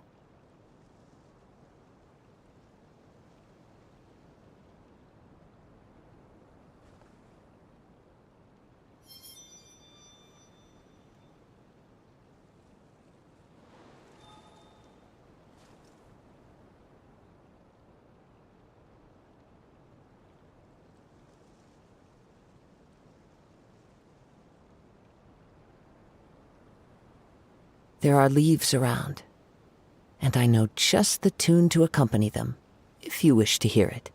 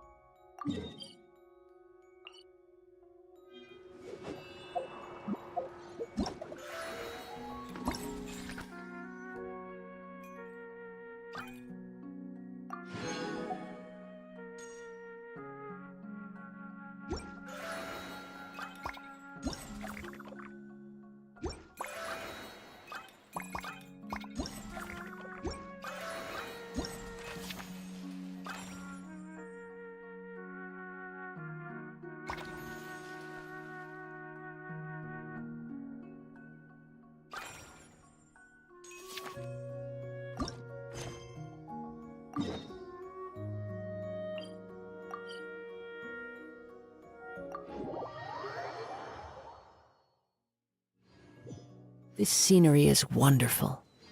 Surely enough to convince anyone to become a wanderer.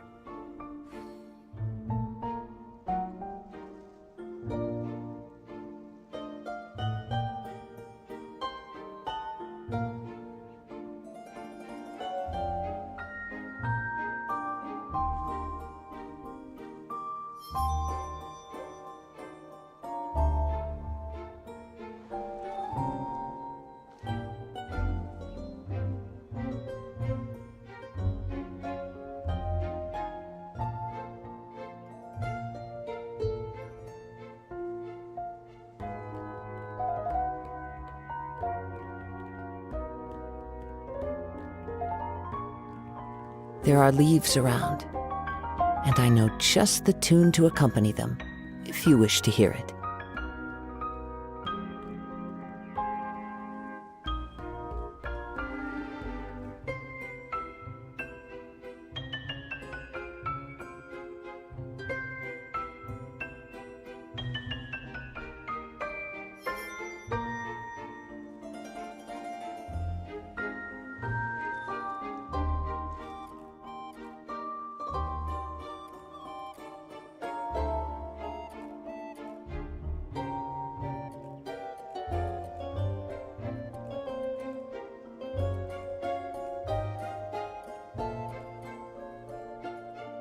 Wherever in this world I roam, I carry memories of my home. This blade, it is the last link I have to the land of my birth.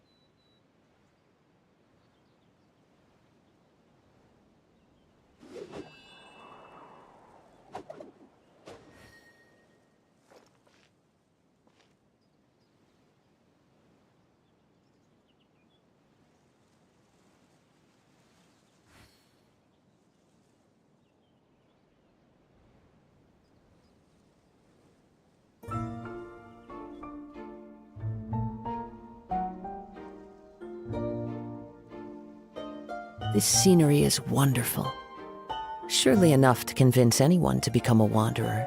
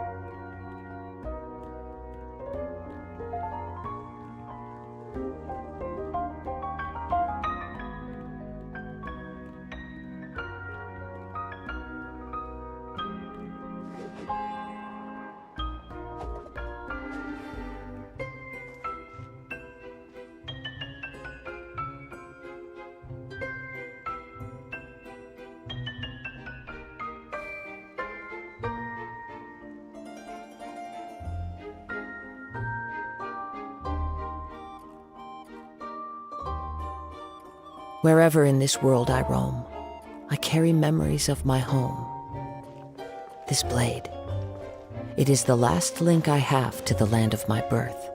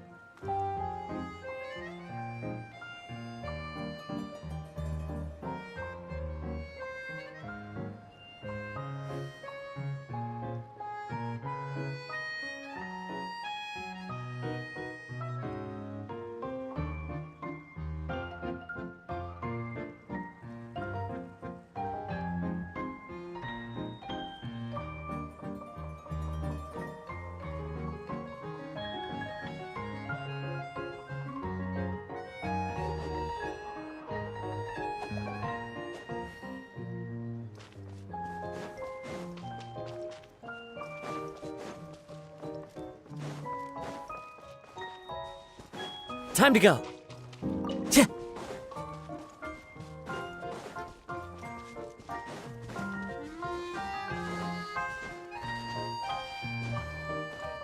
Time to go.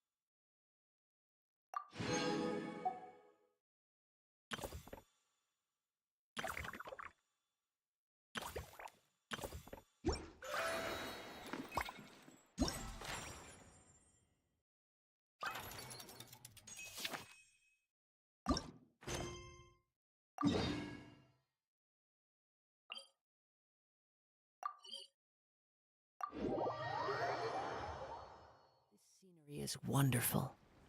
Surely enough to convince anyone to become a wanderer.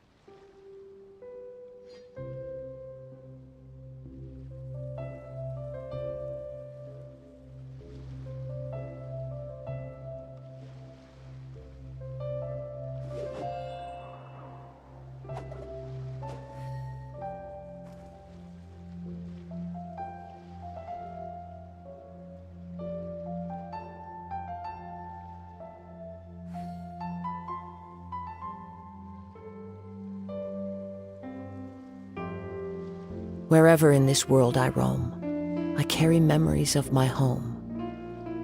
This blade, it is the last link I have to the land of my birth.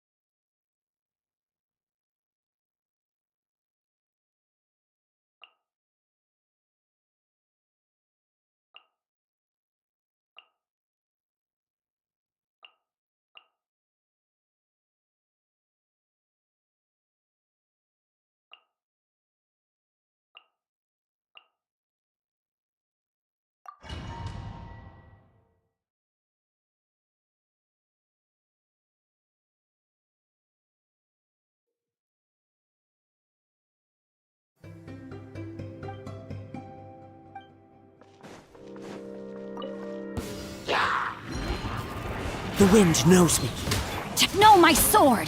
Let me weave you a verse. You're toast! Clouds hide. The birds call. Take flight! Sakura swirl! Yeah!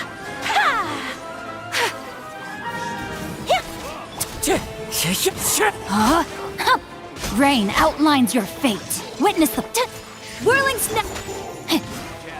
Out of the frying pan, into the fire! Hey-ya! As one with wind and cloud. My apologies. Embrace the ice. Yeah! Yeah!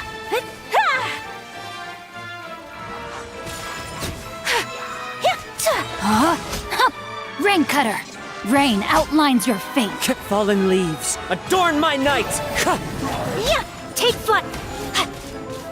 Eat this!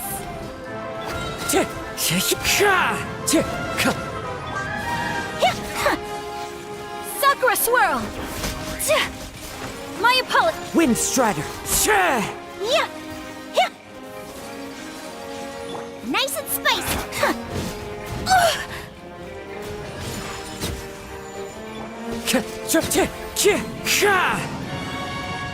Clouds hide. The birds call. Hey-ya! Whirling snow. Kamisato art. Summit. Wind strider. My apologies. Help! Regener is attacking! Yeah! Let me weave you a verse. Rain outlines. Time to go. As one with wind and cloud.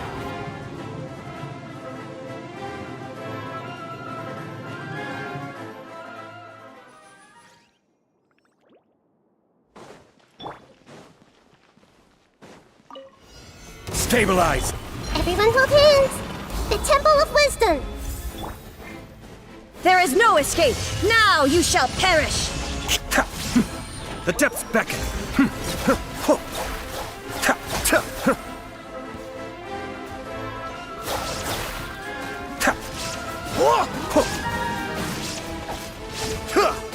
Be still. I may have overestimated myself. Solidify! Order guide you! Shine down!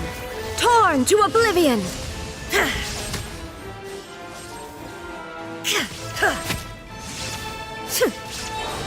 Illusion shattered!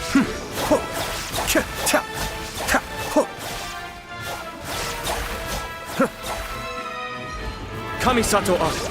Suiyu! This is order! Make yourselves at home! Be still.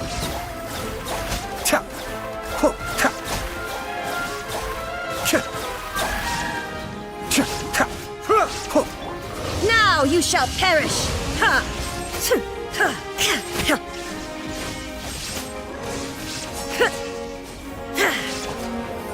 Stabilize! Order guide you! There is no escape! The depths beckon! Cascade! Ta! Cha! Ta! Cha! Ta! Ta! Shine down! Yeah! Sharing my knowledge! Torn to oblivion! Ha! Illusion shattered! Be still! Cha! Cha! Ta! Cha! Ta!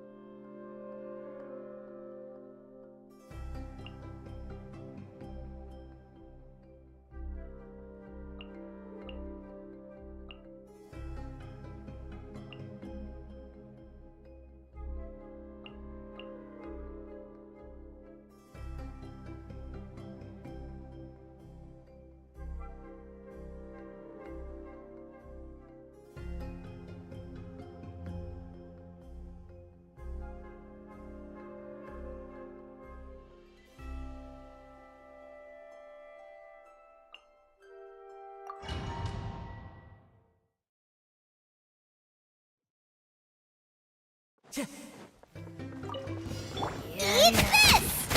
Out of the frying pan! Rain cutter! No, my sword! Fallen leaves, adorn my night! This might hurt a little. Make yourselves at home.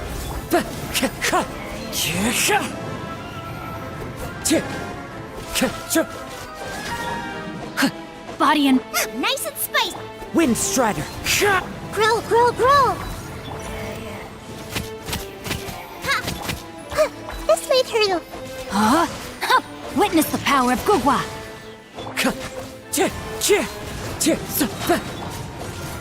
Clouds high, the birds call! You're toast! Yeah, grill, grill, grill! The Temple of Wisdom! Wind Strider!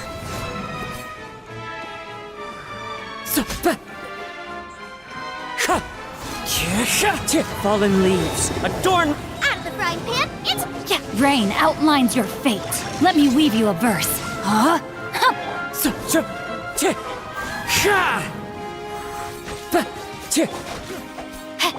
Yeah, sharing my knowledge.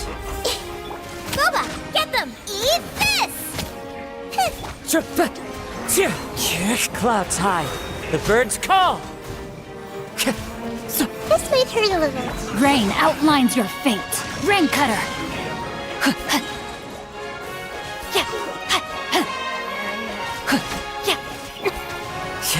As one with wind and cloud! Make yourselves at home. Out of the frying pan, into the fire.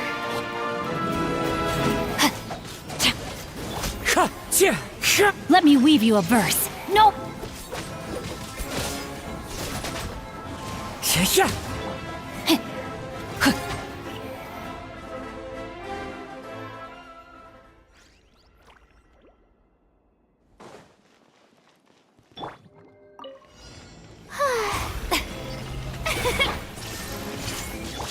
Take flight!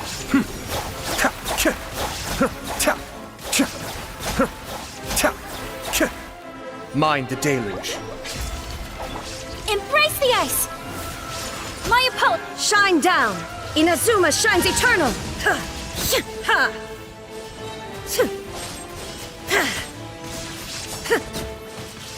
There is no escape!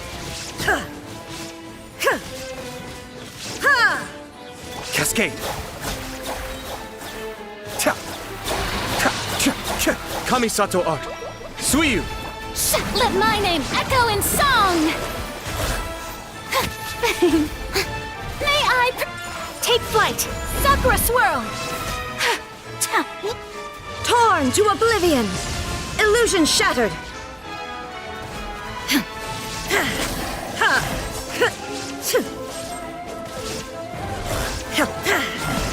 Shine down!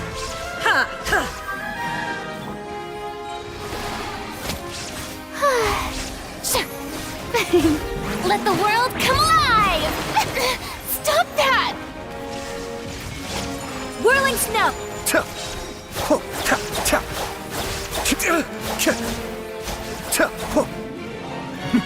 The depths beckon. Embrace the ice! Now you shall perish!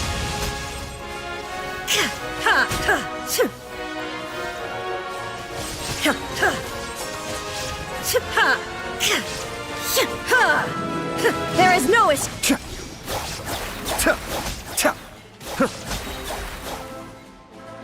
Kamisato art. Suiyu! Let my name echo in song!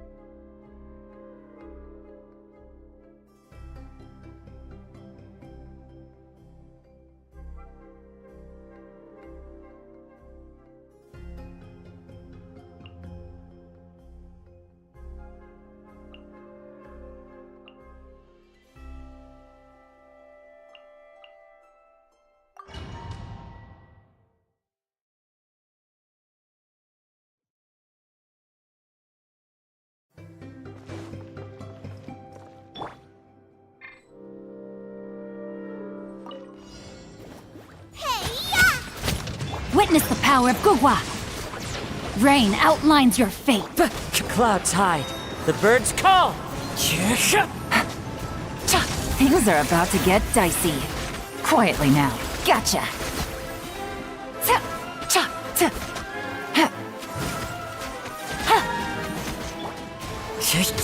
As one with wind and cloud. Eat this! Nice and spicy. Busted. Game's up. Fun's over. Rain cutter. Wind strider. Fallen leaves. Adorn my night. I let my guard down. Things are about to get dicey.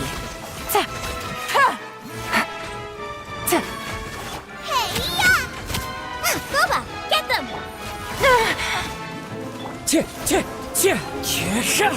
As one with wind and cloud. No, my sword! Let me weave you a verse. Rain outline. Nice and spicy. Here comes the catch.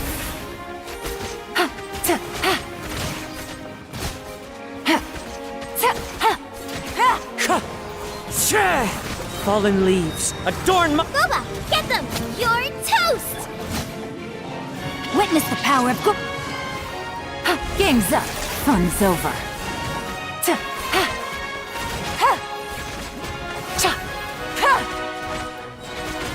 Quietly now. Wind strider.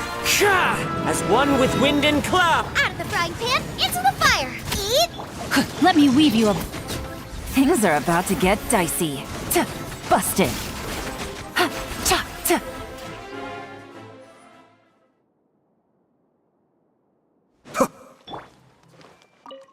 Hey! Sharing my knowledge! Kamisato art! Sumetsu! My apologies. Illusion shattered.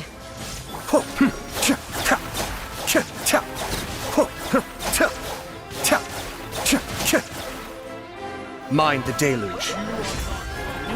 Inazuma shines eternal. Shine down. Ha!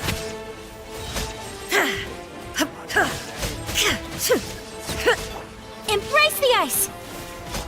The Temple of Wisdom! Be still.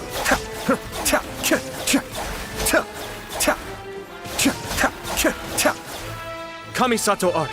Suiyu. Torn to oblivion. Ha!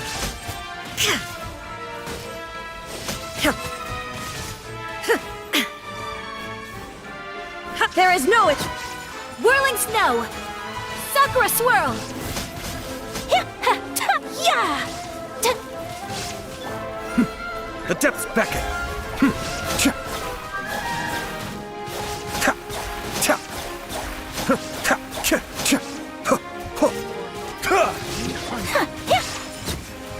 Shine down! Inazuma shines eternal!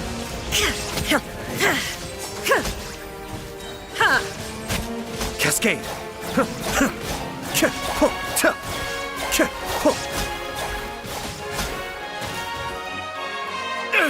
Kamisato art. Suiyu. Kamisato art! Sumetsu! Make yourselves at home! Illusion shattered! Now you shall perish!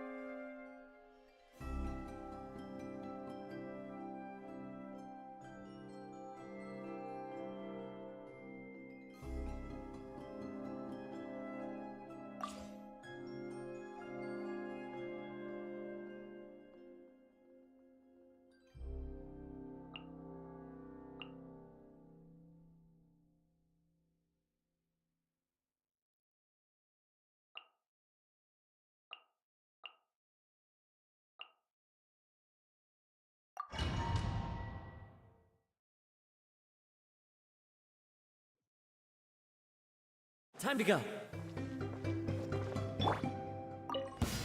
Boba, get them! Hey, yeah! Hold the line! Gotcha!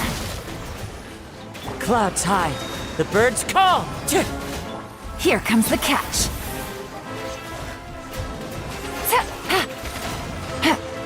Take it easy.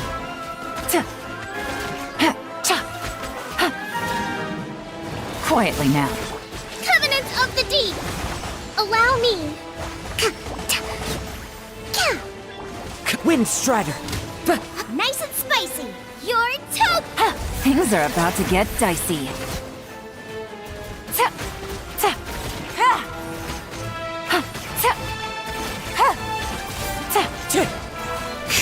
Fallen leaves adorn my... Out of the frying pan, it's...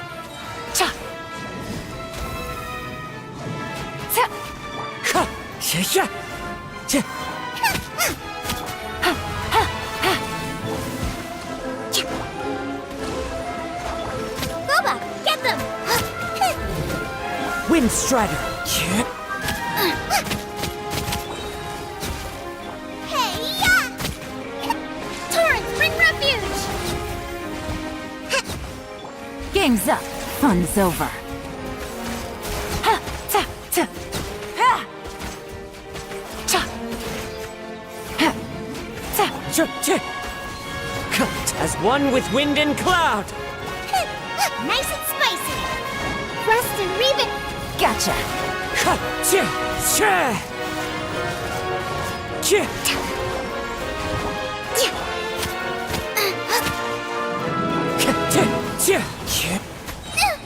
Really, eat this! Billowing surge! Things are about to get dicey. Quietly now.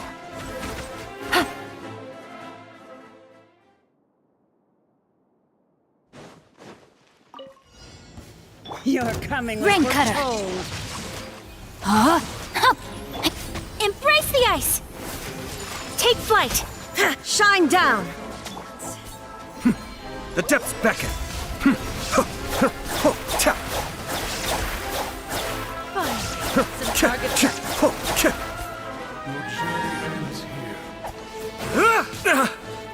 Witness the power of Guhua. Rain outline. Inazuma shines eternal! Your sacrifice is Ha! ready.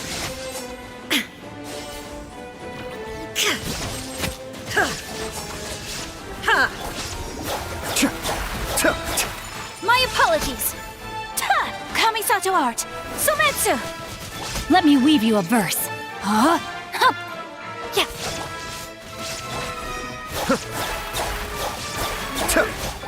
Torn to oblivion! Illusion shattered!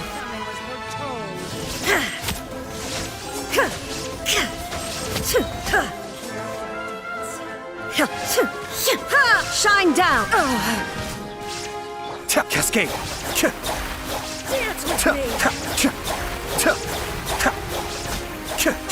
Mind the deluge. Witness the power of Guhua. Know my Whirling snow! Embrace the ice! Illusion shattered! Now you shall perish!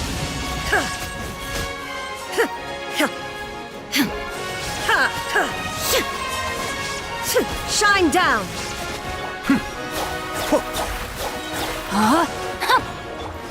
Take flight! Kamisato art! Sumetsu! There is no escape! Inazuma shines eternal! Ha!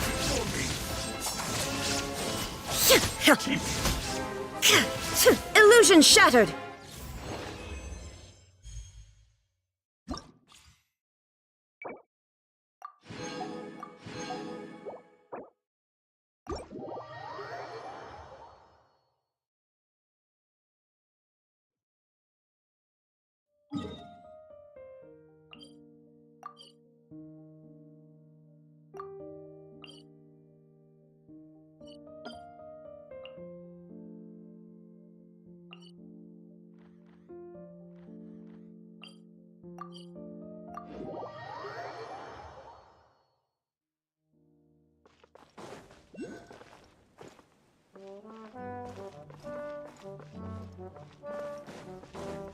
I follow the wind.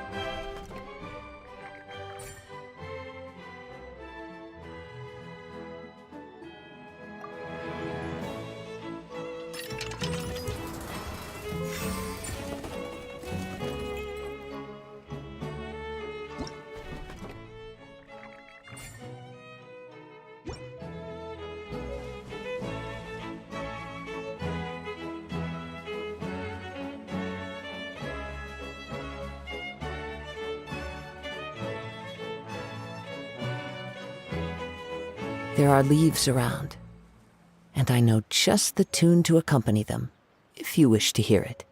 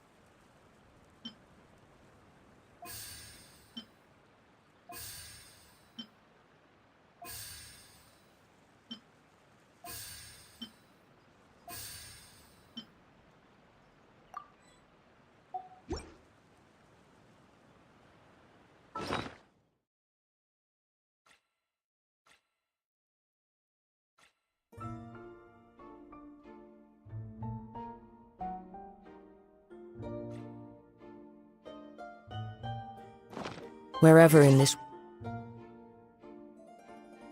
world I roam, I carry memories of my home. This blade.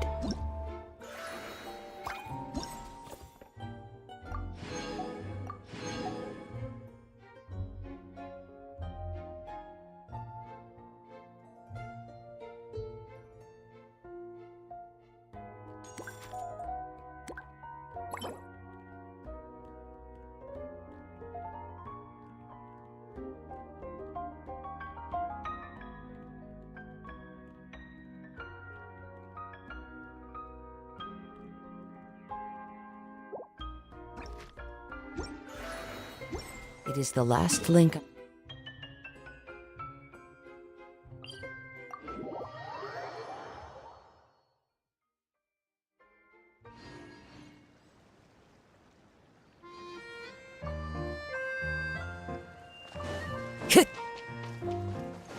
Time to go. Time to go.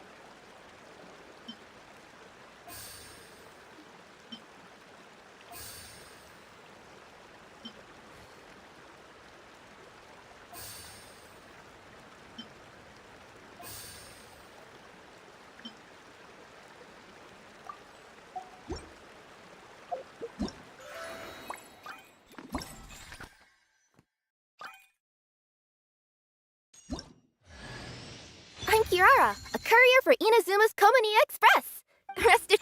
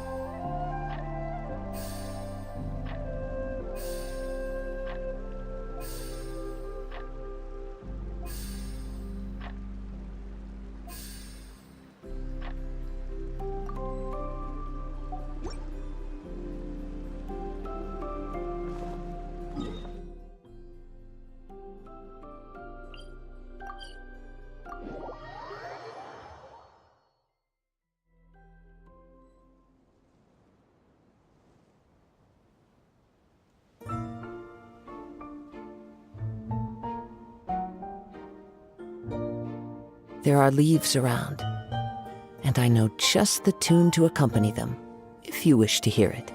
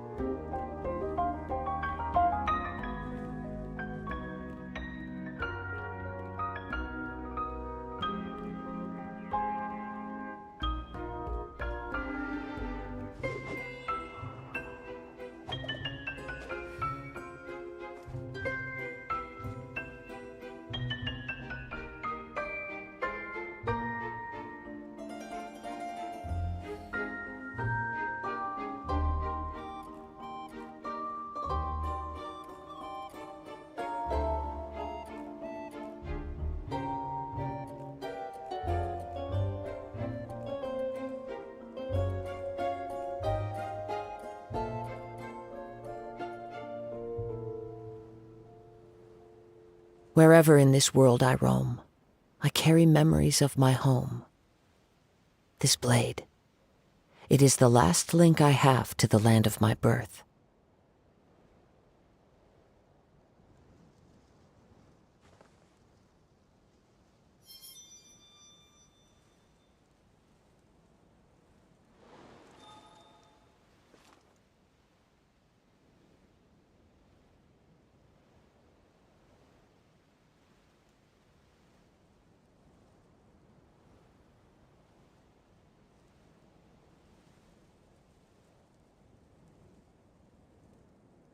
This scenery is wonderful. Surely enough to convince anyone to become a wanderer.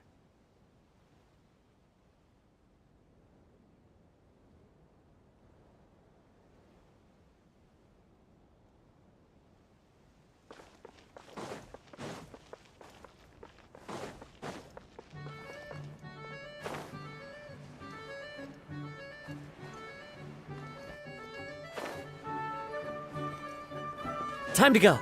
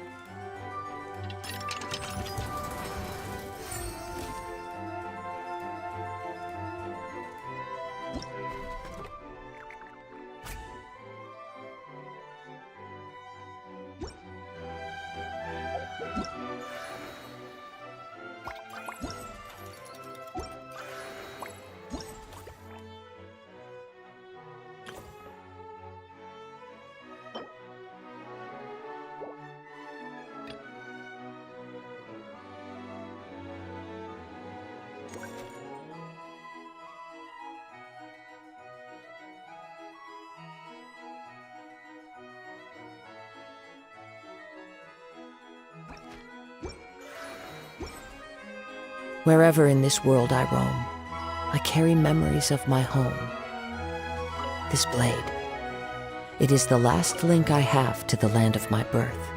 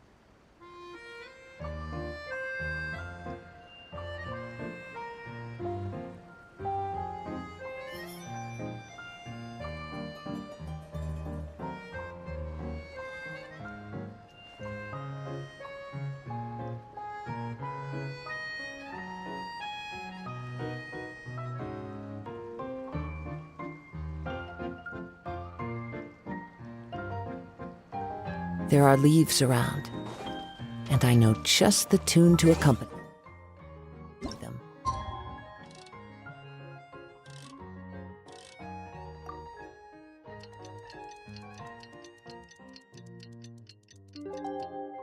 If you wish to hear it.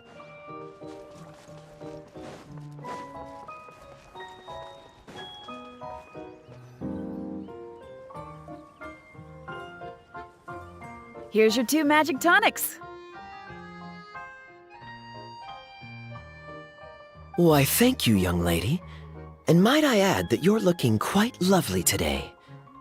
Jean, come on, take a seat and let's have a drink. I ordered one for you as well.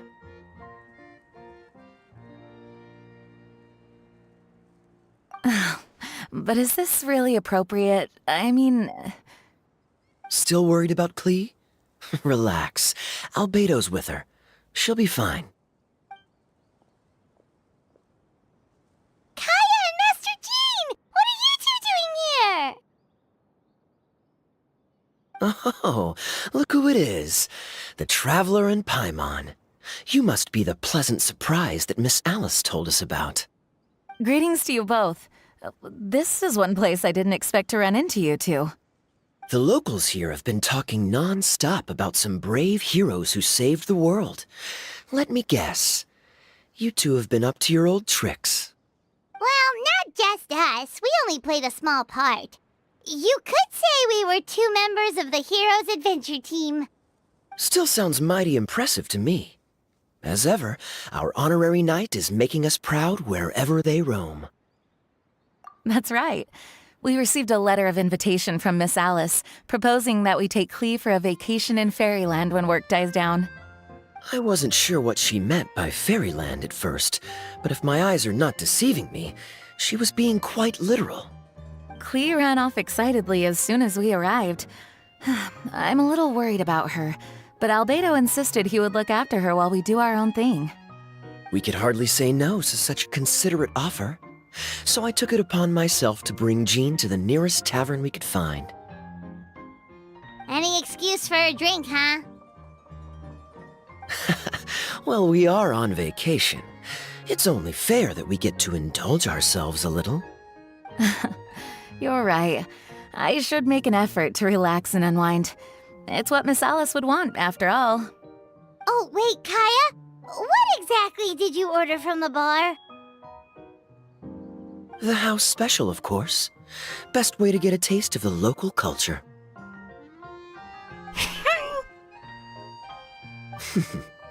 Why are you making that face, Paimon? Nothing. I was just perpetually amused by your lifestyle, that's all. Go on, drink up. Something tells me I need to tread carefully here. Let's see, it's got a lovely color, but how about the taste?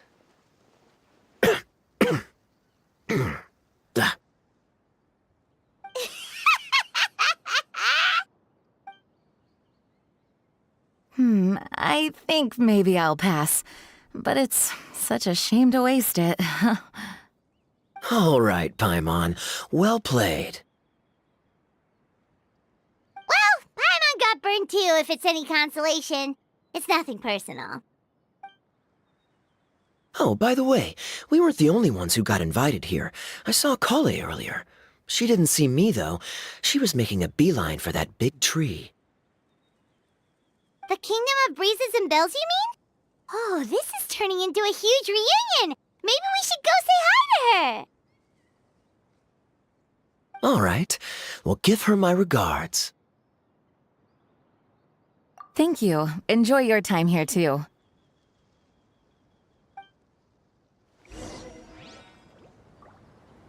So the magic tonic here is just writing ink? What a weird and wonderful world. Ah, Miss Citrus, do you happen to serve any beverages here that don't contain magic tonic? Of course we do. What flavor would you like? Sunsetia. Jean, you want in? Sure, I'll have the same, please. Sounds good. 2 Sunsetia drinks coming right up.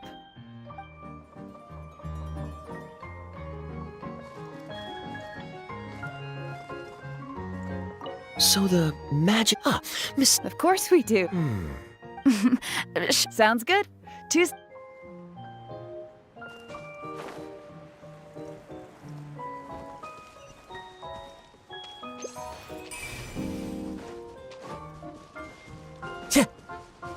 Time to go.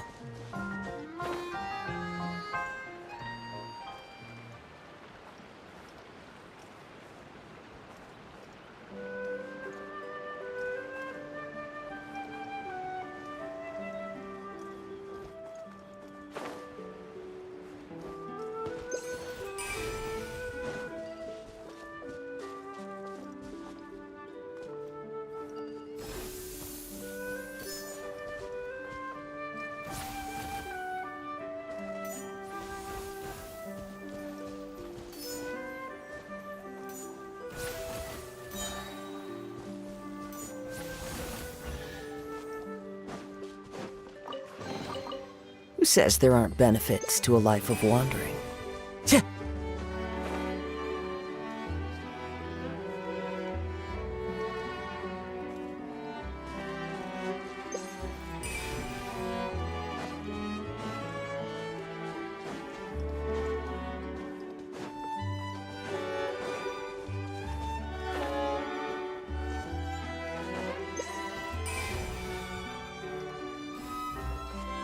Time to go.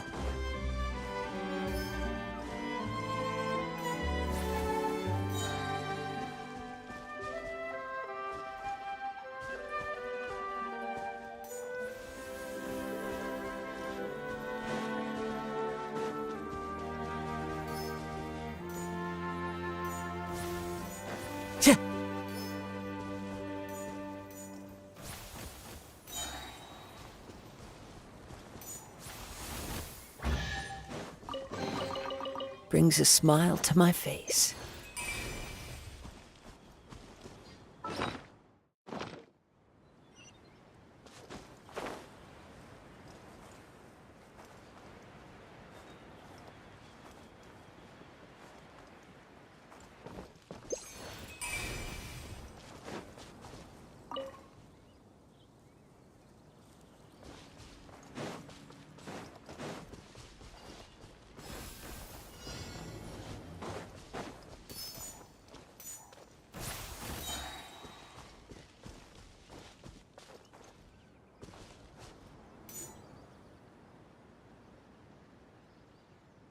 The structure of the tree houses here is nothing short of amazing. I have to write it down so I can tell Master Tainari all about it later. Hey, Kale! You scared me. Traveler and Paimon? You got invited here too? Yep. Well, they sort of skipped the invitation part, but anyway, what you doing out here? Something caught your eye? Oh, yeah. I'm trying to observe and summarize the structures of the trees here, and also the animals that live here. Well, the residents, I guess? I still can't get over the fact that they're all someone's origami handiwork. Once a forest ranger, always a forest ranger, huh? Not sure you'll be able to apply much of what you learn here back home, though, with this being a magical world and everything. What? Over there, by the giant footprint, have those houses always been there? Oh, those? The local flying squirrels told me that they were built by a small dragon and some guy wearing a hat. Oh, that must have been Mini Durin and Hat Guy. Any idea where they went? Supposedly, after building the houses, they went to somewhere called, Constellation Metropole? Did I say that right? Yep, you got it! Oh, also, when the locals mentioned the dragon, did they seem at all, did they say how they felt about him at all? Now that you mention it, the atmosphere changed a little when they talked about him. Oh no. They mentioned some stuff along the lines of past misunderstandings and welcoming new members. I only just got here, so I know very little about what has happened in the past. They seemed genuinely grateful for the houses, though, and said they were going to plan a welcome party. Oh, thank goodness. Whew. Sounds like the forest has begun to accept him. It's a step in the right direction! Are you looking for that small dragon? Yeah, he's a new friend we made after we arrived here. No way! Really? I'm getting more and more interested in your story. No. I've got to save it for next time. For now, I've got to make the most out of my time in this wonderful world. Oh, there's no rush. Just take it slow and enjoy yourself. Like Kaya. Oh, he sends his regards, by the way. Oh, Mr. Kaya is here too? Then I've got to go say hi to him. Well, right now he's at the tavern and he probably won't be leaving until he's drunk. Not that he'll ever reach that point because his alcohol tolerance is so high. Basically, it's Kaya. You know where to find him. You make a good point, Paimon. Then I'll focus on exploring for now, and go catch up with him later. Shall we go pay a visit to the Metropole Traveler? Maybe Minnie, Durin, and Hatkai are still there. Oh, right. By the way, something pretty interesting has been happening in Sumeru recently. Master Shinari has been working really hard on it, so if you have time, definitely go and check it out. Sounds good. We'll find some time in our schedule. Of course. See you later.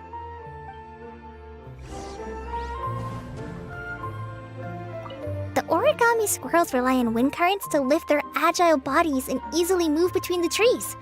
This has created a truly unique ecosystem. Oh no! I'm running out of pages on my notebook.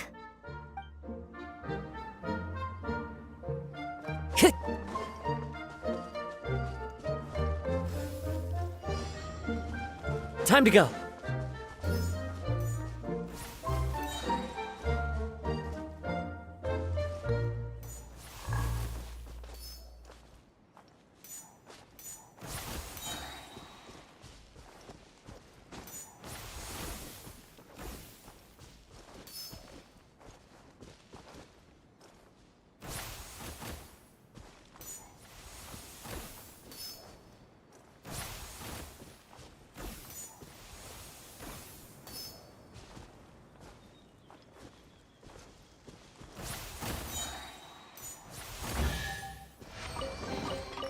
Who says there aren't benefits to a life of wandering?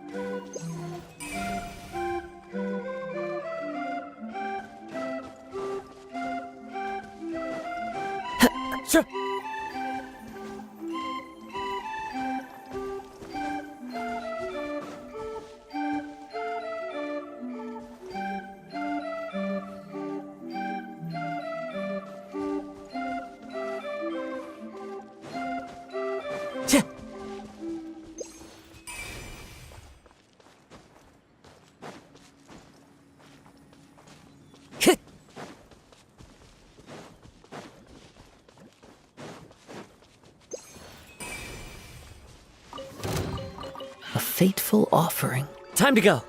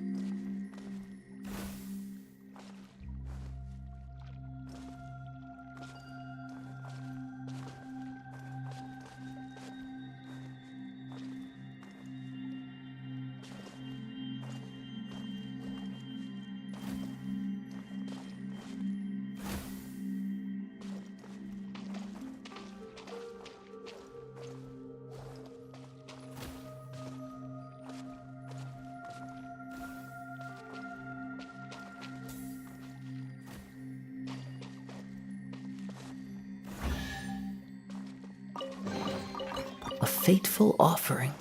Clouds hide, the birds call!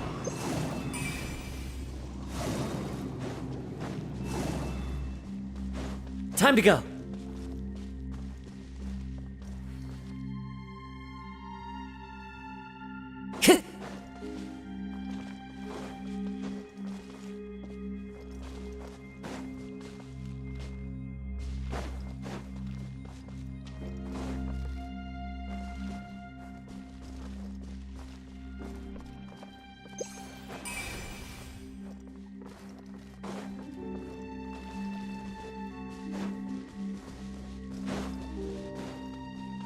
Time to go.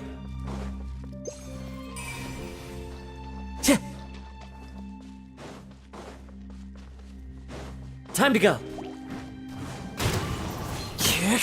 There is no My apologies. Yeah!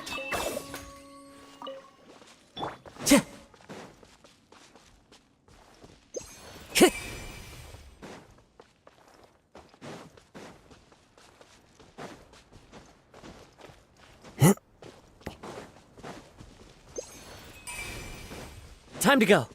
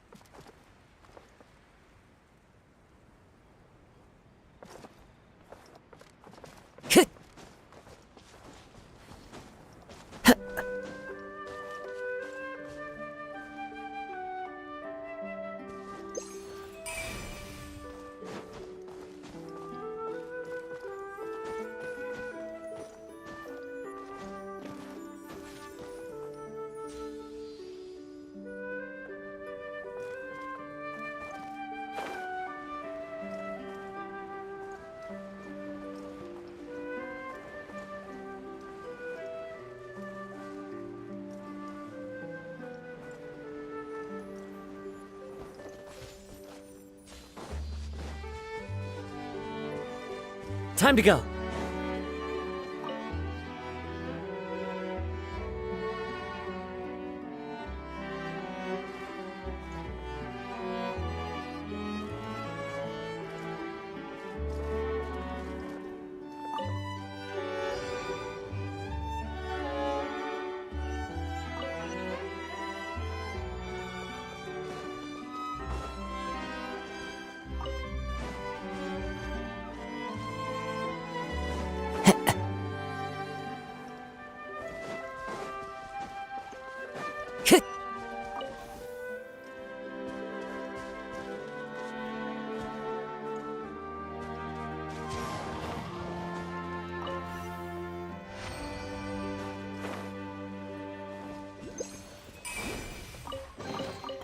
A fateful offering.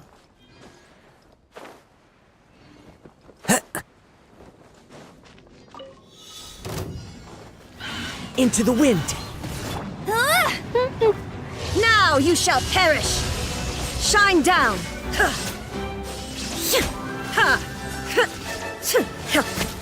Fallen leaves, adorn my night! One with nature. Take flight! Embrace the ice! Wind strider. Torn to oblivion! There is no escape! Clouds hide, the birds call! Yeah! Sakura swirl!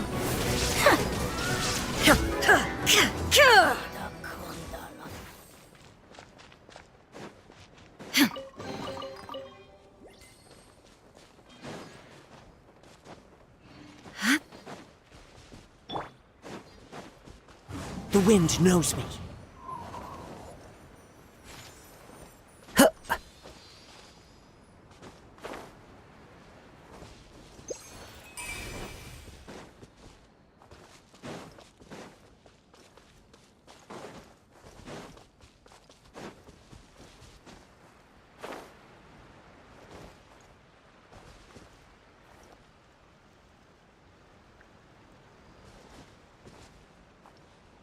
Time to go. Brings a smile to my face.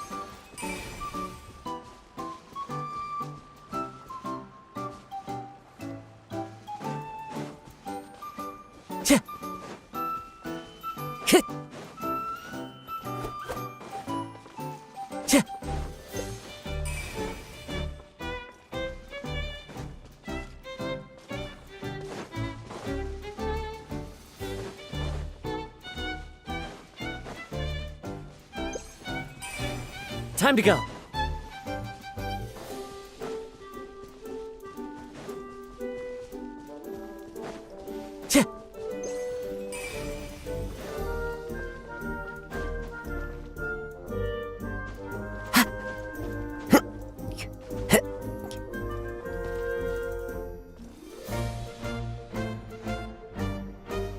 Into the wind.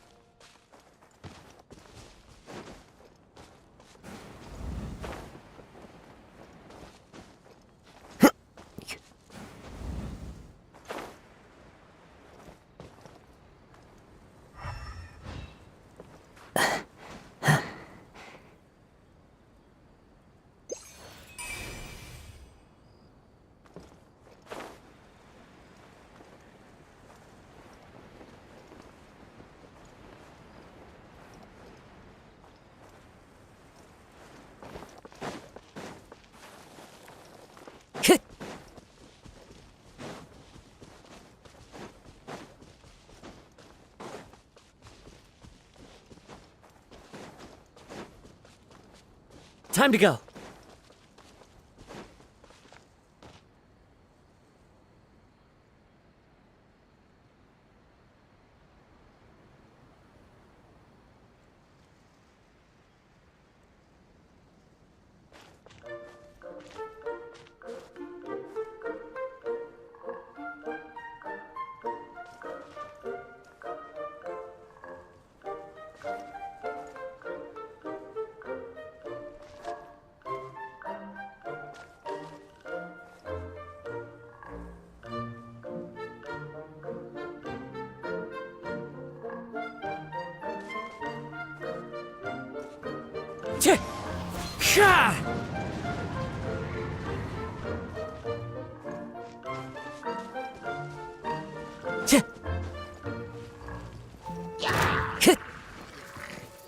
The wind knows me. My apologies! I shall treasure this good fortune.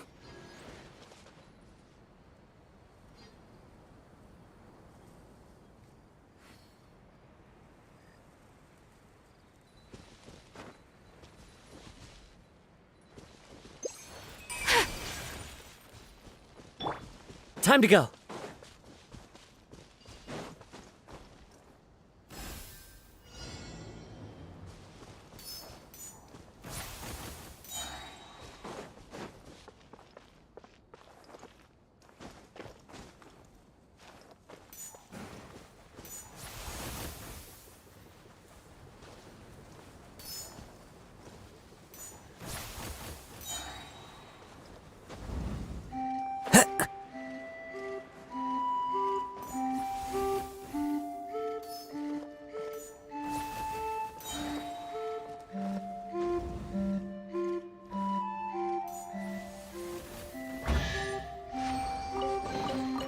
Brings a smile to my face.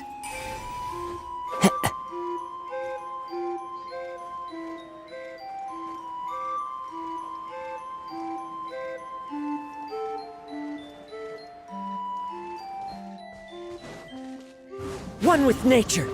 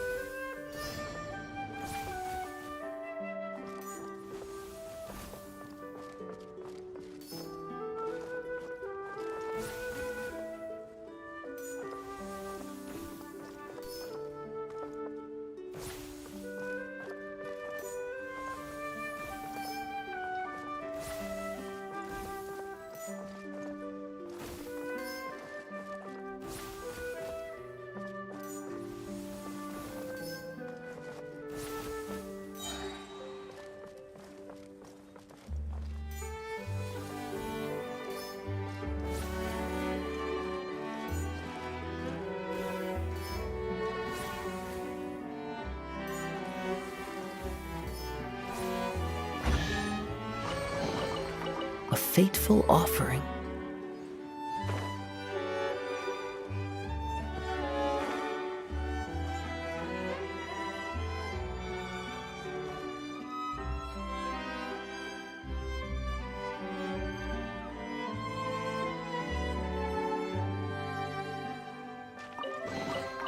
A fateful offering.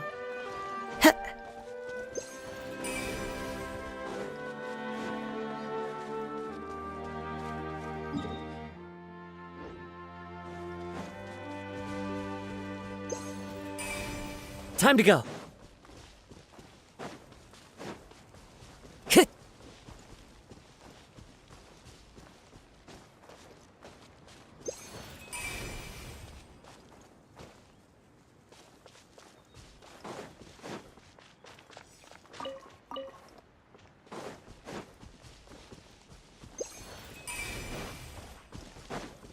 Time to go.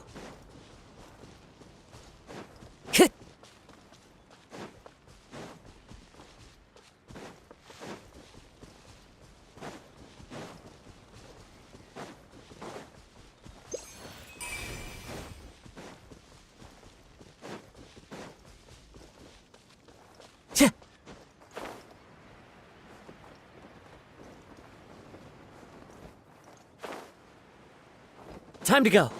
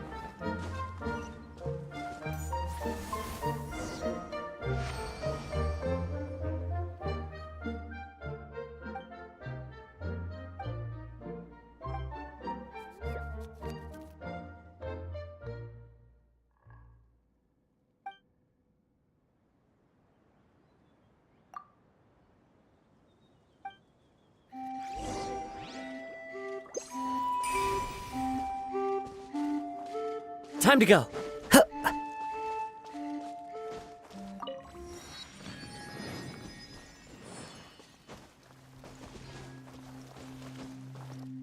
Sure.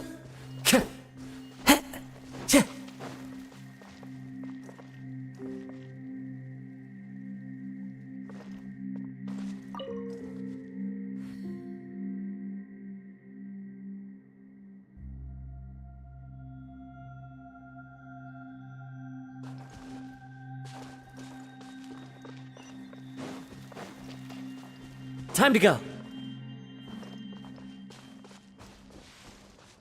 Yeah.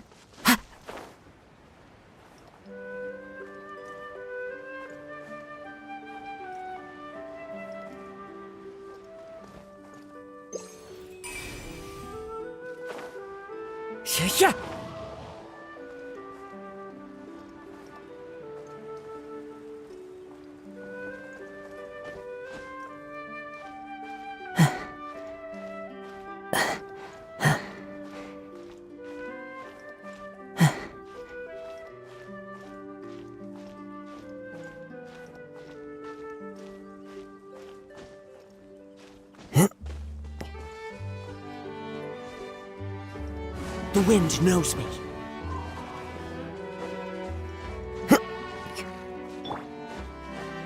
Hey!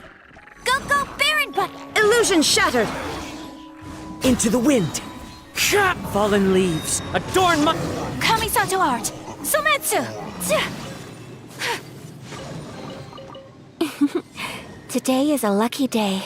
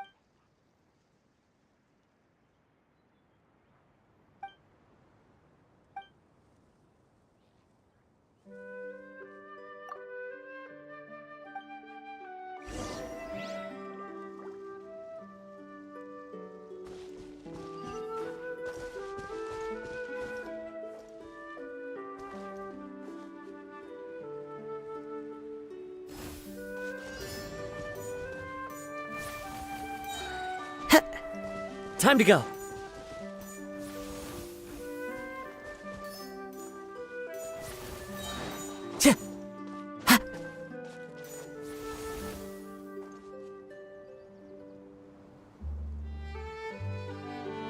Time to go.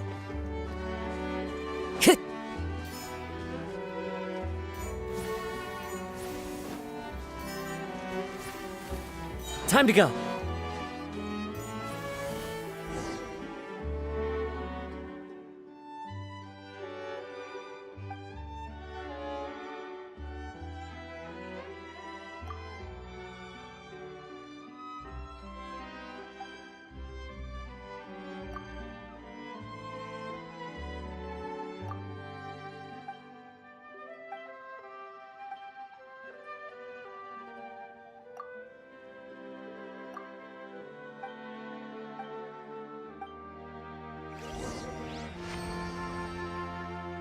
Time to go.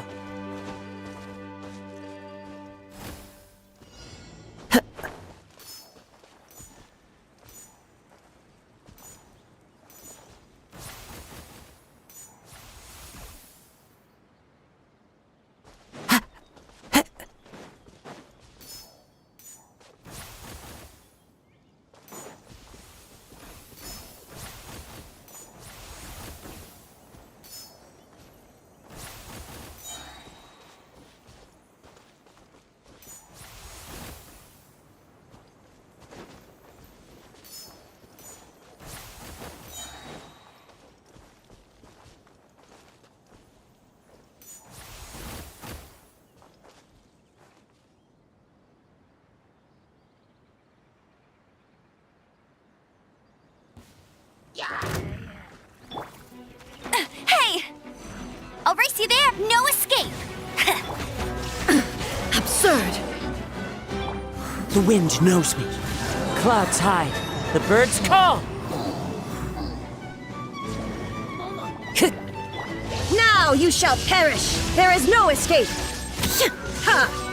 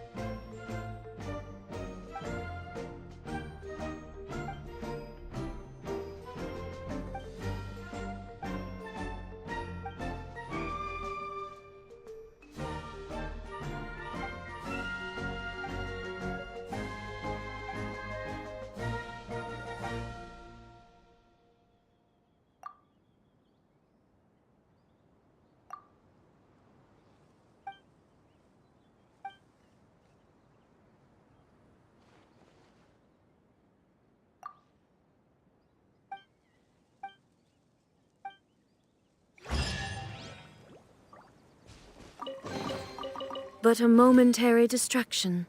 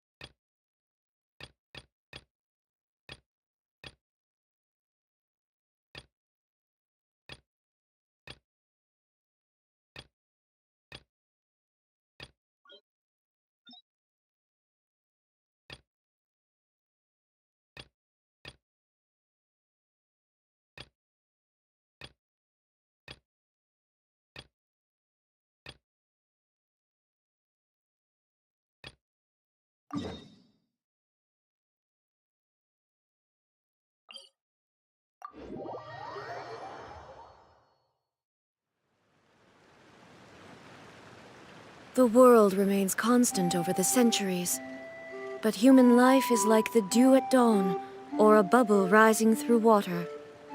Transitory.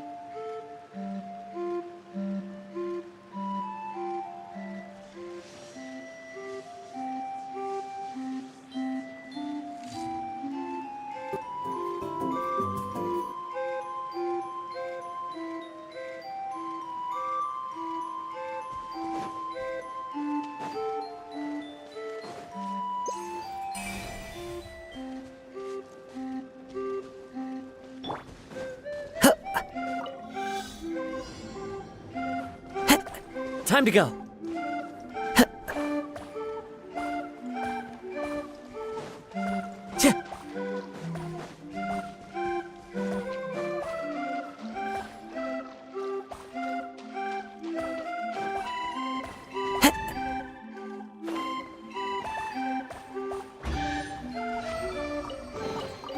A fateful offering.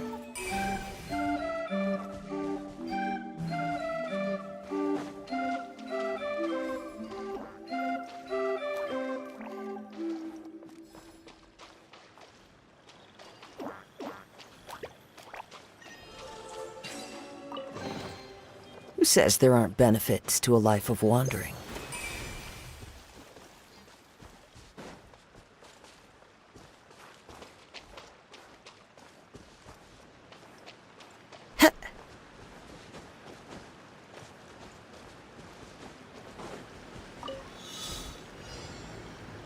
Time to go.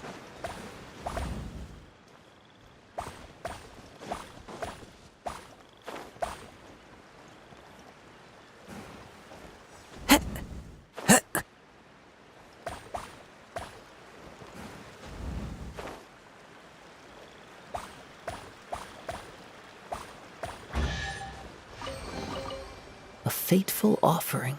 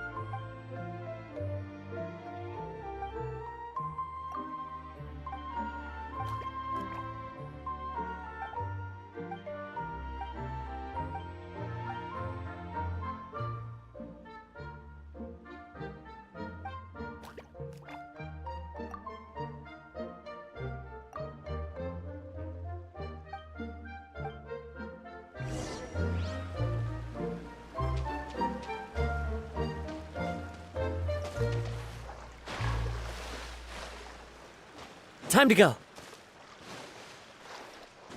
Hit! Into the wind.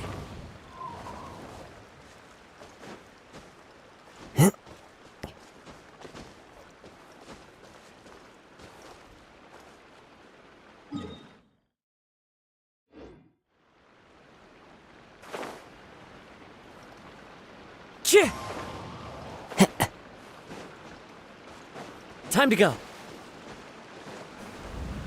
I follow the wind.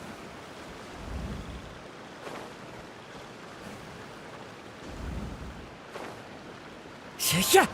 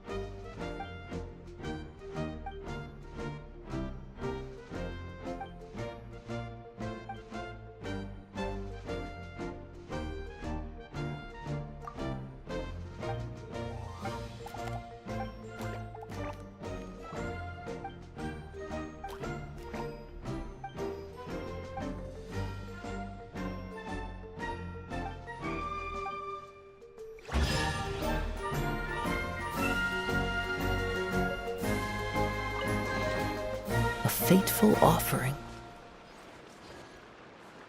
As one with wind and cloud!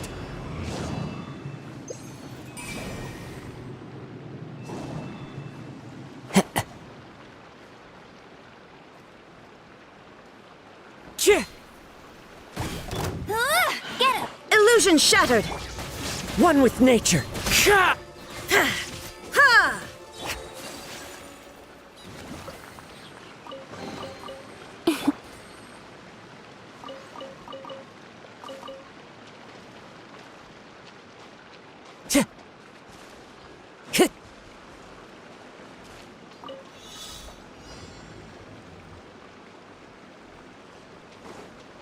Time to go.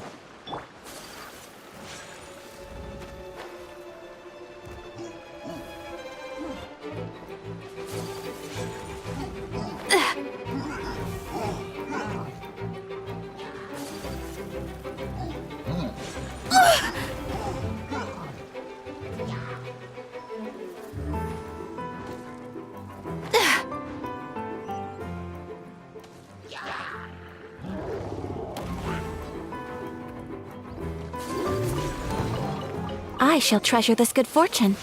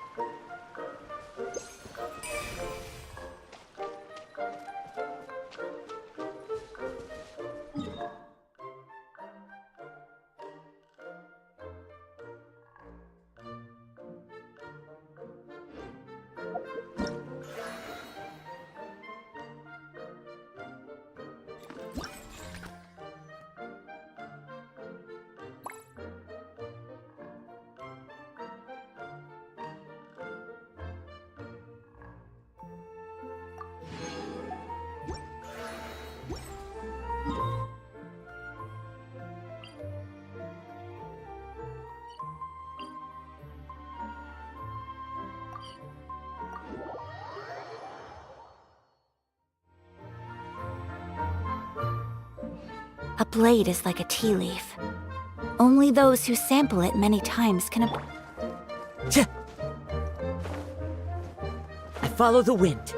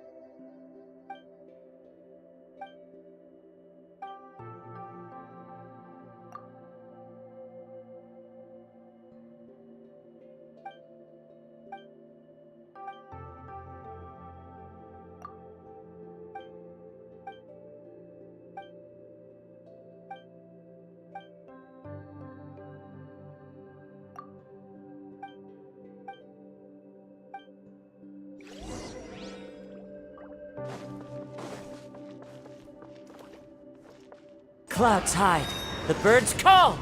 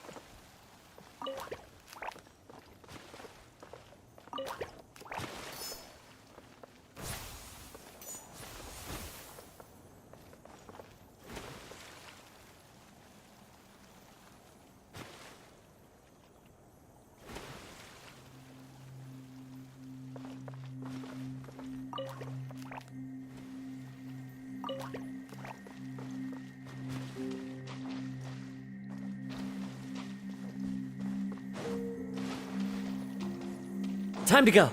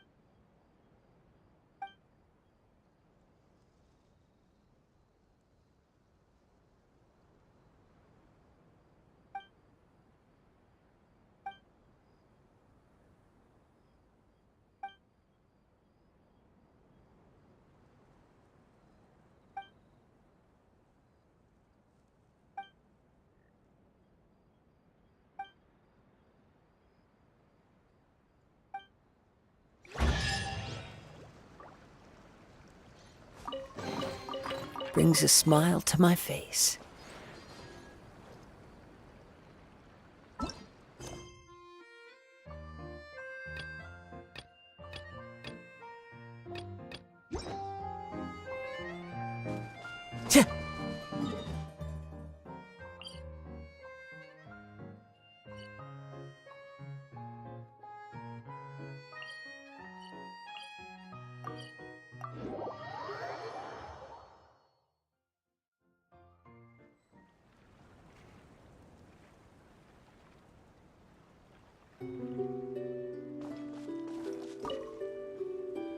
So, are you all set?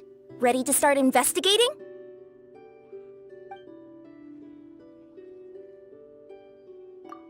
Great! Then let's go!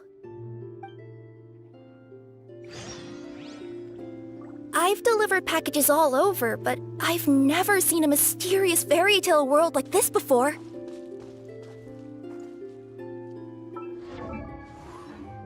Looks like nobody has gotten around to repairing this house yet. Ugh, even I wouldn't dare to sleep in there. It might suddenly collapse in on you.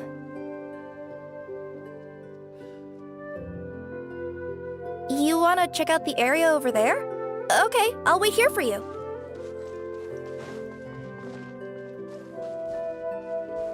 Nothing to see here either. Maybe we can find someone to ask? Aha! Over there! I bet we'll find some people there. Let's go take a look!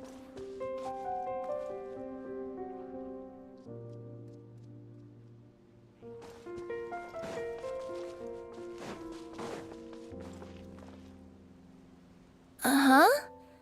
I was sure there'd be people here. There once was a goddess who ruled over fate. Before she died, she left 3 riddles for the kingdom she had created.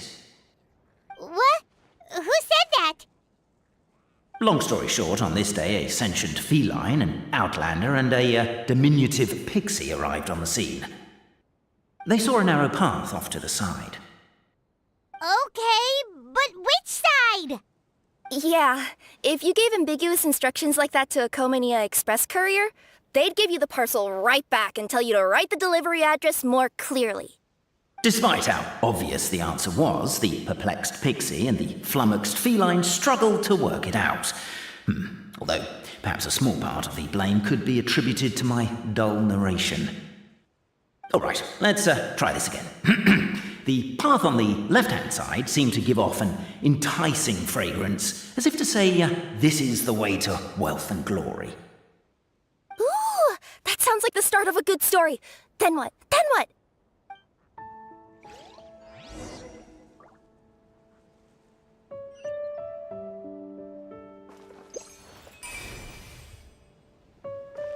At the end of the path, the motley crew would soon spot a secret stone room. A prophecy had once foretold of a marquis who shall one day venture inside, and thus it is named the Future Marquis's Abode to Be. You like it? The Future Marquis's Abode to Be? Got a nice ring to it, doesn't it? That was a little bit boastful. But before you continue, I must warn you of the danger that lies ahead. For example, under no circumstances should you sit on the chair in the center. Otherwise, the consequences could be a bit embarrassing.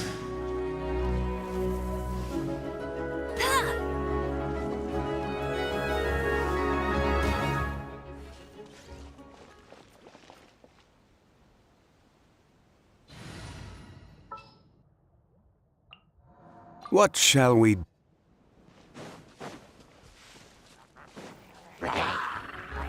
Gather! Shine down! Into the wind! Take flight! Ha! Yeah! Yeah! I shall...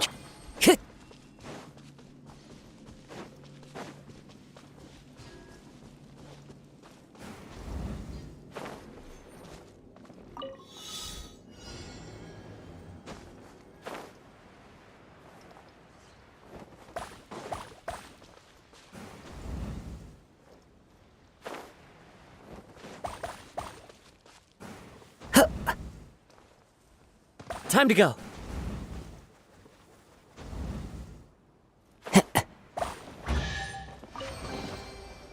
fateful offering.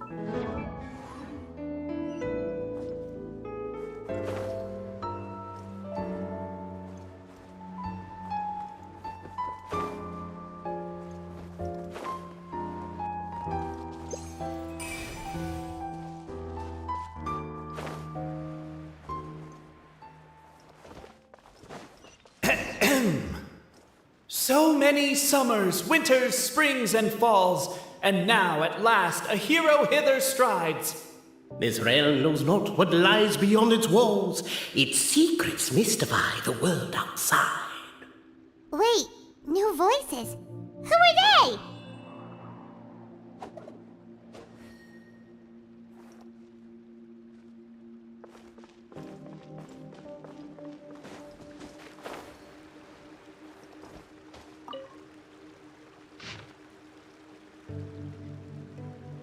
As golden sunlight fills the firmament. Captivated by the epic poetry and enthralled by the outstanding storytelling, the Outlanders knew what their next objective was. Namely, to remove the clockwork key from the raised platform up ahead. Cabe, I just realized you said we all had to speak like bards, but strong as stone, firm as steel, the Outlander pulls, but it does not yield. This has happened many times before, but this time is different. A thought enters the Outlander's mind. The attack now over! Only one final step remains. Now it is the... But alas, as was the case for all those who had come before, the key still did not move an inch. Wait, what? They got it out? Yes! Finally! Come on, move your butts! And your legs, assuming they're still in working order. It's showtime! No hard feelings about your lack of poetic contributions? Oh, let it go! Yeah, I noticed that too. It's one standard for us and another for you. That's not fair, Cape.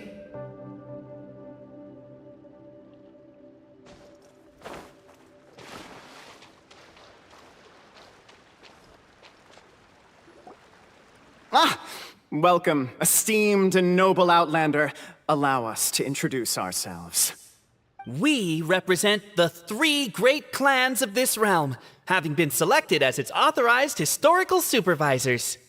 Our purpose being to await the arrival of one such as yourselves, who shall remove the clockwork key. My name is... You're Cape, he's Albizzi, and that's Bobarano, right? You've done so much talking that we can already tell you apart by your voices. Aren't we missing someone, though? The guy who led us here to begin with? Who? And thus was born the long-awaited fellowship, destined to uncover the truth of the past. Allow me to quote, if I may, in the history of Constellation Metropole, a new page has begun. Him. Well, there's no fourth person, so which of you is the ventriloquist? Come on, out with it. We've never heard that voice before, but he sounds like he'd be good at reading bedtime stories to children. Well, whoever it is, I don't know and I don't care. Forget about him. We have far more important things to focus on, like where our journey goes from here. That key you hold is the pivot point about which the past and present of the Metropole revolve. However, between our 3 clans, there is some dispute over the historical record. Each clan has its own version of history, detailing the clan's origins and the tale of the dragon of old, and unfortunately, we don't know which one is the truth. Dragon? You mean the one that's been acting up recently? Oh, no, not that one, you adorable little pixie. When I say dragon of old... He means a dragon that would be really, really old if it was still with us today, but it was defeated in ancient times. The new one has nothing to do with our clan history. Was that supposed to be a joke? Anyway, so you've been waiting for someone to remove the keys so you can finally explore the truth of the past? Not just explore it, but argue incessantly about it. Honestly, I don't care that much. Cape's the one who's always bothering us about it.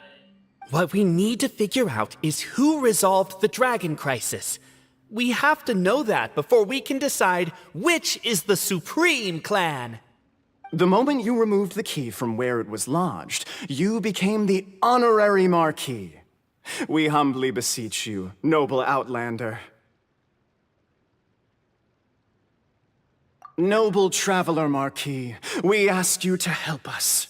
You and your talking Puss in Boots and the pale floating pixie. Puss in Boots? Are you serious? It's better than demon feline, but still. Embrace it, my friend, embrace it. Most cats don't wear boots or speak, do they? I'm not even a cat, I'm a Nekomata. Now that you know the word, I expect you to use it. Please allow me to lead you all to a sacred memorial site. It will be much easier to explain what needs to be done once we are there.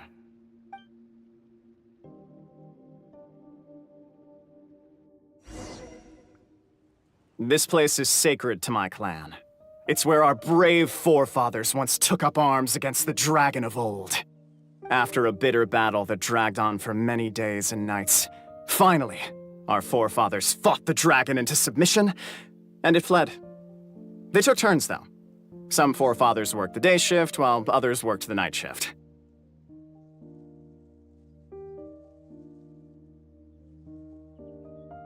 So they say. It's just a legend, though. Wait a second? Did I just hear you admit that your clan's history is just a legend? History, legend, who cares? My clan was definitely courageous, that's the point. That's the truth. And isn't the truth what we've all been arguing about non-stop for all these years? Cape's words gave the traveler food for thought. Could it be that the truth in a fictional world is equivalent to fiction in the real world? But that would have to wait. Apparently, Cape was not alone in his pilgrimage to this sacred site. Unwanted company had arrived. The traveler and the talking cat, Nekomata, decided to teach them some manners.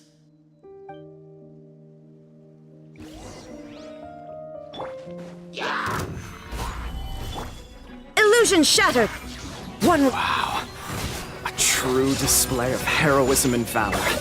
It was as if the spirits of your martial prowess and show of courage are a more vivid reenactment of my ancestors' feats that suit the modern aesthetic.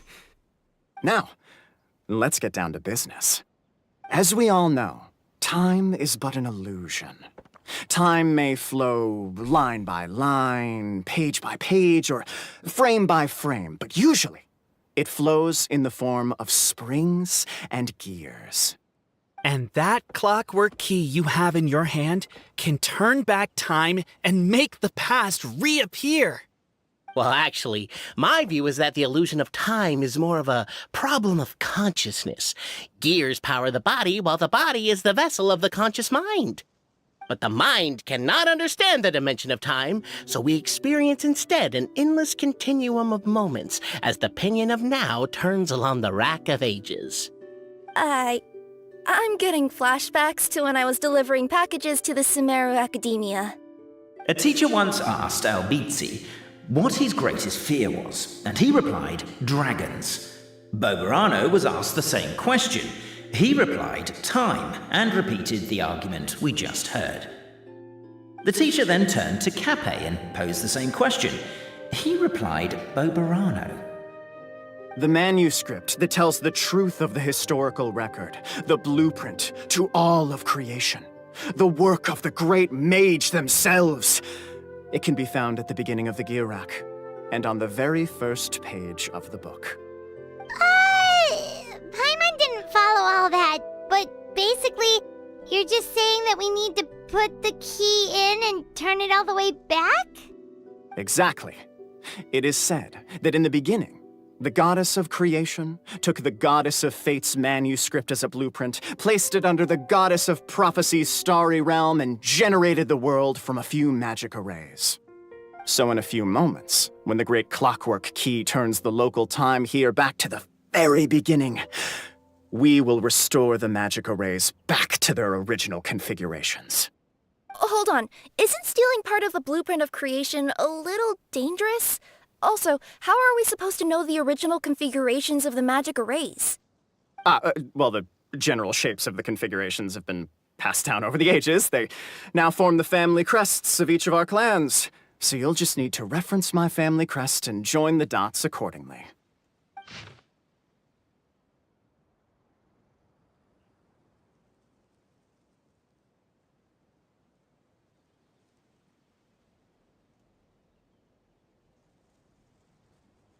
To address your other concern, when the house has already been built, do you really think that taking away the construction crew and blueprint will cause it to collapse?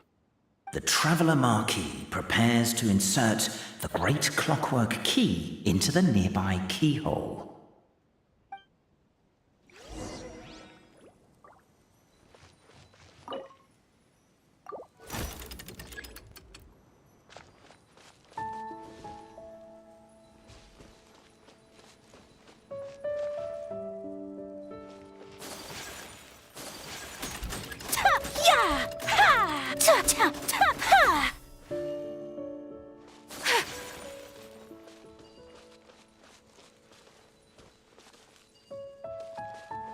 I guess we should start here?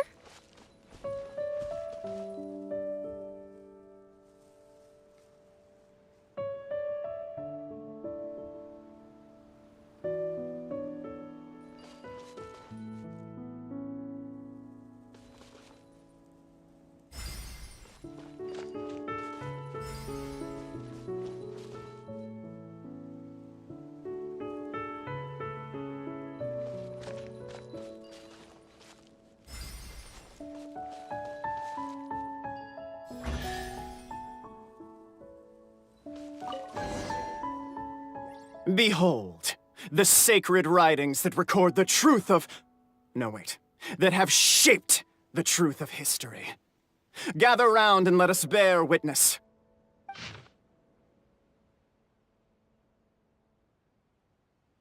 Feast your eyes, rejoice, and cheer, for this is the unquestionable truth. Look at the signature. Nobody is capable of forging that. I don't believe it. So, all along, our histories have been false? Don't lose heart, Albizzi. It does not follow from his is true that ours are false. That might be the most bogus logic I've ever heard. But keep up the mental gymnastics, Boberano. I've been waiting for that look of jealousy on your face my whole life, and I'm gonna savor it.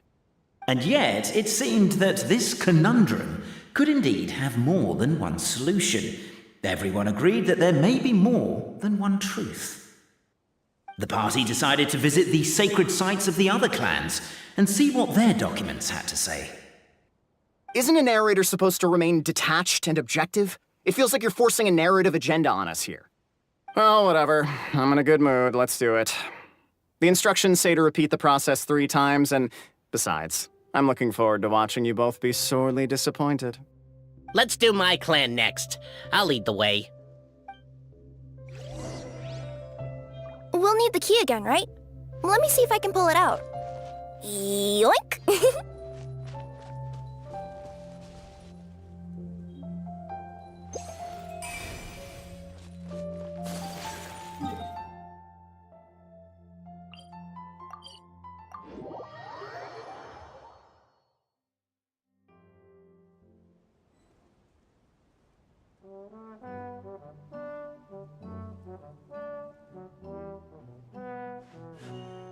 A blade embraces its duty, as a jeweler cherishes their gems.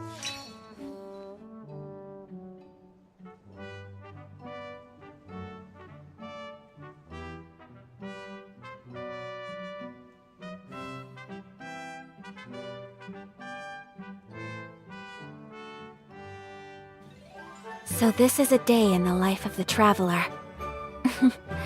I'm learning more about you all the time.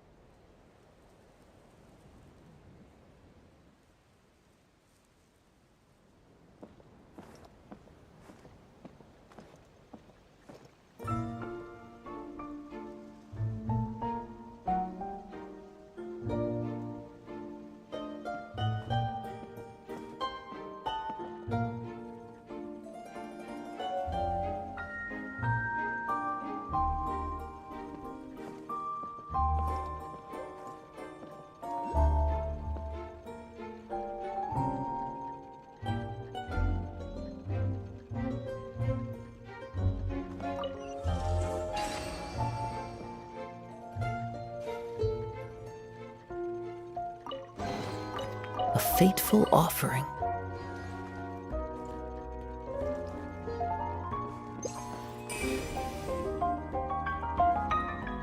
Into the wind!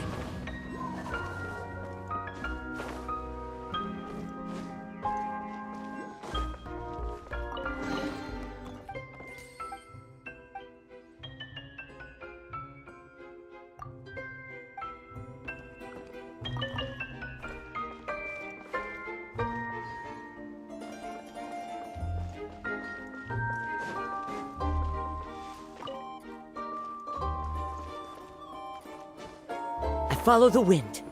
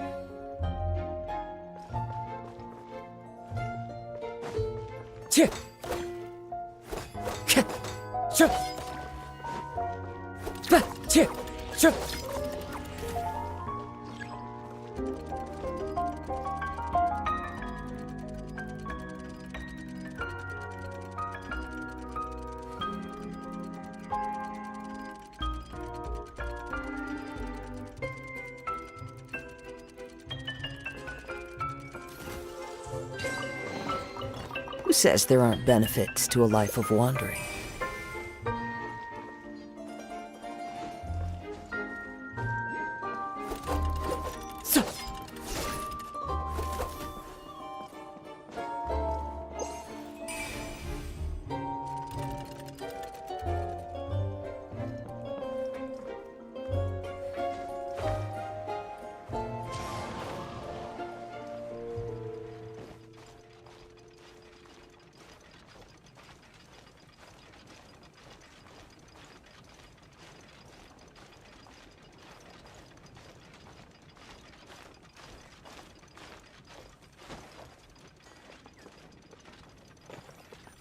The wind knows me.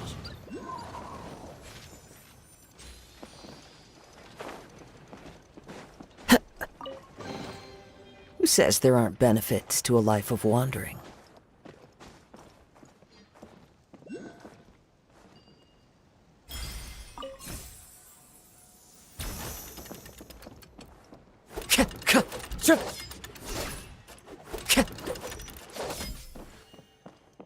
Time to go.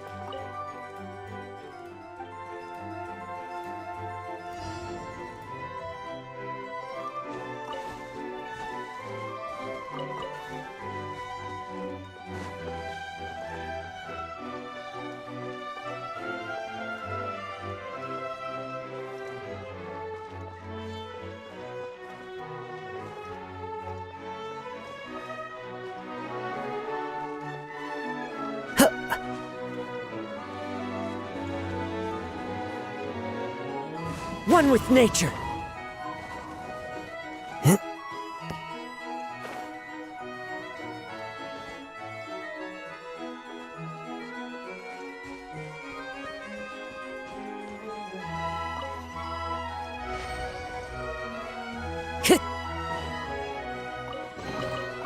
Who says there aren't benefits to a life of wandering?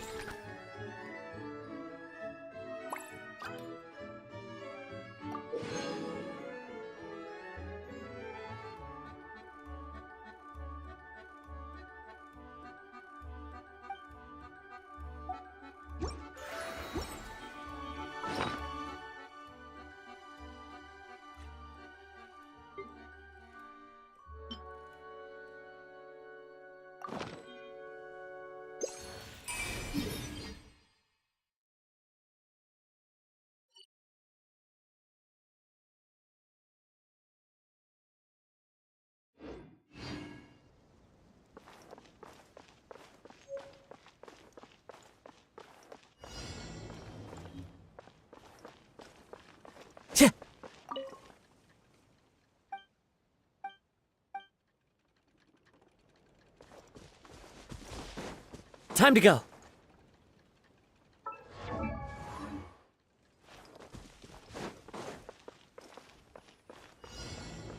So. Cheer. Cheer. So.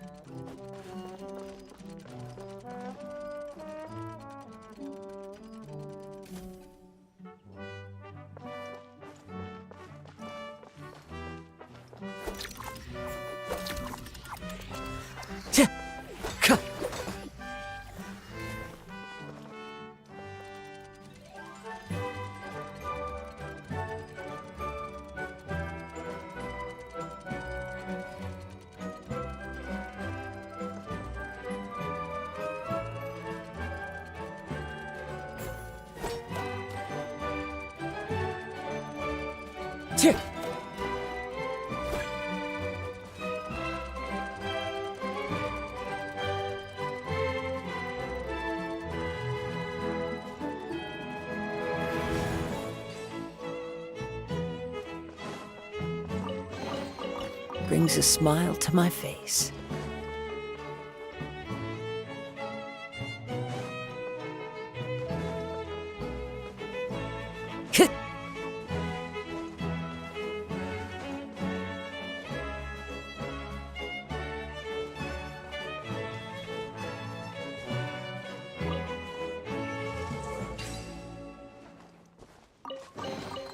A fateful offering.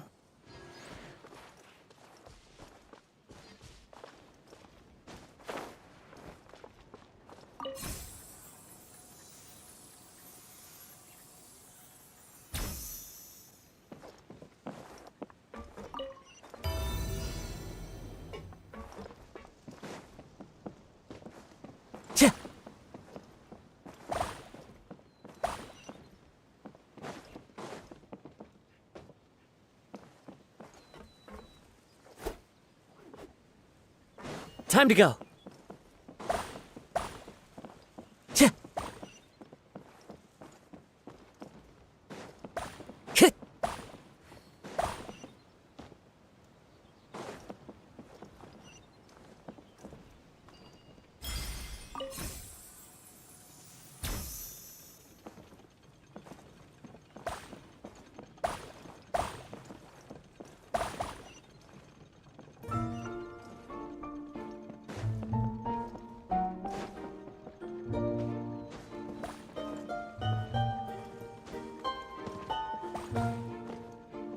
I follow the wind.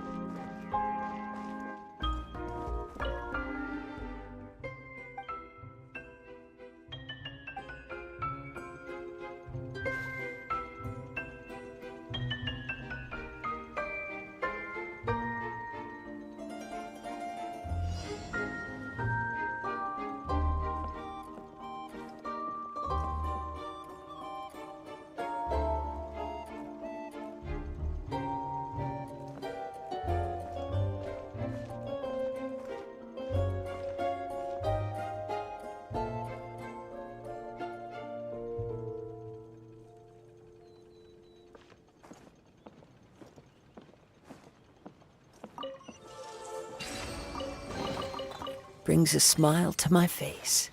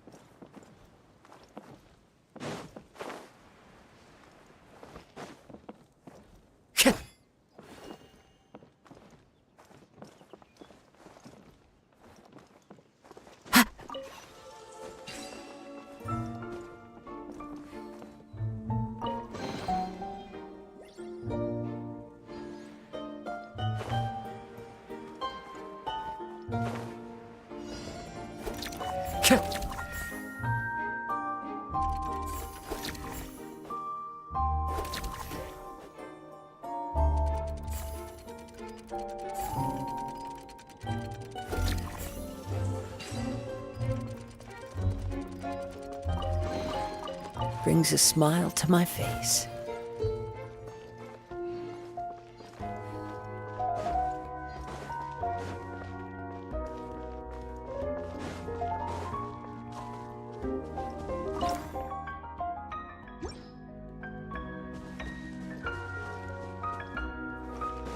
Time to go.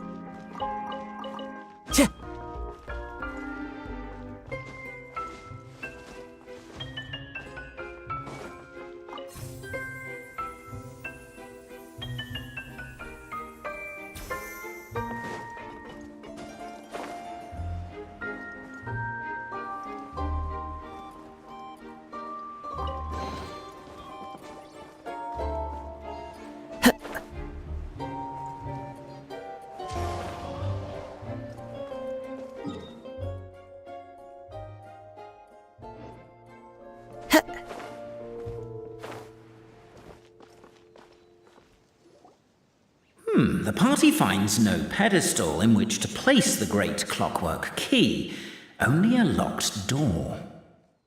Where's your clan's pedestal? Let me guess, you hid it away in advance to save yourself the embarrassment of having it exposed as a fake? You done? Okay.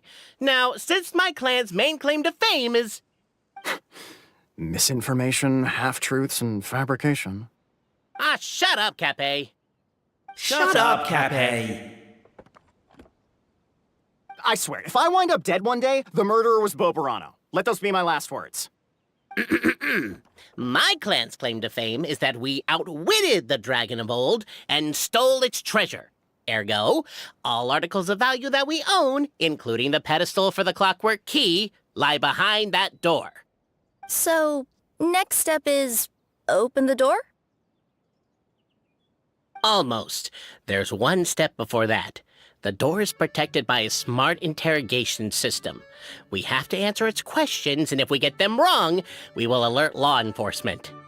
Jeez. Well, do you at least know the answers? The correction fluid of time has dyed white the pages of the Book of Wisdom. No, I don't know the answers. But worry not, I had a quick word with the constabulary in advance. They'll ignore the alarm if we get the questions wrong, so answer without fear.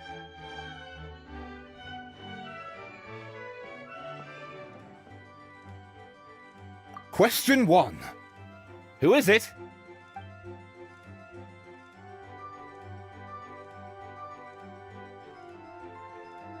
Ah, what an ingenious idea. Far more intelligent than Boberano's ancestors. But I still recommend against this answer. Question 1.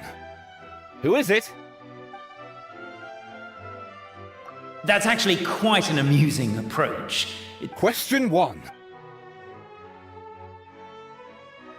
The great yokai, Nekomata in boots. And the trusty travel guide, Pixie! Travel guide. Trusty travel guide! Question 2. By which virtue did the ancients defeat the dragon?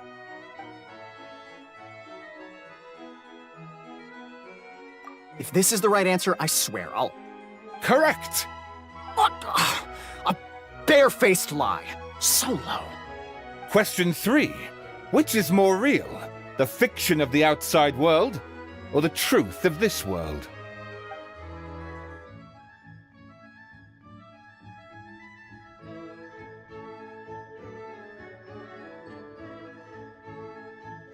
Hear, hear! Who can be sure that the outside world isn't just a dream? And that when the dreamer wakes up, they won't just find themselves inside a novel? There is no way to know, therefore both are equally real. All correct. You may have the key pedestal.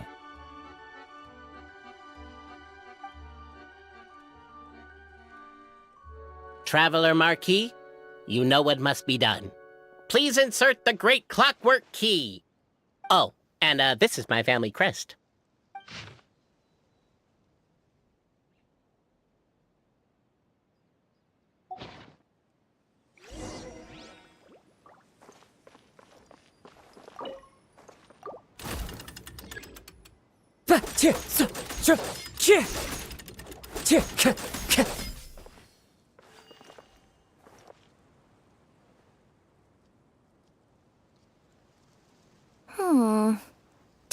really need this one?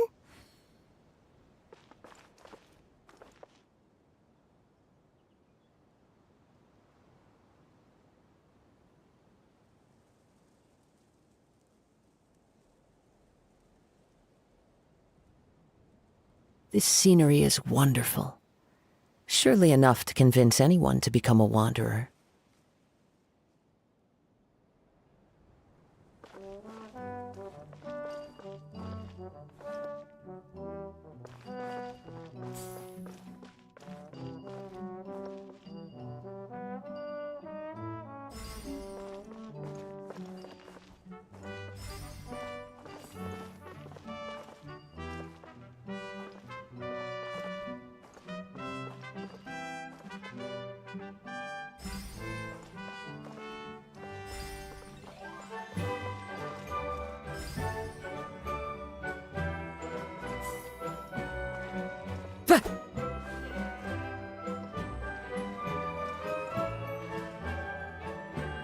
The Traveller Marquee draws a design that is practical and aesthetically pleasing in equal measure. One thing it is not, however, is correct. I think you should take another look at Bobarano's family crest and have another go.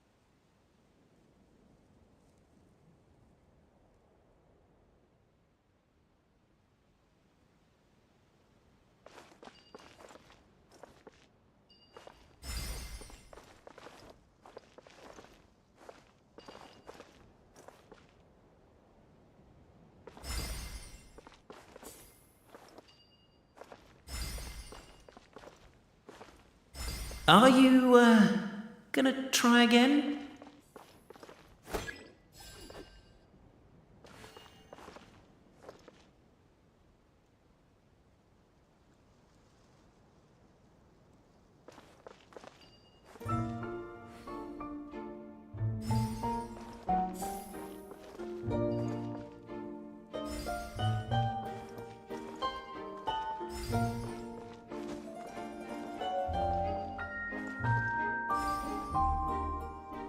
Are you, gonna try again?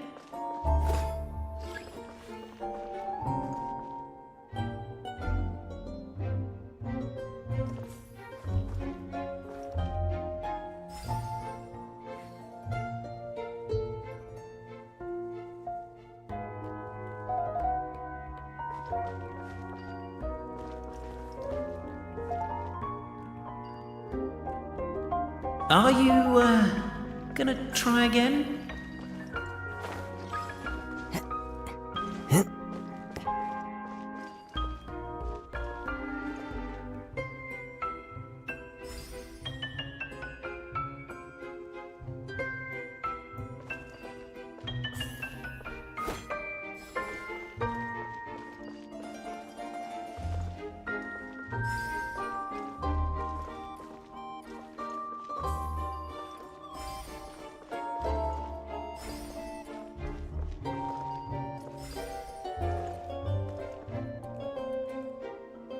Are you, gonna try again?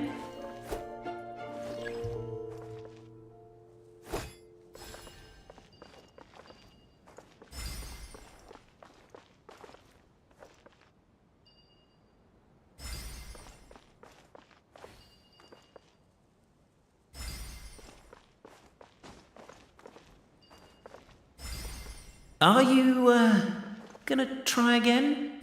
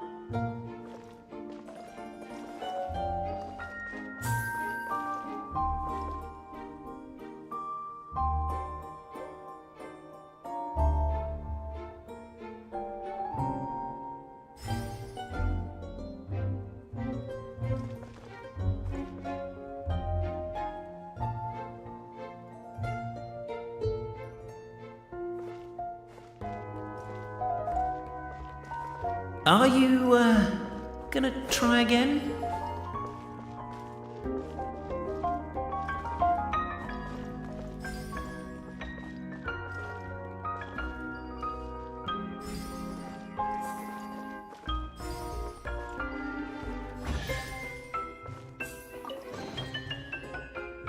Now, let me see what elaborate fiction the Clan of Wisdom was able to conjure up.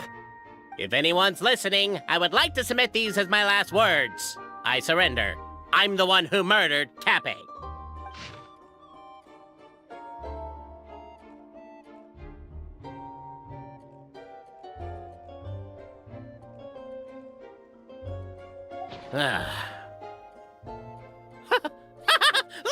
Look! My clan's history is true as well! There's that same unforgeable signature again, right here! What? Oh, does this mean that my clan is the only odd one out? Given that my clan's wisdom is such a subject of ridicule in your eyes, I will now appeal to my own personal intelligence, which I believe far surpasses that of my clan at large, and make a prediction. It seems likely that the claims made by each of our clans regarding their history and virtue are all true. Boberano? How can that be? Oh, I get what's going on. Once, when I was drinking with Gujiyai, she bet me a round of dried fish that I couldn't guess which cup the umeboshi was under. Whichever one I guessed, I was always wrong, and Gujiyai would lift a different cup to reveal the umeboshi. But then, I learned later from one of the shrine maidens, Miyuki, that all of the cups had an umeboshi under them. Just goes to show, I still got a long way to go before I become a great yokai. Oh, don't mind Fox Lady. That's just her way of teasing you. Actually, that reminds me. We can now open these 3 treasure chests. And unlike the guessing game you mentioned, this one's not a trick. Cool. Well, once you've plundered the last of Boberano's family wealth, we can go to my clan's place. Guess I'll take the clockwork key again then. Yoink!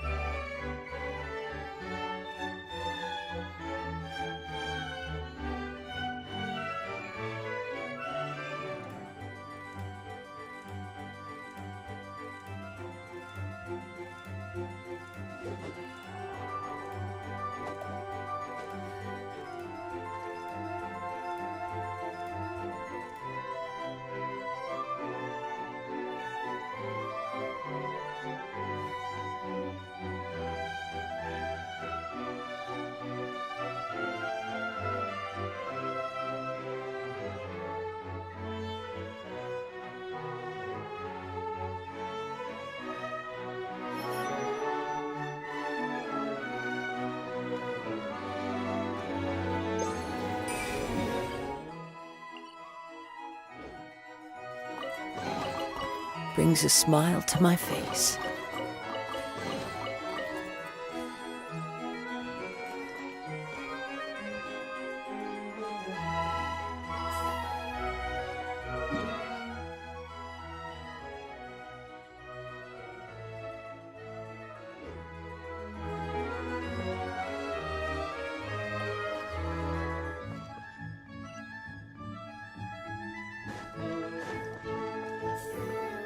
Time to go.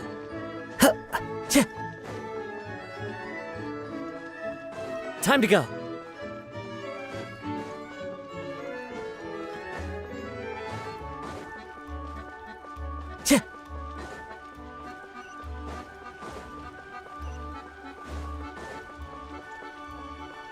Time to go.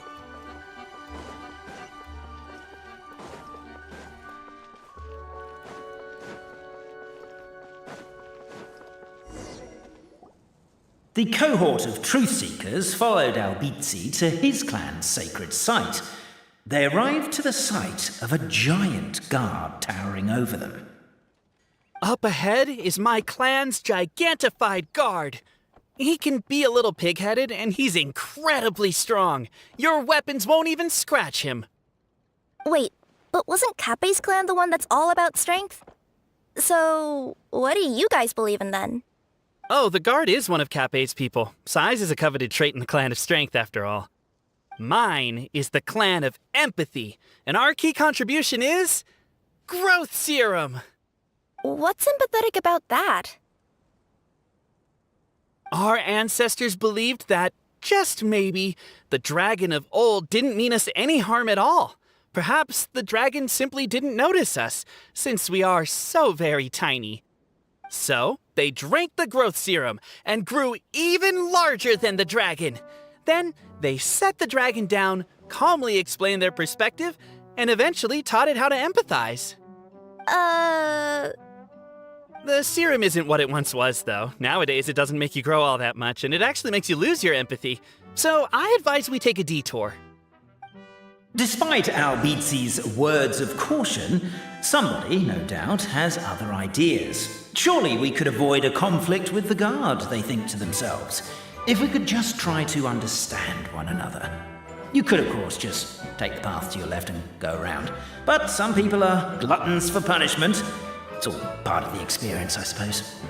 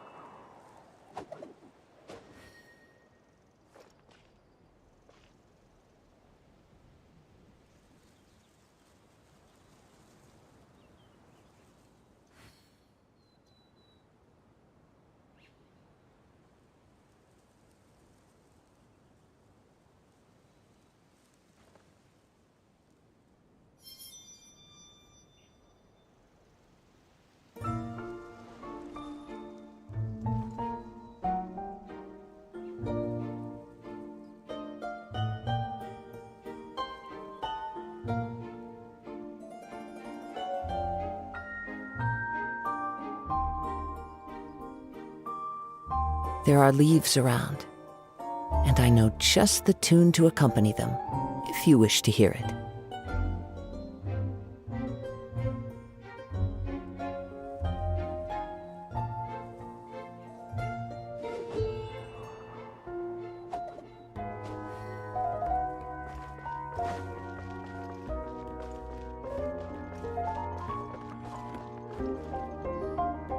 Everyone! I have returned! I come with the long-awaited Marquis and their followers to search for the lost origins of our clan! Well, we weren't told anything about that this morning. Get out of here! Leave us alone!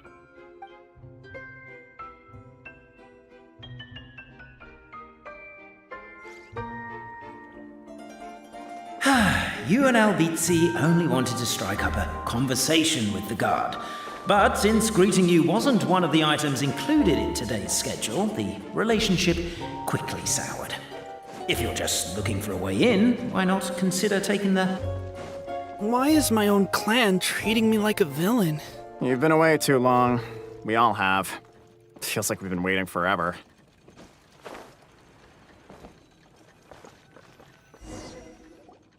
We should be getting close.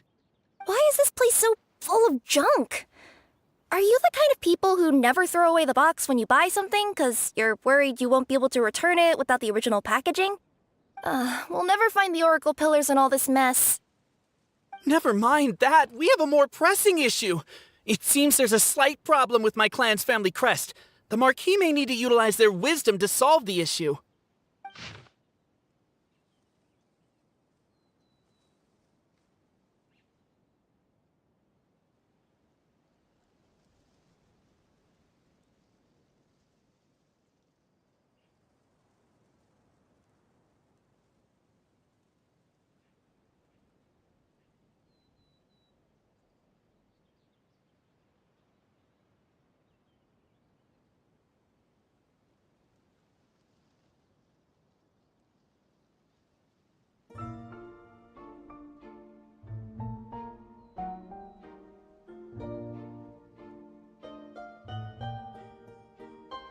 Wisdom too, huh? Well, you guys have a bit of everything, don't you? Except empathy.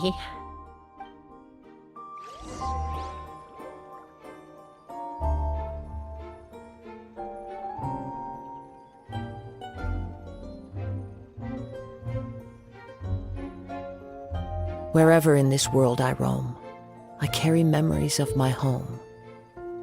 This blade. It is the last link I... Yes! Keep the noise down! We don't want to alert the guard.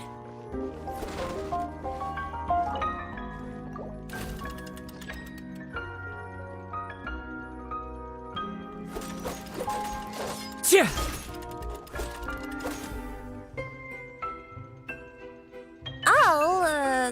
I'll go keep watch.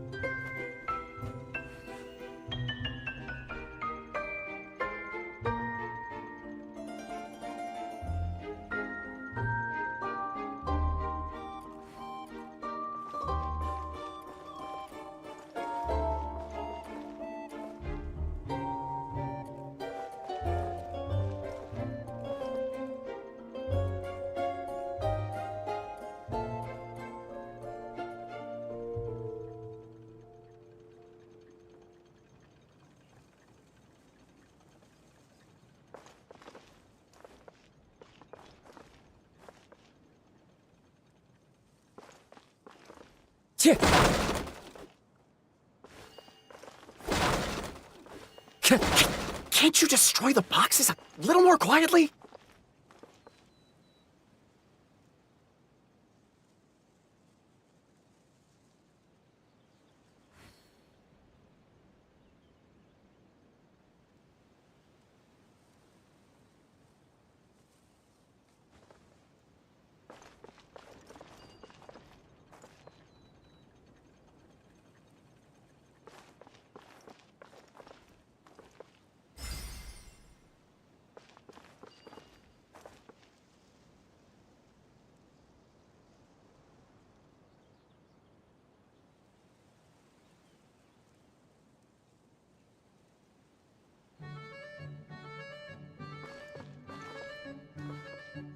Apparently that was incorrect. But don't blame yourself, it's Albizi's clan's fault for taking terrible care of their family crest.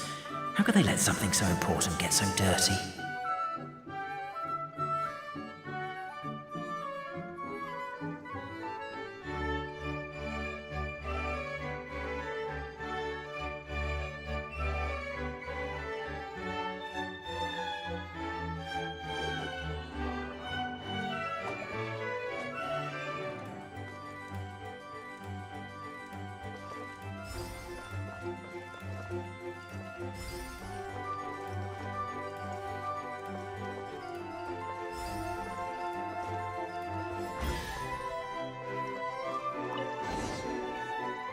This is the last one.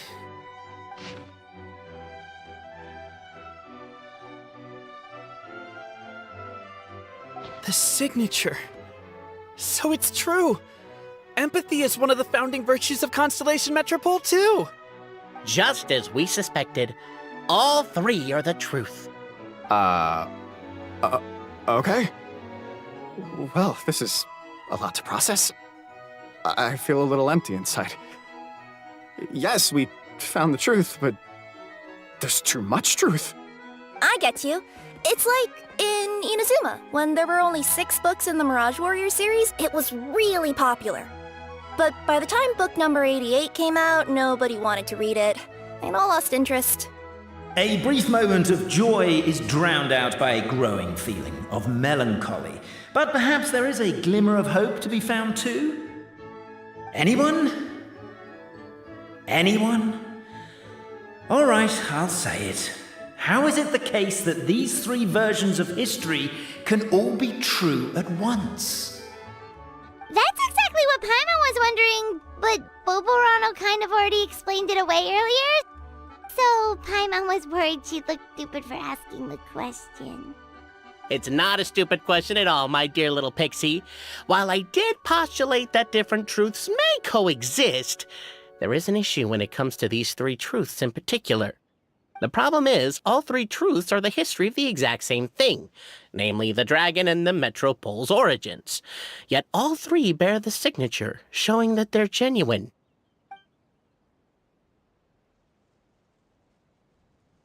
Suddenly, the sound of a bell rings out.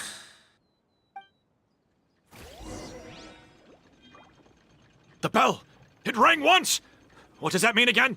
Ah, yes! Highest level of emergency! Everyone, to the main entrance! Stat! Bring all the glue traps and place them outside the gates! The whole city is on the lookout, and there's only one way out. It's the path right in front of you.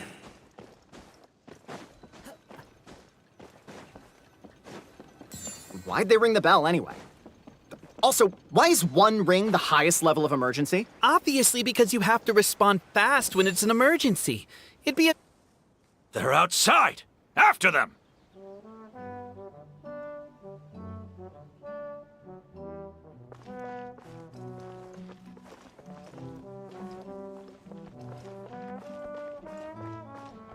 Arrest these suspicious... The bell! It rang once! What does that mean again? Ah, yes! Highest level of emergency! Everyone, to the main entrance! Stat! Bring all the glue traps and place them outside the gates! The whole city is on the lookout, and there's only one way out. It's the path right in front of you.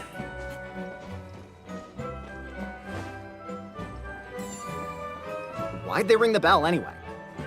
Also, why is one ring the highest level of emergency? Obviously because you have to respond fast when it's an emergency.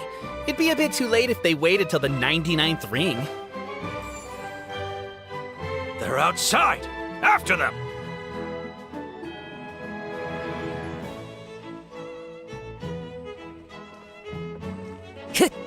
Time to go.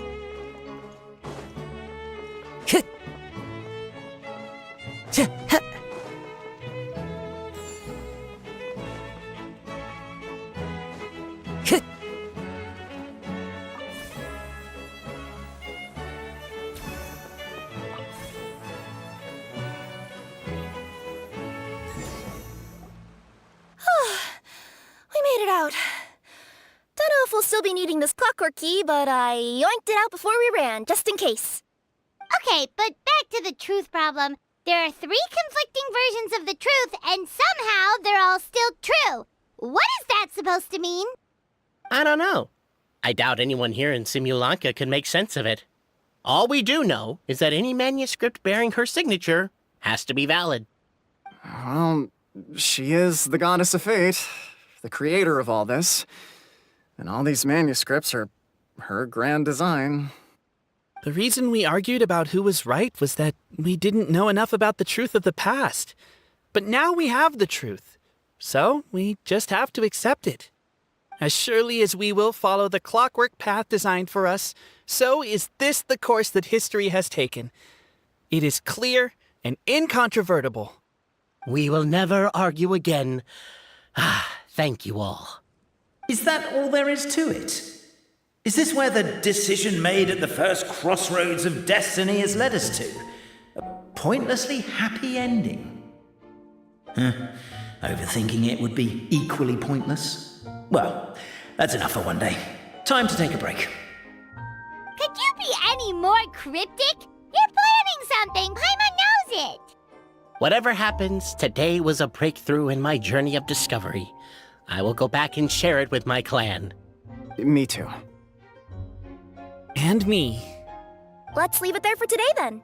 I'm sure we'll find out what else Mr. Narrator has planned for us tomorrow.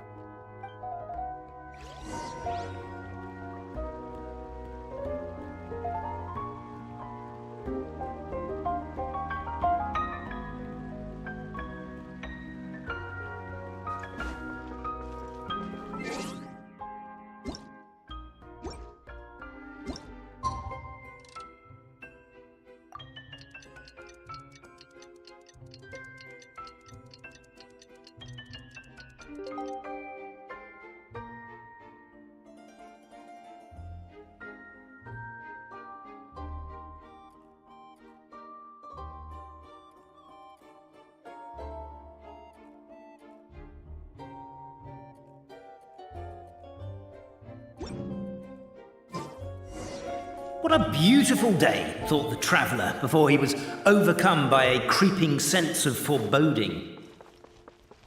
The voice in his head grew louder. Must go to Pendulum Lane.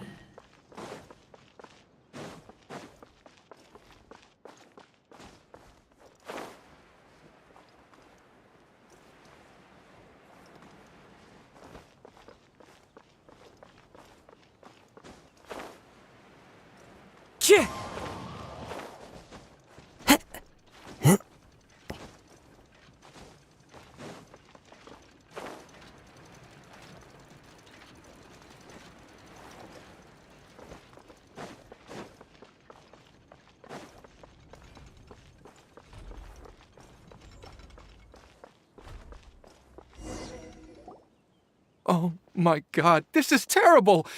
I don't understand. The three great clans of Constellation Metropole have finally made peace with each other. Who could have done this? What happened? Oh no, someone's lying on the ground! Cappe! How did this happen? Cappe, you idiot! Wake up! You need to revise your last words or everyone's gonna start suspecting me! Last words? What did he say? If I wind up dead one day, the murderer was Boberano. Ugh, you could have at least pretended to not remember it. I'm sorry, Boberano, but this is an interrogation. I have to give the detective straight answers. Don't worry, Boberano. I don't consider you a suspect, nor do I have the authority to charge anyone with a crime. So, are you the last people to have had contact with him? My sincere condolences. You were travel companions, right? It's a real tragedy. I'm afraid he'll be out cold for another hour and a half, at least. Huh? Yeah, I know. It's despicable. Hitting someone in the back of the head is the second worst act of cruelty there is. The first being replacing their gear oil with extra strong glue. So, Cappe's not dead? His gears, metal frame and shell are all still in excellent condition. It's just his energy supply that's been all messed up. Wait. But surely you can't be suggesting that just because Cappe isn't broken, there's no need to go looking for the culprit. No! There's a need! Huge need! Unfortunately, this is rapidly turning into a cold case.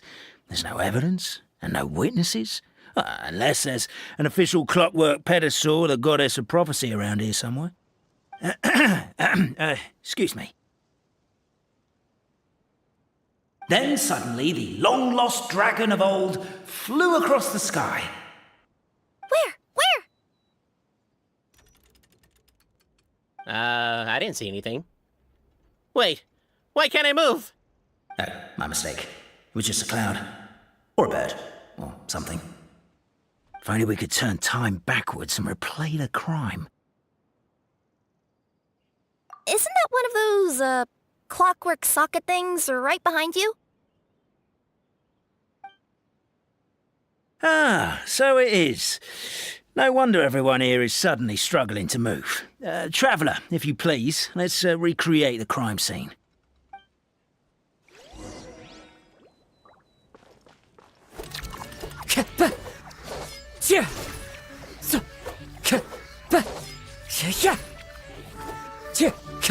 The crime scene's too chaotic. I can't make heads or tails of it.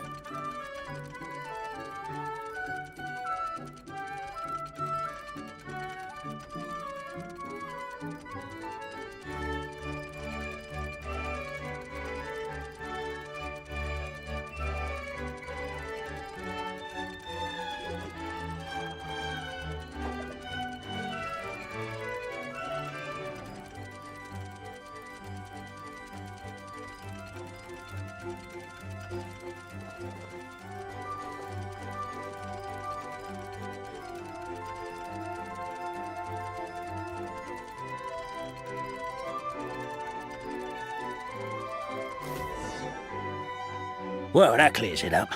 Cappe was walking along the street, then he suddenly collapsed. He was faking it. What? So case closed? Aren't you supposed to investigate a little more first? Well, we literally replayed the crime scene and saw it with our own eyes. There's no need for any evidence gathering or powers of deduction now. And besides, maybe the truth is inherently strange by nature. Like how Constellation Metropole has 3 histories, each of which is the truth. But didn't you say Cappe was struck in the back of the head and knocked unconscious? For all I know, he could have bashed his head against the toilet bowl before leaving the house, then walked here in a daze before finally passing out. As for why he might have done that, my guess is...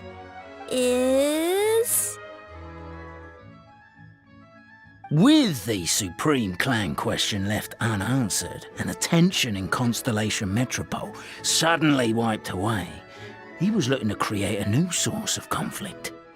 Only then would the city feel alive again. Do we really think he's capable of that, though? Sounds like a pretty complicated conspiracy for the average Simulanka resident. Traveler, something about the crime scene isn't sitting right with me.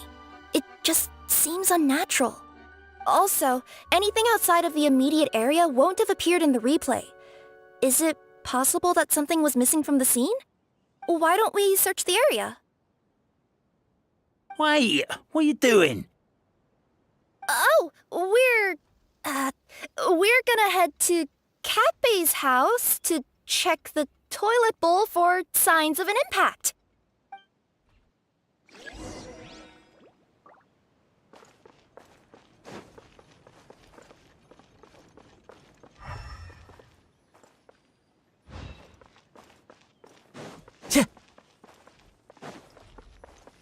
There's a spear here.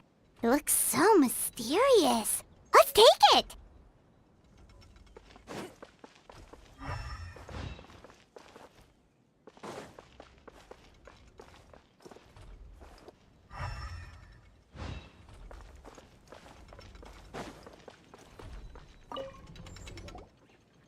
You're not from these parts, are you? Just visiting?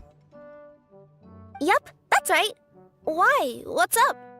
Well, I was gonna offer you a great job in the Titanium mines. A safe and secure working environment. Doesn't sound very safe. At least not as safe as being a courier. To keep the titanium ore intact, we use specially designed pickaxes that can't cut through it. Even if you struck a person with it, it wouldn't so much as leave a scratch. And in terms of labor intensity, the work has been rated as Class 2 physical labor by a reputable organization. Even cats can do it. I'm not... never mind. I give up. Welcome to Paimon's world. Mind you, I don't know what happened today, but somehow a pickaxe has gone missing. Maybe one of the giant guards broke it down, so someone took it to perform a rapid resuscitation procedure. Sounds pretty brutal for a first aid technique. Still, a missing pickaxe. Huh. Is it just me, Traveler, or does it seem kinda suspicious?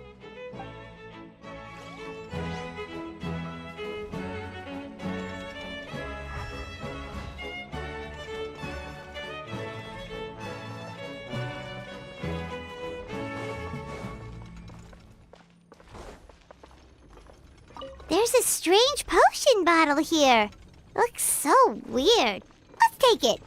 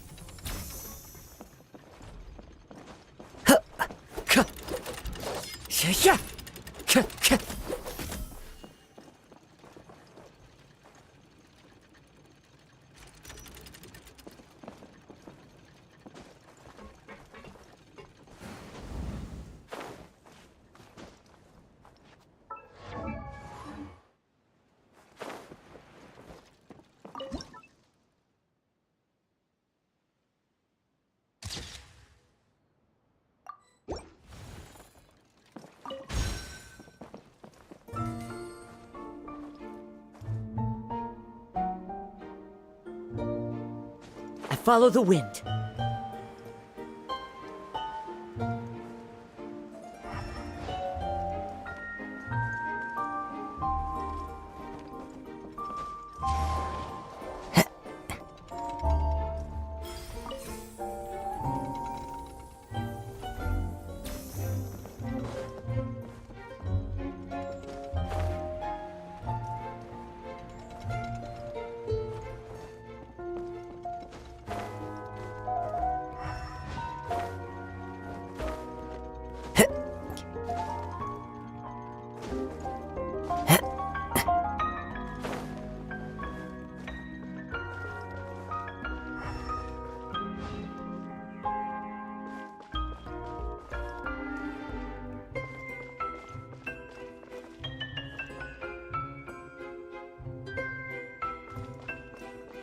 The wind knows me.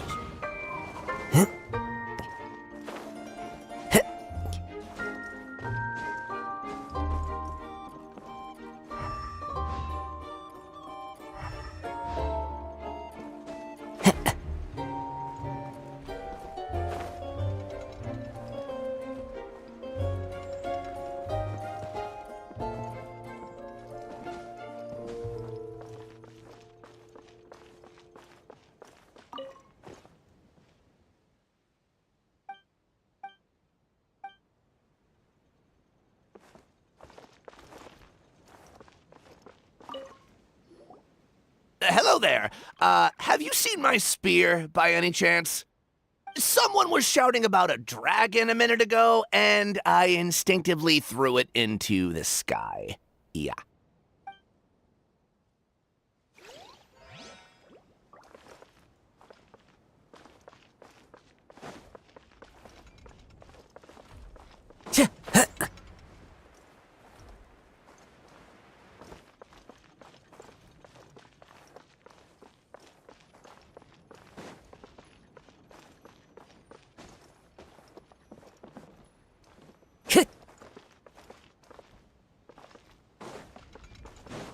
Time to go.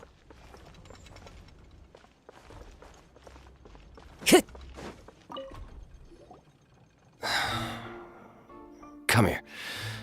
Whatever it is you were looking to buy, please do come back tomorrow. It's just, I have to close early today. A bottle of growth serum has gone missing. If someone's stolen it with the intention of harming others, the consequences could be disastrous. There's a whole investigation into it, so I gotta close the shop while I do an inventory count. If it turns out I'm wrong and I miscounted, I could be charged with filing a false report and disturbing the peace.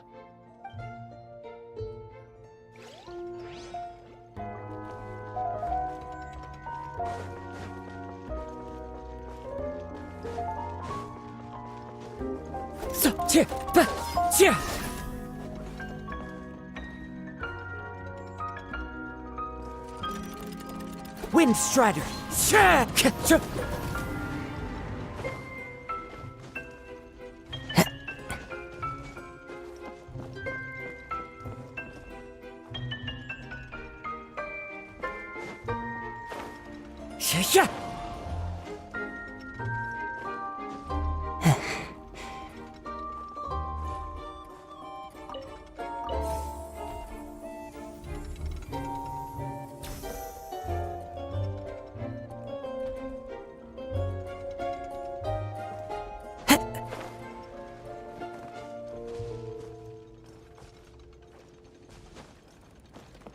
Fallen leaves, adorn my night!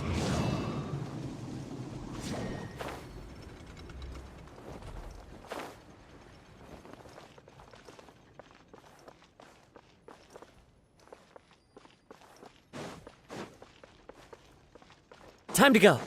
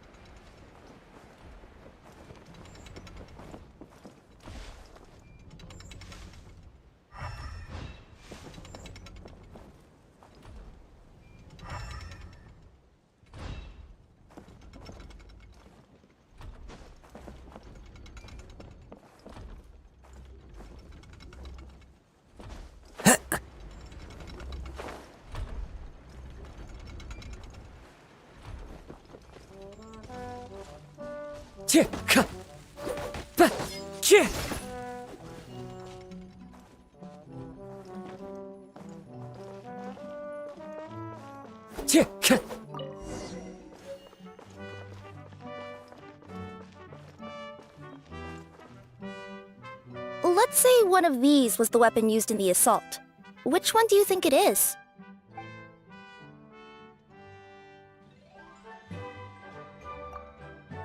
If it was the pickaxe, Cappy sure is lucky it's not still lodged in his head.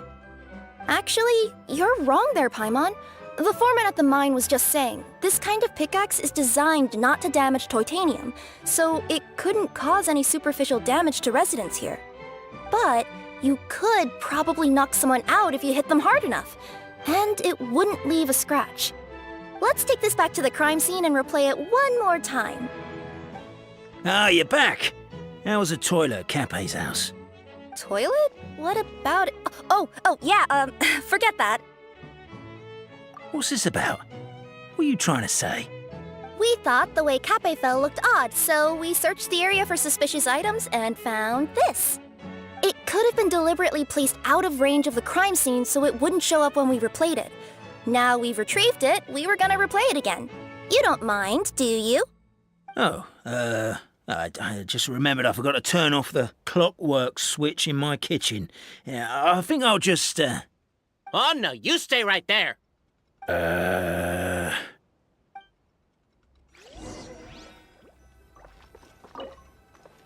We should be good now.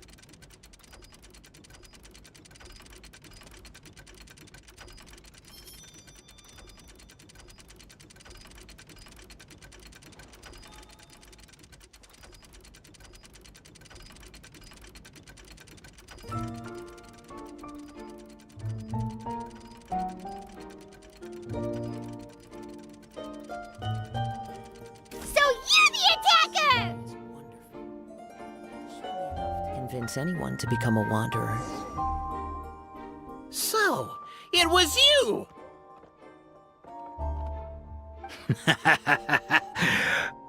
I would congratulate you for cracking the case, but since I did such an abysmal job of covering my tracks, it didn't exactly have your work cut out for you. So, all I can say is... Catch me if you can!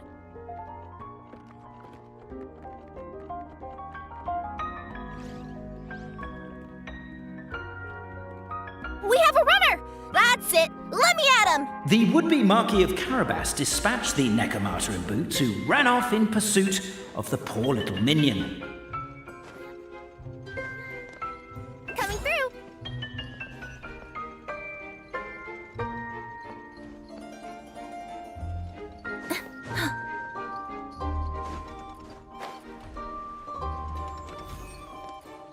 The minion's poor little lower back was protesting painfully against the intense physical activity. He decided to take the elevator, giving him a moment to catch his breath. Really? His lower back asked. But the minion had no other choice. He resolved to make the jump down. By this point, the Necromata in boots was gasping for air. The minion was huffing and puffing, even more loudly. But we'll ignore that. I'm not! Don't underestimate the gold-level courier of the Comania Express! A characteristically catty response from the Necromata. Tell me, what do you hope to gain from bullying me? I get to let off some steam!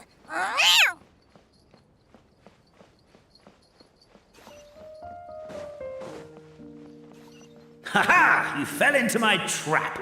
In fact, all the glue in this world is created by me, using my narrator powers. I make it and the residents just gather what they need. Rats! Oh, I'm so jealous of you guys right now. You can just jump out of your shoes and keep running, but Wait, I'm wearing boots. The unnamed minion made a last-ditch escape attempt. He began his long climb, up the wall, the tall wall. He began his long climb up the tall wall. You call that a tall wall? In urgent Neko parcel. I'm beat. I surrender.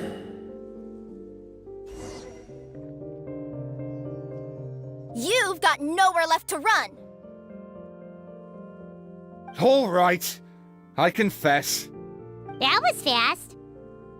Getting caught by you here was a backup plan. I don't know if what I've done will make things better or not. Time to come clean. I am the narrator, the one who's been guiding you all this time.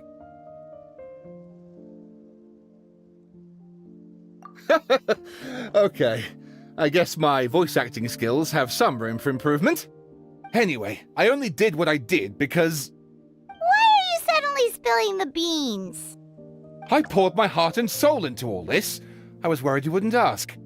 The truth is, I was one of the first conscious beings ever made by the goddess of creation, and I've known for a long time that this whole world is just a fairy tale written by the goddess of fate. I know they say that fairy tales are just made up for kids to read, but I refuse to believe that fairy tales are just fictional stories and nothing more. The reason why Constellation Metropole has 3 origin stories is that the goddess of fate wrote 3 drafts and couldn't decide which one she liked best. Then her cat trod all over them, and they all got crumpled together, so the 3 worlds just sort of folded into one. The goddess of fate was torn between them anyway, since she couldn't decide which ending was best for the dragon or the kids. So when she saw what the cat had done, she simply decided to go with all 3. Who'd have thought? But what does any of this have to do with what you did? You're not a fictional character, so you couldn't hope to understand my sorrow. Honestly, I don't think there's anyone in all of Simulanka who would understand. Every day that I experience, every interaction I have with another person, is it really all just a work of fiction? The only reason the 3 great clans wanted to find out the truth was for the pointless task of electing the supreme clan. I thought that once they'd learned the truth, it might make them curious enough to investigate further. But as it turned out, they just accepted it and carried on living the same old lives. I have to motivate them to keep looking for answers now that they think they've learned the truth. I have to make them uncomfortable with the superficial explanation that they took at face value. And I have to figure out, once and for all, while you real people from the outside world are still here, are we real? Aww. That's my full confession. Time for you to take me back. I'm guessing I'll probably be forced to make a public apology, then sentenced to half a day in solitary confinement. I definitely deserve half a day. Oh, also, pass this message on to Cape, Bobarano, and Albizzi, if you could. The Great Clockwork Key was originally put in place jointly by the ancestors of the 3 clans. If the 3 of them had any ability to cooperate whatsoever, they'd have been able to remove it by themselves. Over all these years, not once have they ever tried removing it together. Oh, my poor child. There's one thing you've been mistaken about this whole time. Ah! Whose voice is that? Detective? Was that you? Your voice acting's actually pretty good. The reason fairy tales are suitable for children is that they help them to understand the world. Fairy tales may be works of fiction, but at their heart lies an internal logic that is undoubtedly real-world truth in a condensed form. Perhaps they simplify good and evil, and perhaps they hide the darkness in metaphors. But let there be no doubt. The world within fairy tales is as real as can be, and by extension, you and your compatriots are also real. Goddess! Is it really you? The line that separates footnotes from narrative can never be crossed. Never the two shall meet. This is why you have never heard my voice before. But now you wish to break free from the story, and there's a cat nearby, so you can hear my echo. Necromora! Just your echo?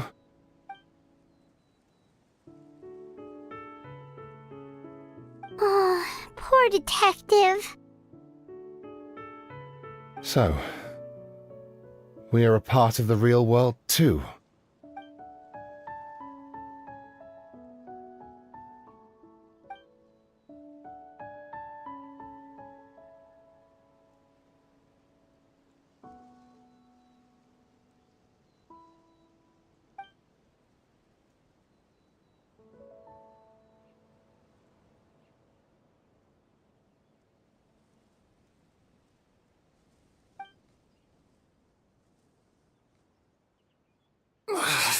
My head's spinning.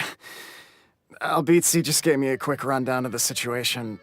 So you caught the detective? Sorta. We chased him until he surrendered. Oh, and he asked us to pass on a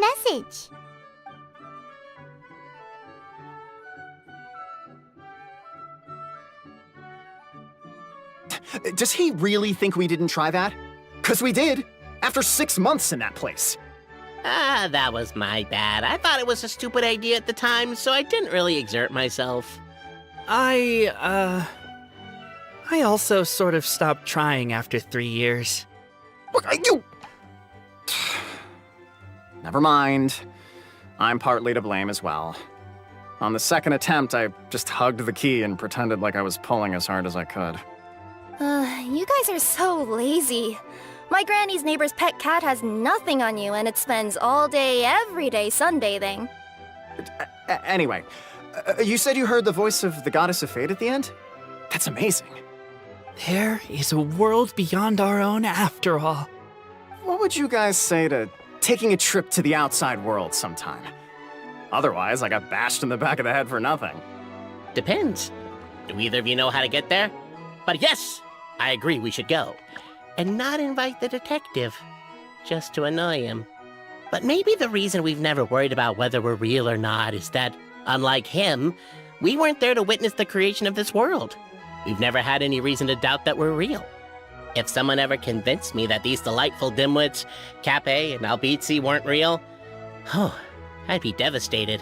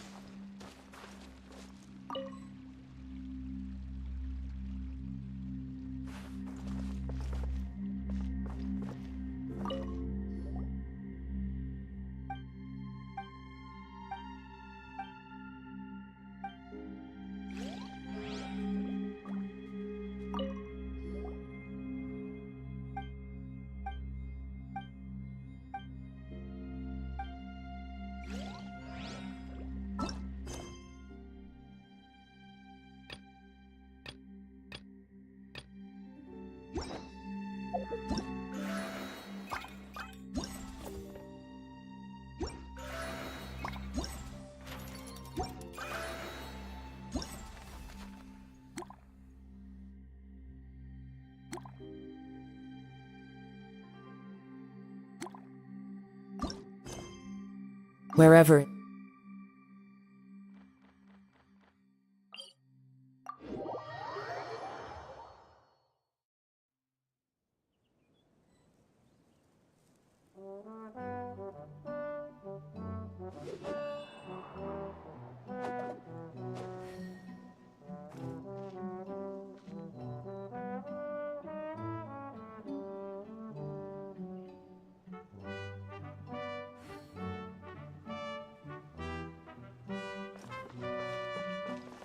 Time to go. Hit.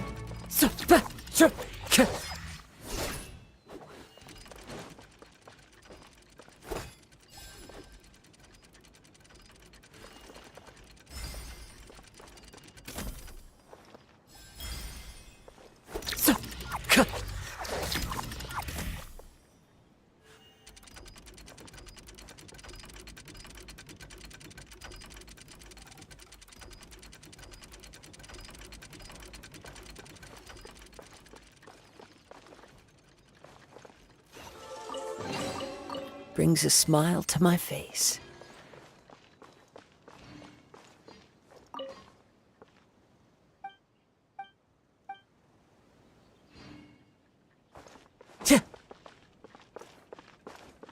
Into the wind.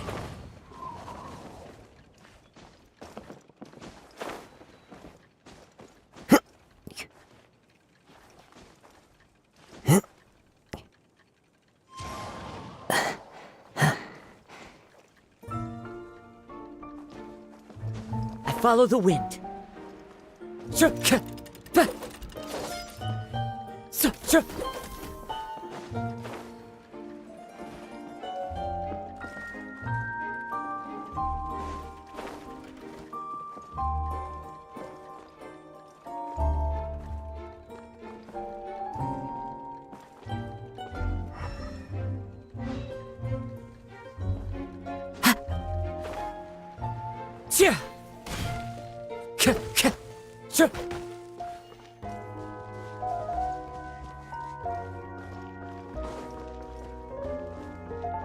Time to go.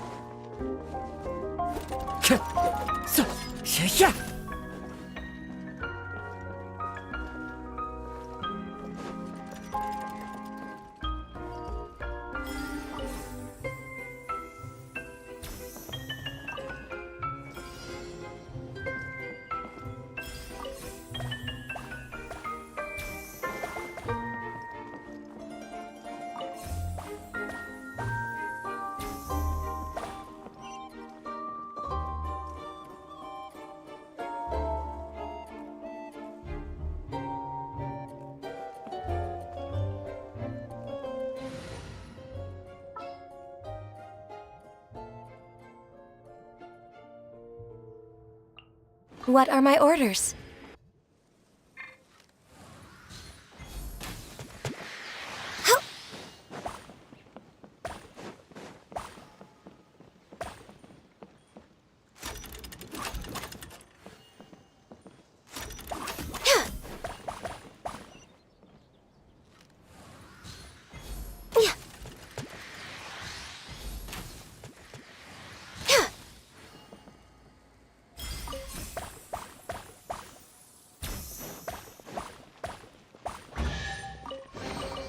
Beautiful treasures are a cause for great happiness.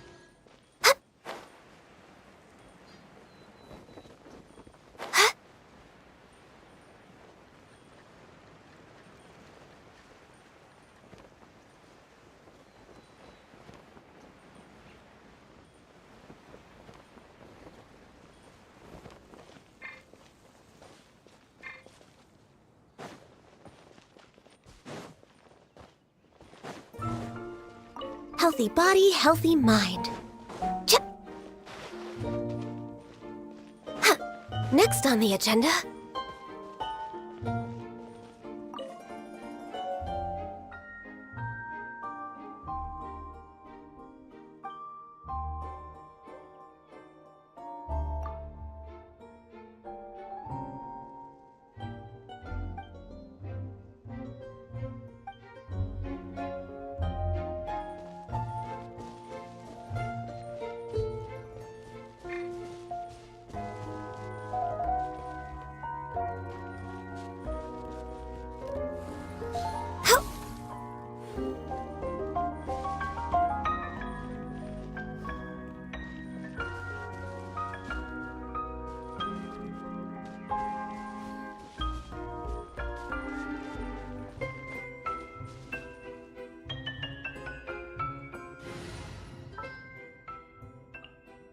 Want me to come along?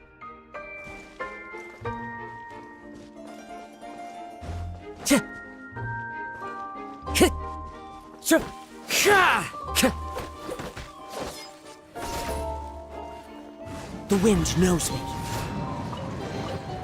A fateful offering.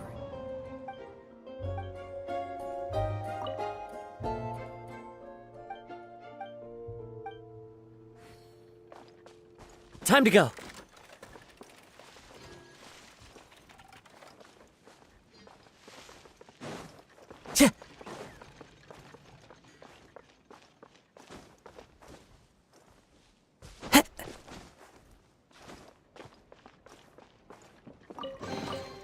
Brings a smile to my face. Time to go.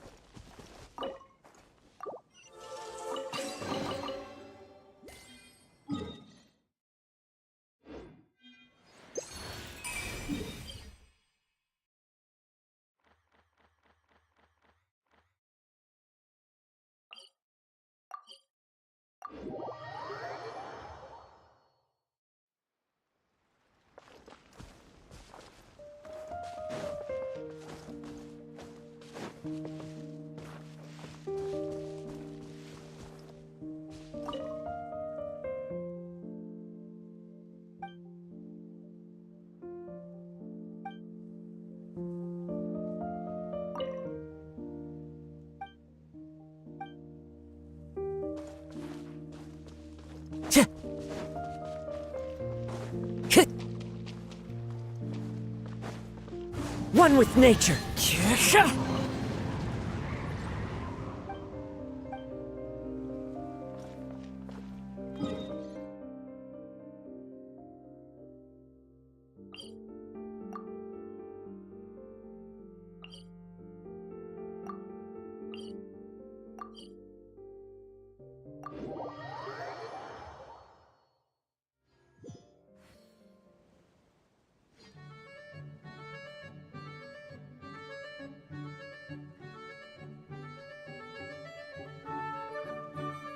This scenery is wonderful.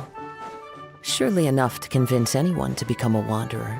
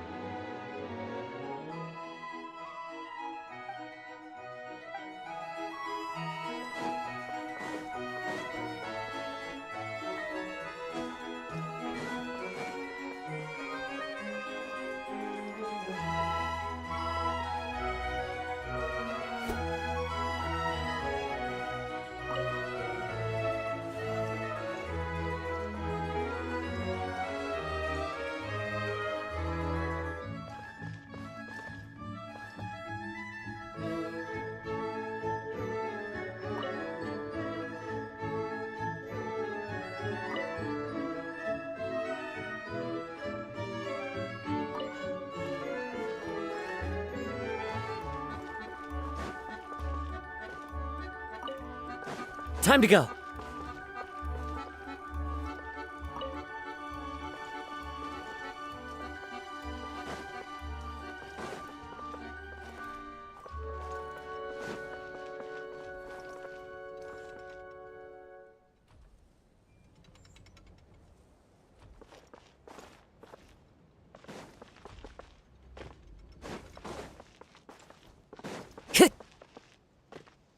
Time to go.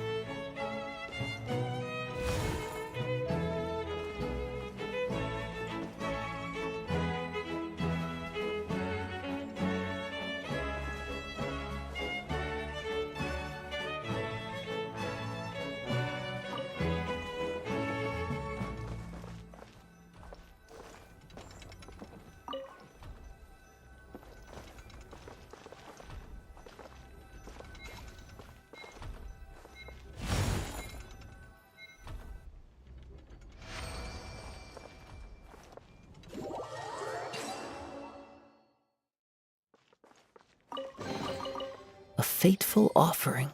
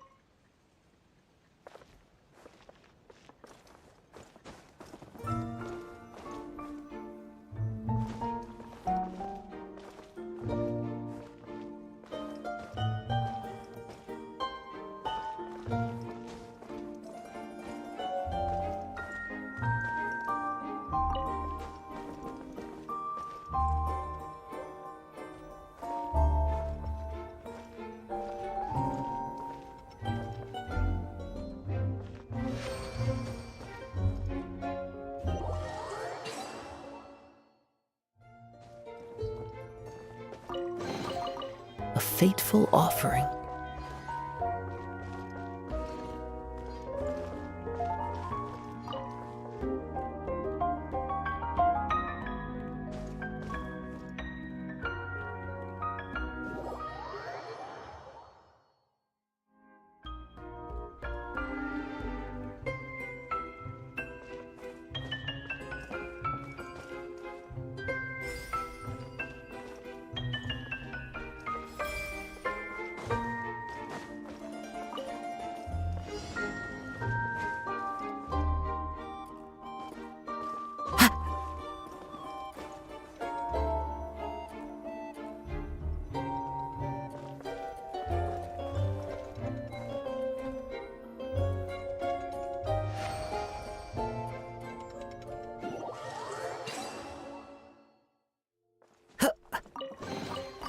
A fateful offering.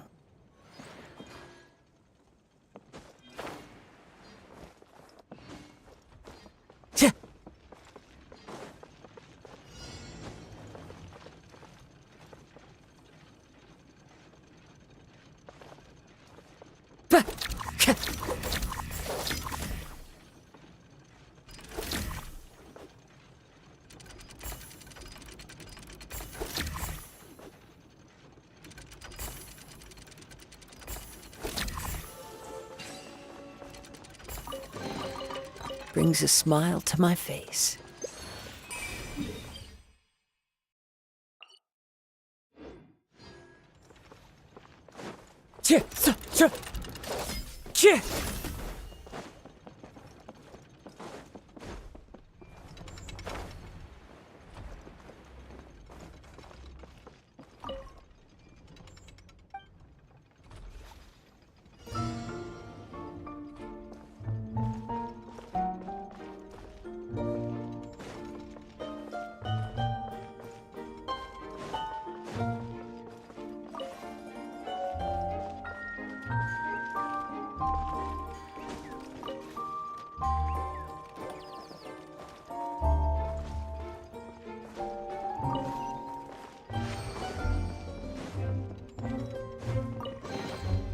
A fateful offering.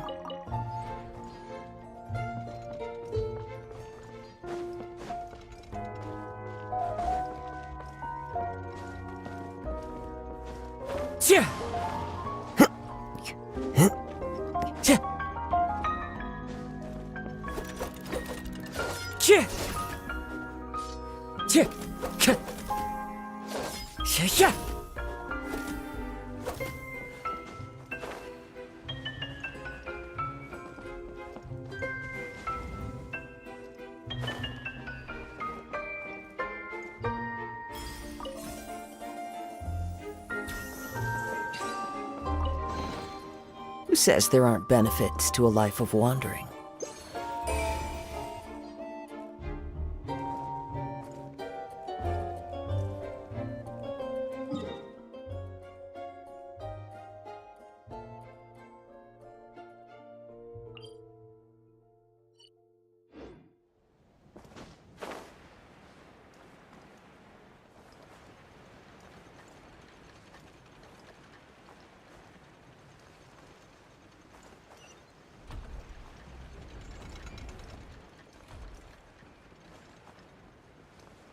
Time to go.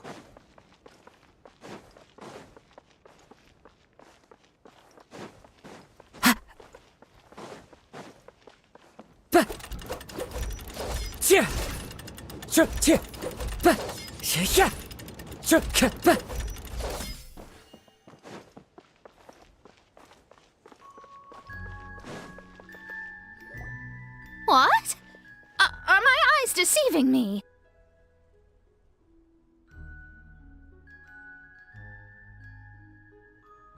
There is no way. I can't believe it. Hey, Mona! We heard you muttering from a long way away. What's up? Oh, is your scry glass acting up again? Oh, it's you, the saviors of this world. My scry glass is fine, but I'm not sure I can say the same about my eyes. Look! Look at this statue! What? Is it broken or something? Looks fine to Paimon. That's your master, right? AKA the goddess of prophecy? I refuse to believe it. There's no way that old hag looks anything like this. When she was younger. Oh, actually, now that you mention it, this does remind me of the fashionista phase she wrote about in her diary. She can't hear me, can she? I swear I just got chills down my spine. Either way, it's probably a little rude to talk about her right under her statue. But how do you know it's a statue of her if you never saw her as a young woman? I did a quick scry when I came into this world, and when I saw the stars' reflections, I was at a loss for words. It looks like fate in Simulacra is based directly on Tevat. A projection of real-world fate to form an image of reality. Or in layman's terms, basically, the creator made this world inside a mirror or a lake, and this world is the reflection. Still sounds pretty impressive. The more I scried, the more familiar everything looked. It's her work, there's no doubt about it. Even so, everything's far more complex than I'd imagined. Trying to decipher it all is giving me quite a headache. I also asked the locals about her. They call her she who has dominion over the stars and the course of fate itself. Not even a pretense of humility. Clearly, she let the role of creator goddess get to her head. Not that I'm surprised in the least, of course. It certainly matches the tone of her diary. Anyway, we should change the topic. Oh, so Mona, have you seen a small dragon around by any chance? He's about the same size as Paimon, but with tiny little wings. Ah, you mean the one that caused all that trouble? I haven't seen him for myself, but I heard that he came to the Metropole not long ago to formally apologize for his actions. Apparently, he brought a huge stash of Toitanium and plant oil to make amends. Most people accepted his apology, although there are some who said that they'll reserve judgment until they've seen how he acts in the future. Oh, okay. Do you know where we can find him? One moment.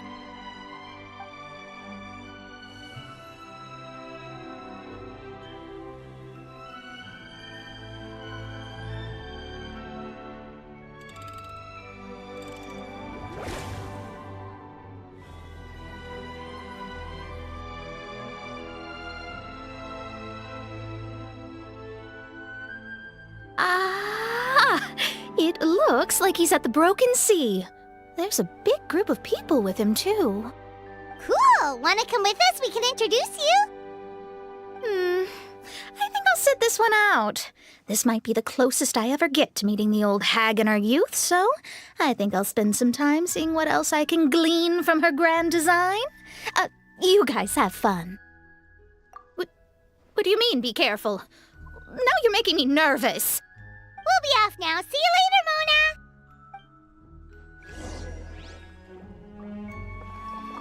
Creating a whole world starscape is no easy task.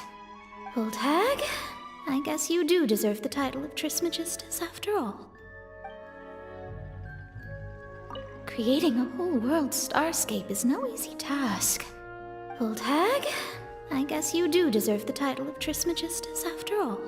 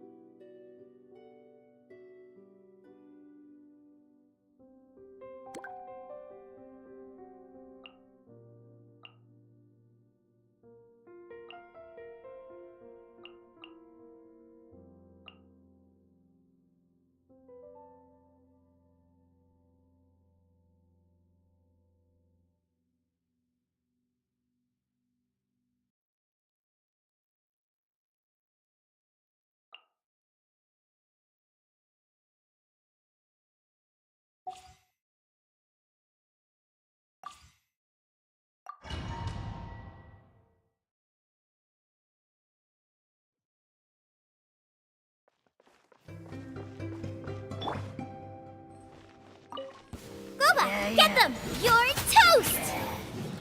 Rain Cutter, rain outlines your fate. Huh?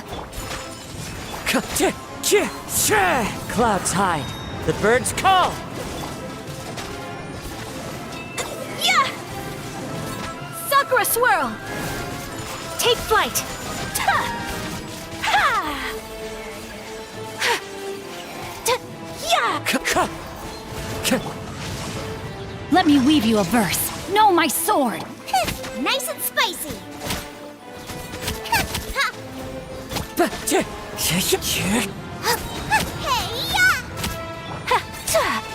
My apologies! As one with wind and cloud.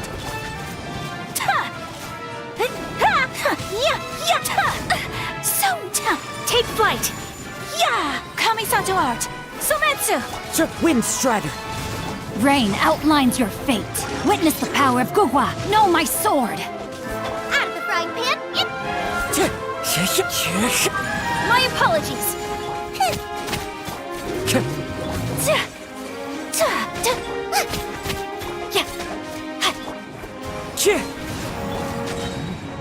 You're toast!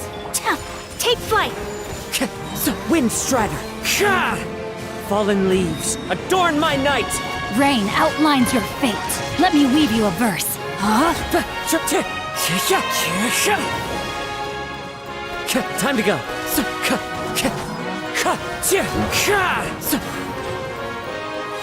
Clouds hide. The birds call.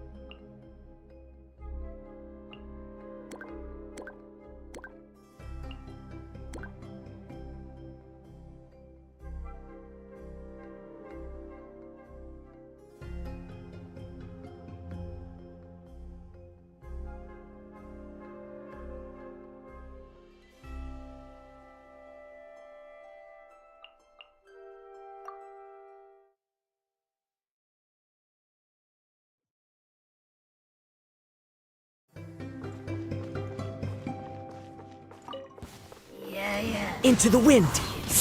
Here we go. Whirling snow.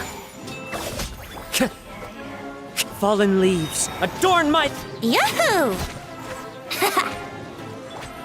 Busted. Gotcha. Take it easy. Here comes the catch.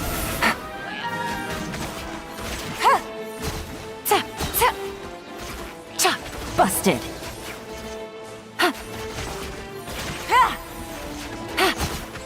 Wind Strider. Here we go. Time for takeoff. Quietly now.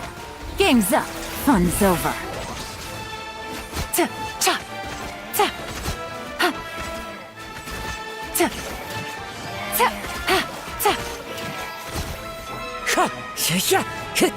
Let's play. Think you can get away? Here comes the catch. Busted. Wind Strider. Clouds hide. The birds call. Gotcha.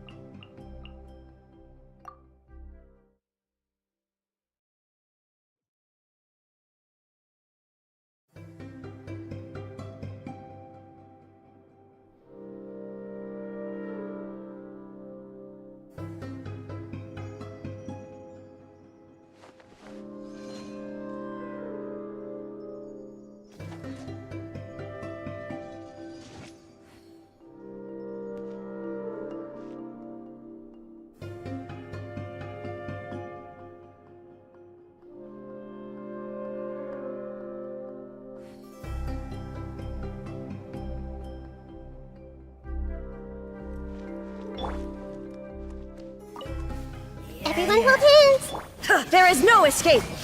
Take flight. Cascade. The depths beckon. Embrace the ice. Share my knowledge. Be still.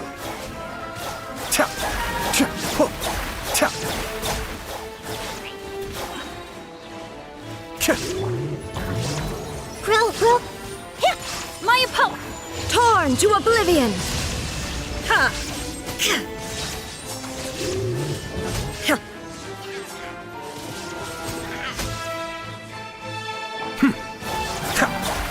Kamisato art.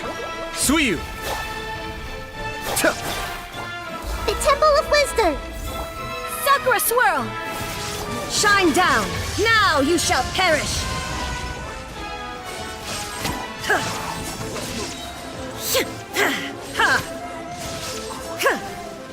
Be still.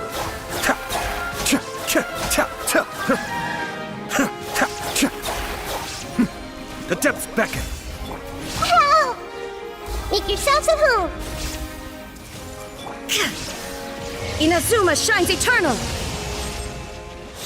Ha!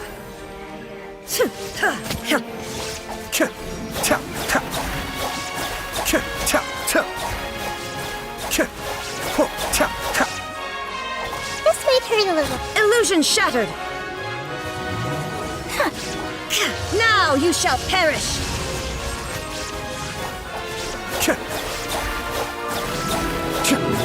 Kamisato art. Sumetsu. Share my knowledge. Shine down.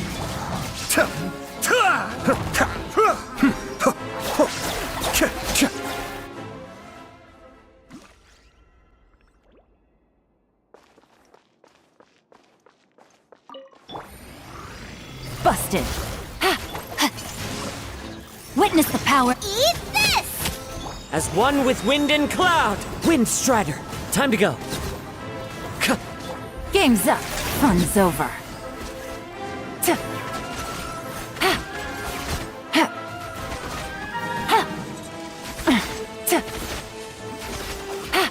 Rain outlines your fate. Let me... Clouds hide. The birds...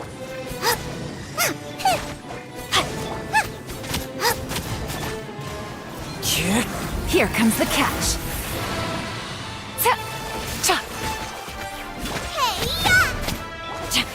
Rain cutter.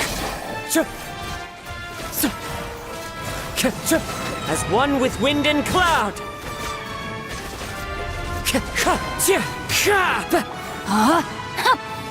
Quietly now. Game's up. Fun's over.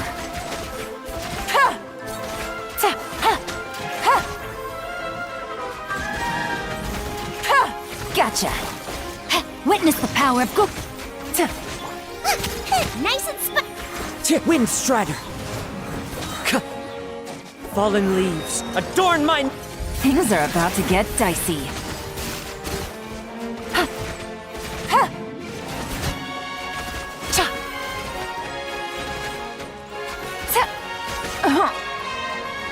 Busted.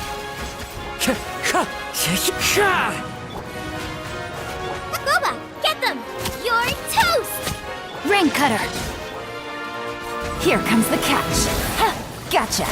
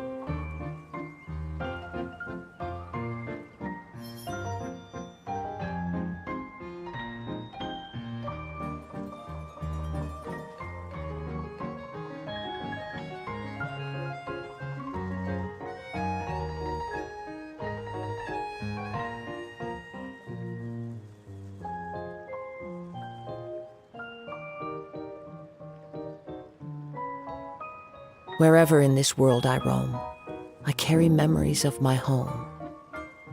This blade, it is the last link I have to the land of my birth.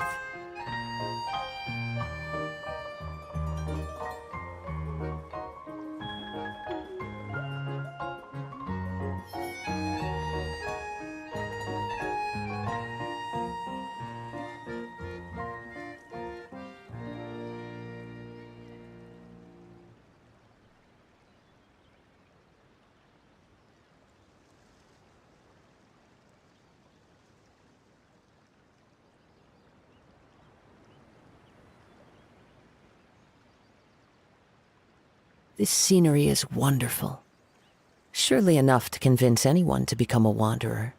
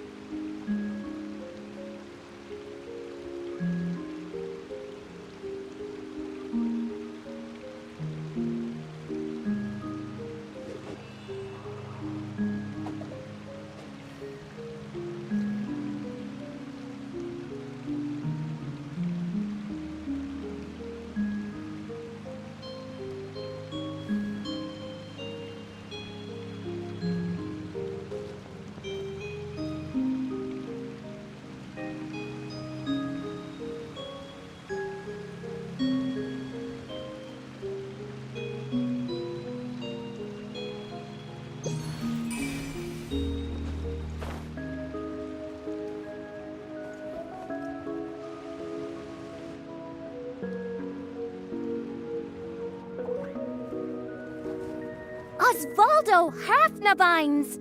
Dost thou see what I am seeing? Tell me that my all-perceiving Aug de Verurtelung deceiveth me not.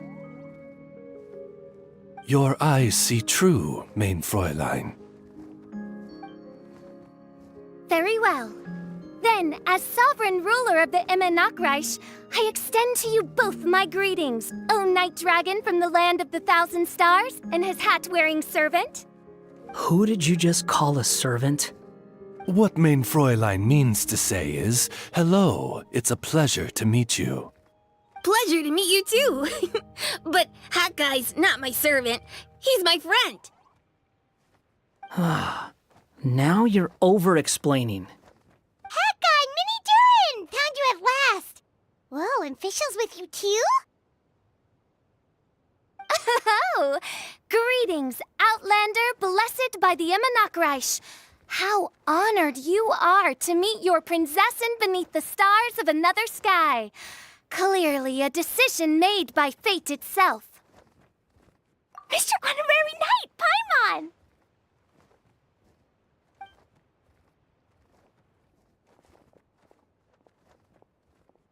Greetings. You both look well. Hey there, Klee! Have you been having fun here?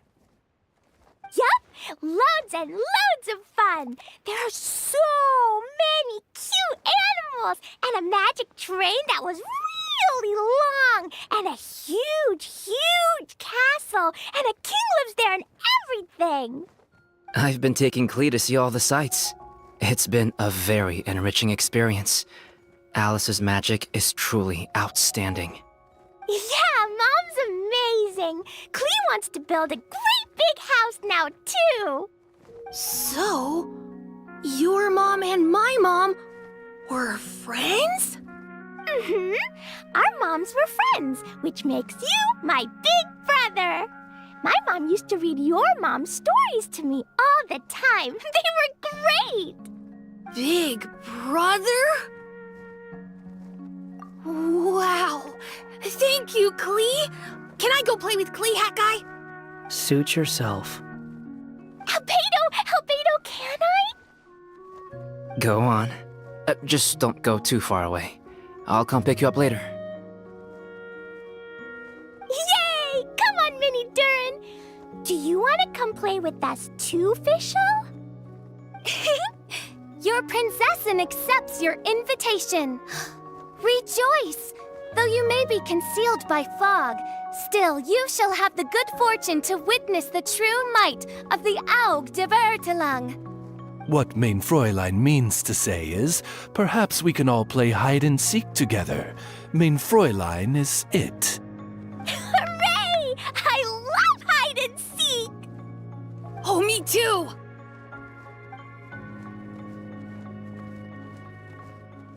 To return to our previous discussion, Mr. Hat Guy, you were telling me about a prophecy? I heard B talking to M. What she said was... Since you're so persistent, let me tell you a secret. Our child will one day rise from the dead. Is she saying that Dragonspine Durin will come back to life? I only heard it in a memory, so don't hold me to it. Understood. My recent observations at Dragonspine lend credence to this prophecy as well. Durin's heart has slowly but surely been growing in vitality. The process is extremely slow, but the trend is clear. What should we do? To start with, plan for every potential scenario, including, of course, the worst-case scenario. I am well aware of Durin's past, and I sincerely hope that things never escalate to that point. Still, we need to be prepared for every possibility. If the prophecy is true, and Durin's heart will one day beat again, I'd like to hope that whatever rises from the dead is no evil dragon, if you understand what I mean. Kind of? But not really. And so, when the time comes, Mr. Hat Guy, will you and Simolanka's Durin be willing to lend us a hand in our hour of need? Huh? What's this got to do with me? You saved the Durin of this world. I don't see that as a mere coincidence. If there is any meaning to be read into the actions of the three goddesses, beyond fairy tale whimsy alone, I can only boldly speculate that the fate of this reflected world may have a reciprocal effect upon our own world. If Durin of Dragonspine will soon come back to life, we will need many Durin's help, as well as yours, given that your fates are now intertwined. Well, that's a nuisance. To be sure, it certainly won't be easy. Albedo! There's a flying paper ship over there! Can we go see it together, please? Sure. 2 seconds, I'll be right with you. Please give my suggestion some thought, Mr. Hat Guy.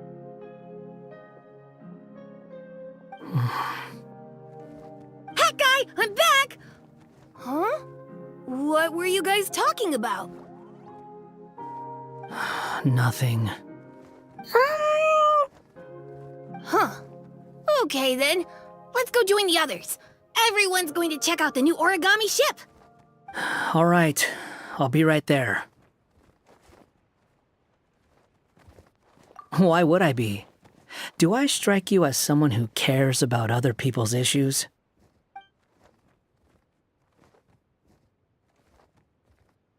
Quit trying to guess what I'm thinking. I'm leaving.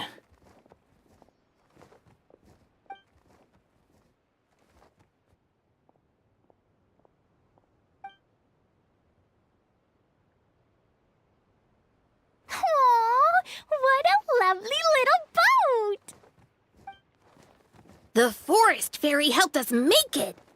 Paimon just realized there's a lot fewer people around the Broken Sea now. Guess most of them have made their way back to the Metropole. Does this boat have a name? I can't see one anywhere. Huh? A name?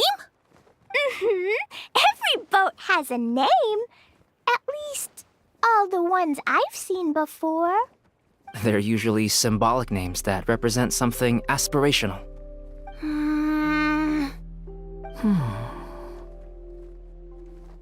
Let's go with the Durin. Huh? You want to name it after me? Oh, you mean to wish Mini Durin a safe voyage as he sails into a new chapter of his life beyond this world? Your princessin approves. Let this vessel bear the name of the most esteemed dragon of the night. The Durin. Let's call it that then. Thank you, Hat Guy.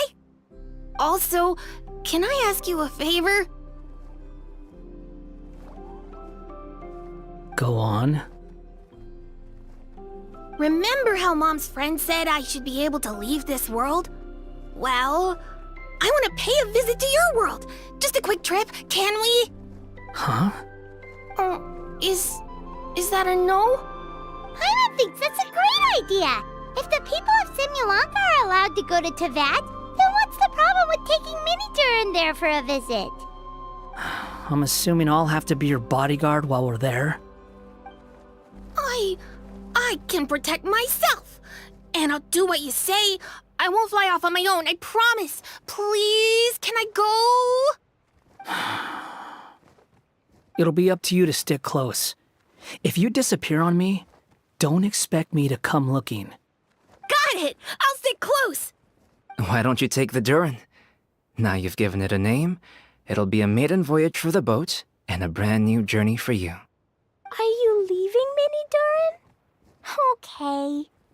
Well, make sure you come visit me in Mondstadt so we can play together again. Klee will draw you a map to show you the way. Though our time together has been as fleeting as a ray of light in the depths of the long night, the Imanakreich will welcome you with the grandest of music ceremonies on the occasion of our next reunion. As surely as the stars in the sky watch over us, we shall meet again. What Mein Fräulein means is that you're always welcome to visit her at home as well. Cool! I have so many new friends now! I'm so happy! Are you done yet? If you want to leave, then get over here. Thank you, everyone! Thank you so much! The blessings you gave me are more precious than any treasure, and more beautiful than any fairy tale! Next time, it will be my turn to make your wishes come true!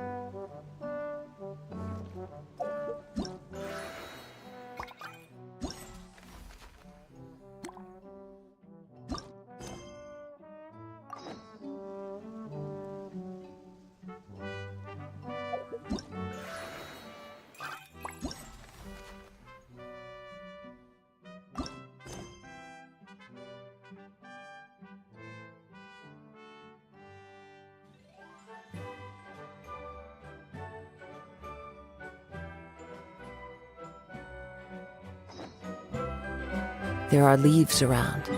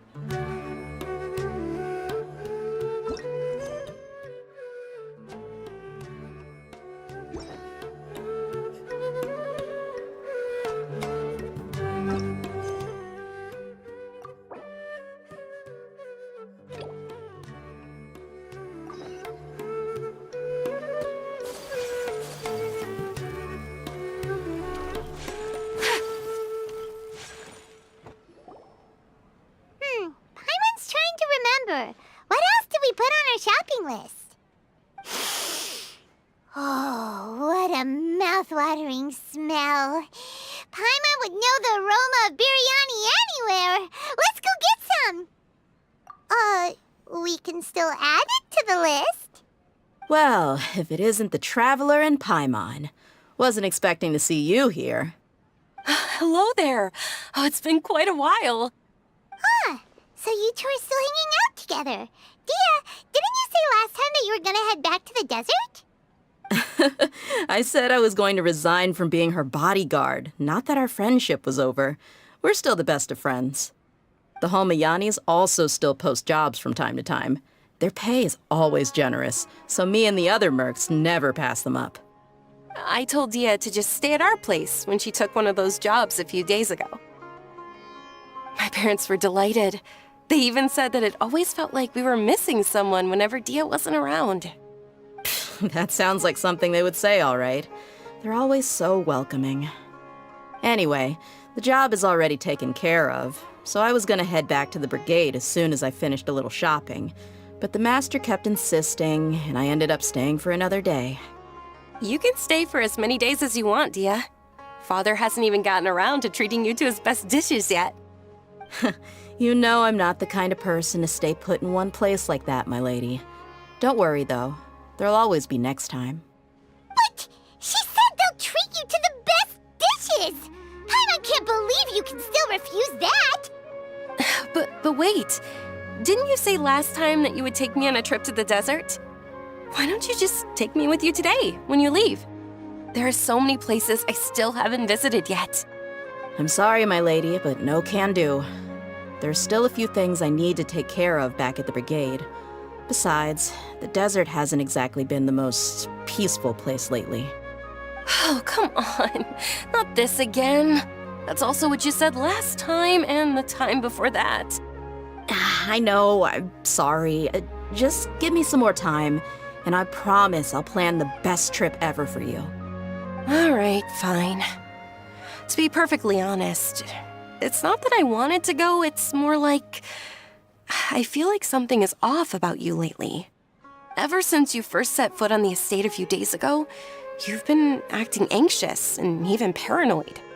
Have you been delaying our trip because you've run into some kind of trouble? Nah, are you kidding? You're worrying too much. Would you swear on that? Friends shouldn't lie to each other, you know. I wouldn't pry any further if you're willing to swear on what you just said. But if something really is bothering you, then just tell me. You know I'll help you however I can. Oh, looks like Dunyarzad was onto something. You're too perceptive, my lady. Seems I can't hide anything from you. I just thought that nothing good could come out of telling you about the messy happenings of mercenaries. Knowing too much only leads to more trouble. Mercenary life is a dog-eat-dog world where Mora reigns supreme. Everything operates on a completely different set of rules. That doesn't change anything about what I just said, though. We're still friends, and I can only support you if I understand what's bothering you. My lady, you're not gonna stop until you drag it out of me, are ya? All right, I'll share what I know. Let's go somewhere else first. This isn't exactly the best place for a discussion. Okay, let's talk here. Just try not to draw any extra attention. As you may already know, the Eremites have both a lot of mercenaries and a complex organizational structure. Many mercs are no different than me, just going around looking for jobs to earn some mora. My brigade is called the Blazing Beasts. We're not a large group, but every member is loyal and brave. However, not all Eremite brigades are like mine. Some are willing to cross all kinds of lines for the sake of mora. The most notorious is a faction known as Deshret's Relics. Deshret's Relics? Judging from the name, they must really look up to...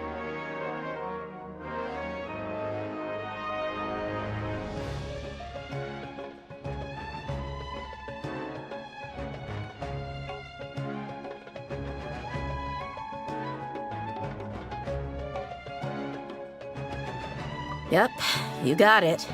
I've heard that you've already crossed paths with Ain al-Akmar. They're one of the groups under the Relic's banner. Oh, you mean the group that tried to sell us the Divine Knowledge Capsule? Yeah, they weren't friendly at all. Deshret's Relics is composed of many smaller brigades like Ain al-Akmar. The Relic's headquarters issues orders to all brigades under his control. On any other day, I would want nothing to do with them. Unfortunately, though, the brigade that's stirring up trouble now is none other than Dakan al-Akmar. Dakan?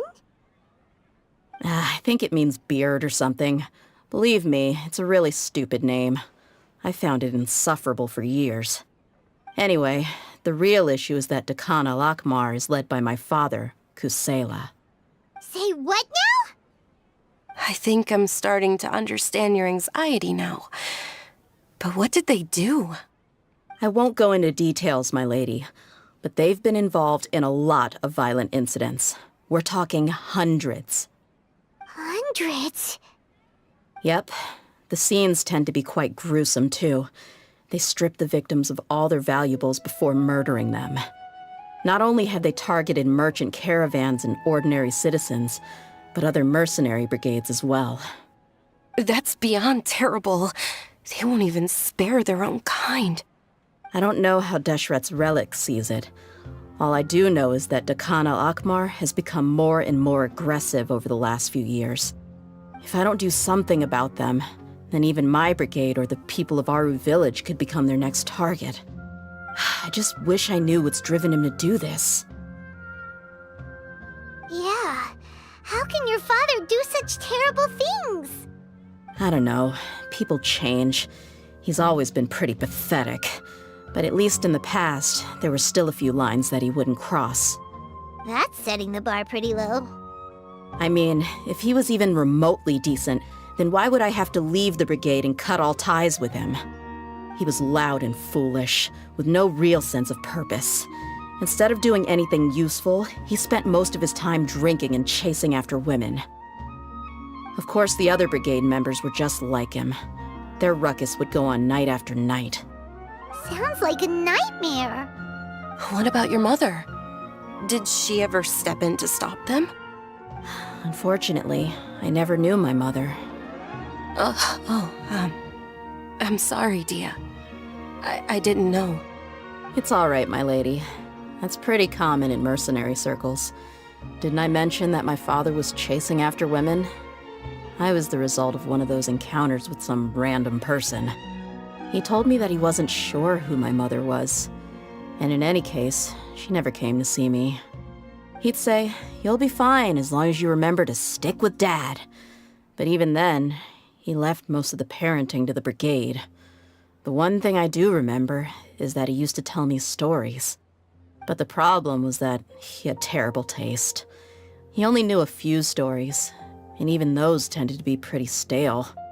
They were tales of desert warriors defeating dragons in the forest, or stories of mercenaries rescuing princesses from rebel armies. Sounds like your typical fairy tales. More or less, yeah. They were interesting maybe the first or second time around, but after about 20 repeats, they started to get a little dull. He seemed to think those stories were the best things ever, though. He was so into them that he'd call the whole brigade over and make them perform the whole thing as a play. Even the toys he gave me would all be story props. I'd get helmets, shields, and toy swords.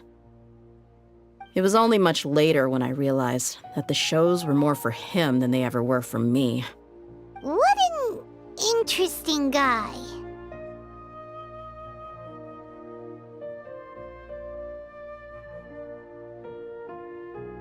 Yeah, I've always found him pretty childish, but that was something I could just shrug off. I had no reason to despise him. Until I grew up and learned the true face of Deshret's relics for myself. Looting, blackmail, violence, and fraud. They not only accepted such heinous acts, they would even openly boast about them. No one in the brigade was any kind of hero. Instead, my father and his cronies were more like the bad guys that needed to be taken down. Did they really think that as long as they didn't do any of that stuff right in front of me, I would never know? I think I can understand your feelings. The difference between perception and reality must have hit hard. Yeah, but don't worry, my lady. It's all water under the bridge to me now. I had a huge argument with my father and left that place behind for good. I'm not investigating them due to any bitter feelings I still have towards my father. I just want to protect those that are close to me.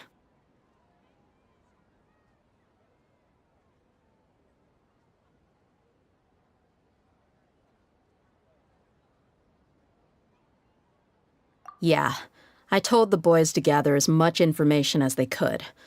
Most of the reports concern violent incidents, but there's also some talk of smuggling. I see. But isn't this investigation incredibly dangerous? It is, but every mercenary lives life on the edge. It's a lifestyle that I enjoy. That may be true, but it'll be impossible for those who care about you not to worry. Well, now you get why I didn't want to share any of this with you. What should we do? They both have valid concerns.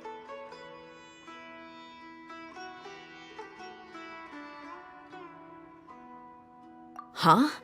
But there's no need for you to get caught up in this mess, too. Well, he's super tough, so if he went into the desert with you, then Paimon bets the problem will be solved in no time. I'm inclined to agree. I'd feel a lot more at ease if you took him along to help.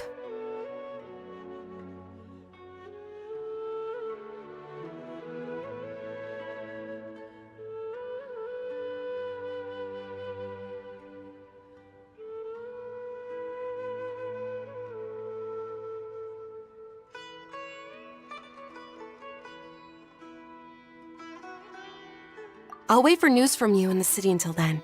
Please, stay safe. I'm honored that you care so much for me, my lady. All right, then let's get moving.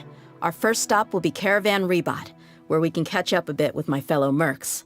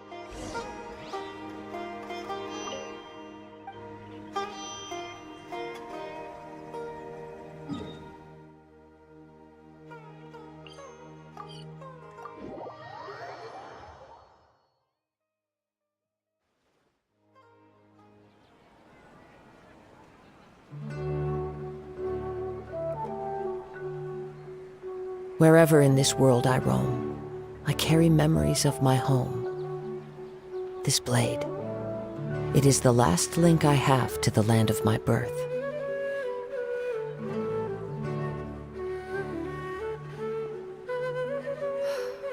Don't you remember your adventure There are so plans, many my local lady? specialties in Sumeru.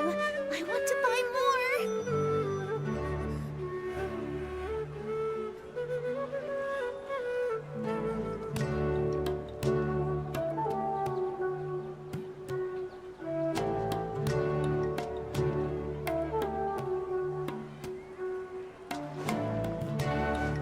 Don't you think my craftsmanship deserves a Add Astro.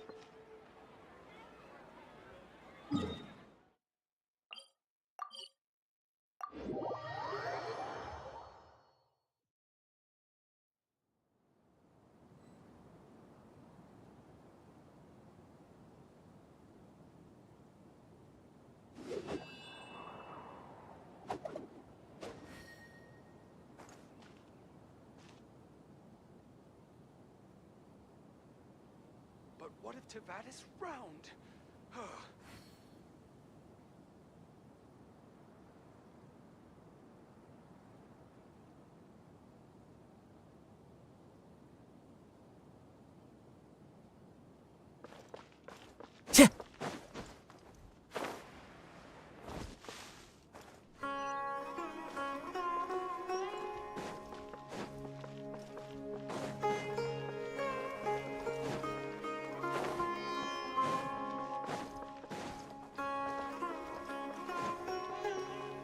Time to go.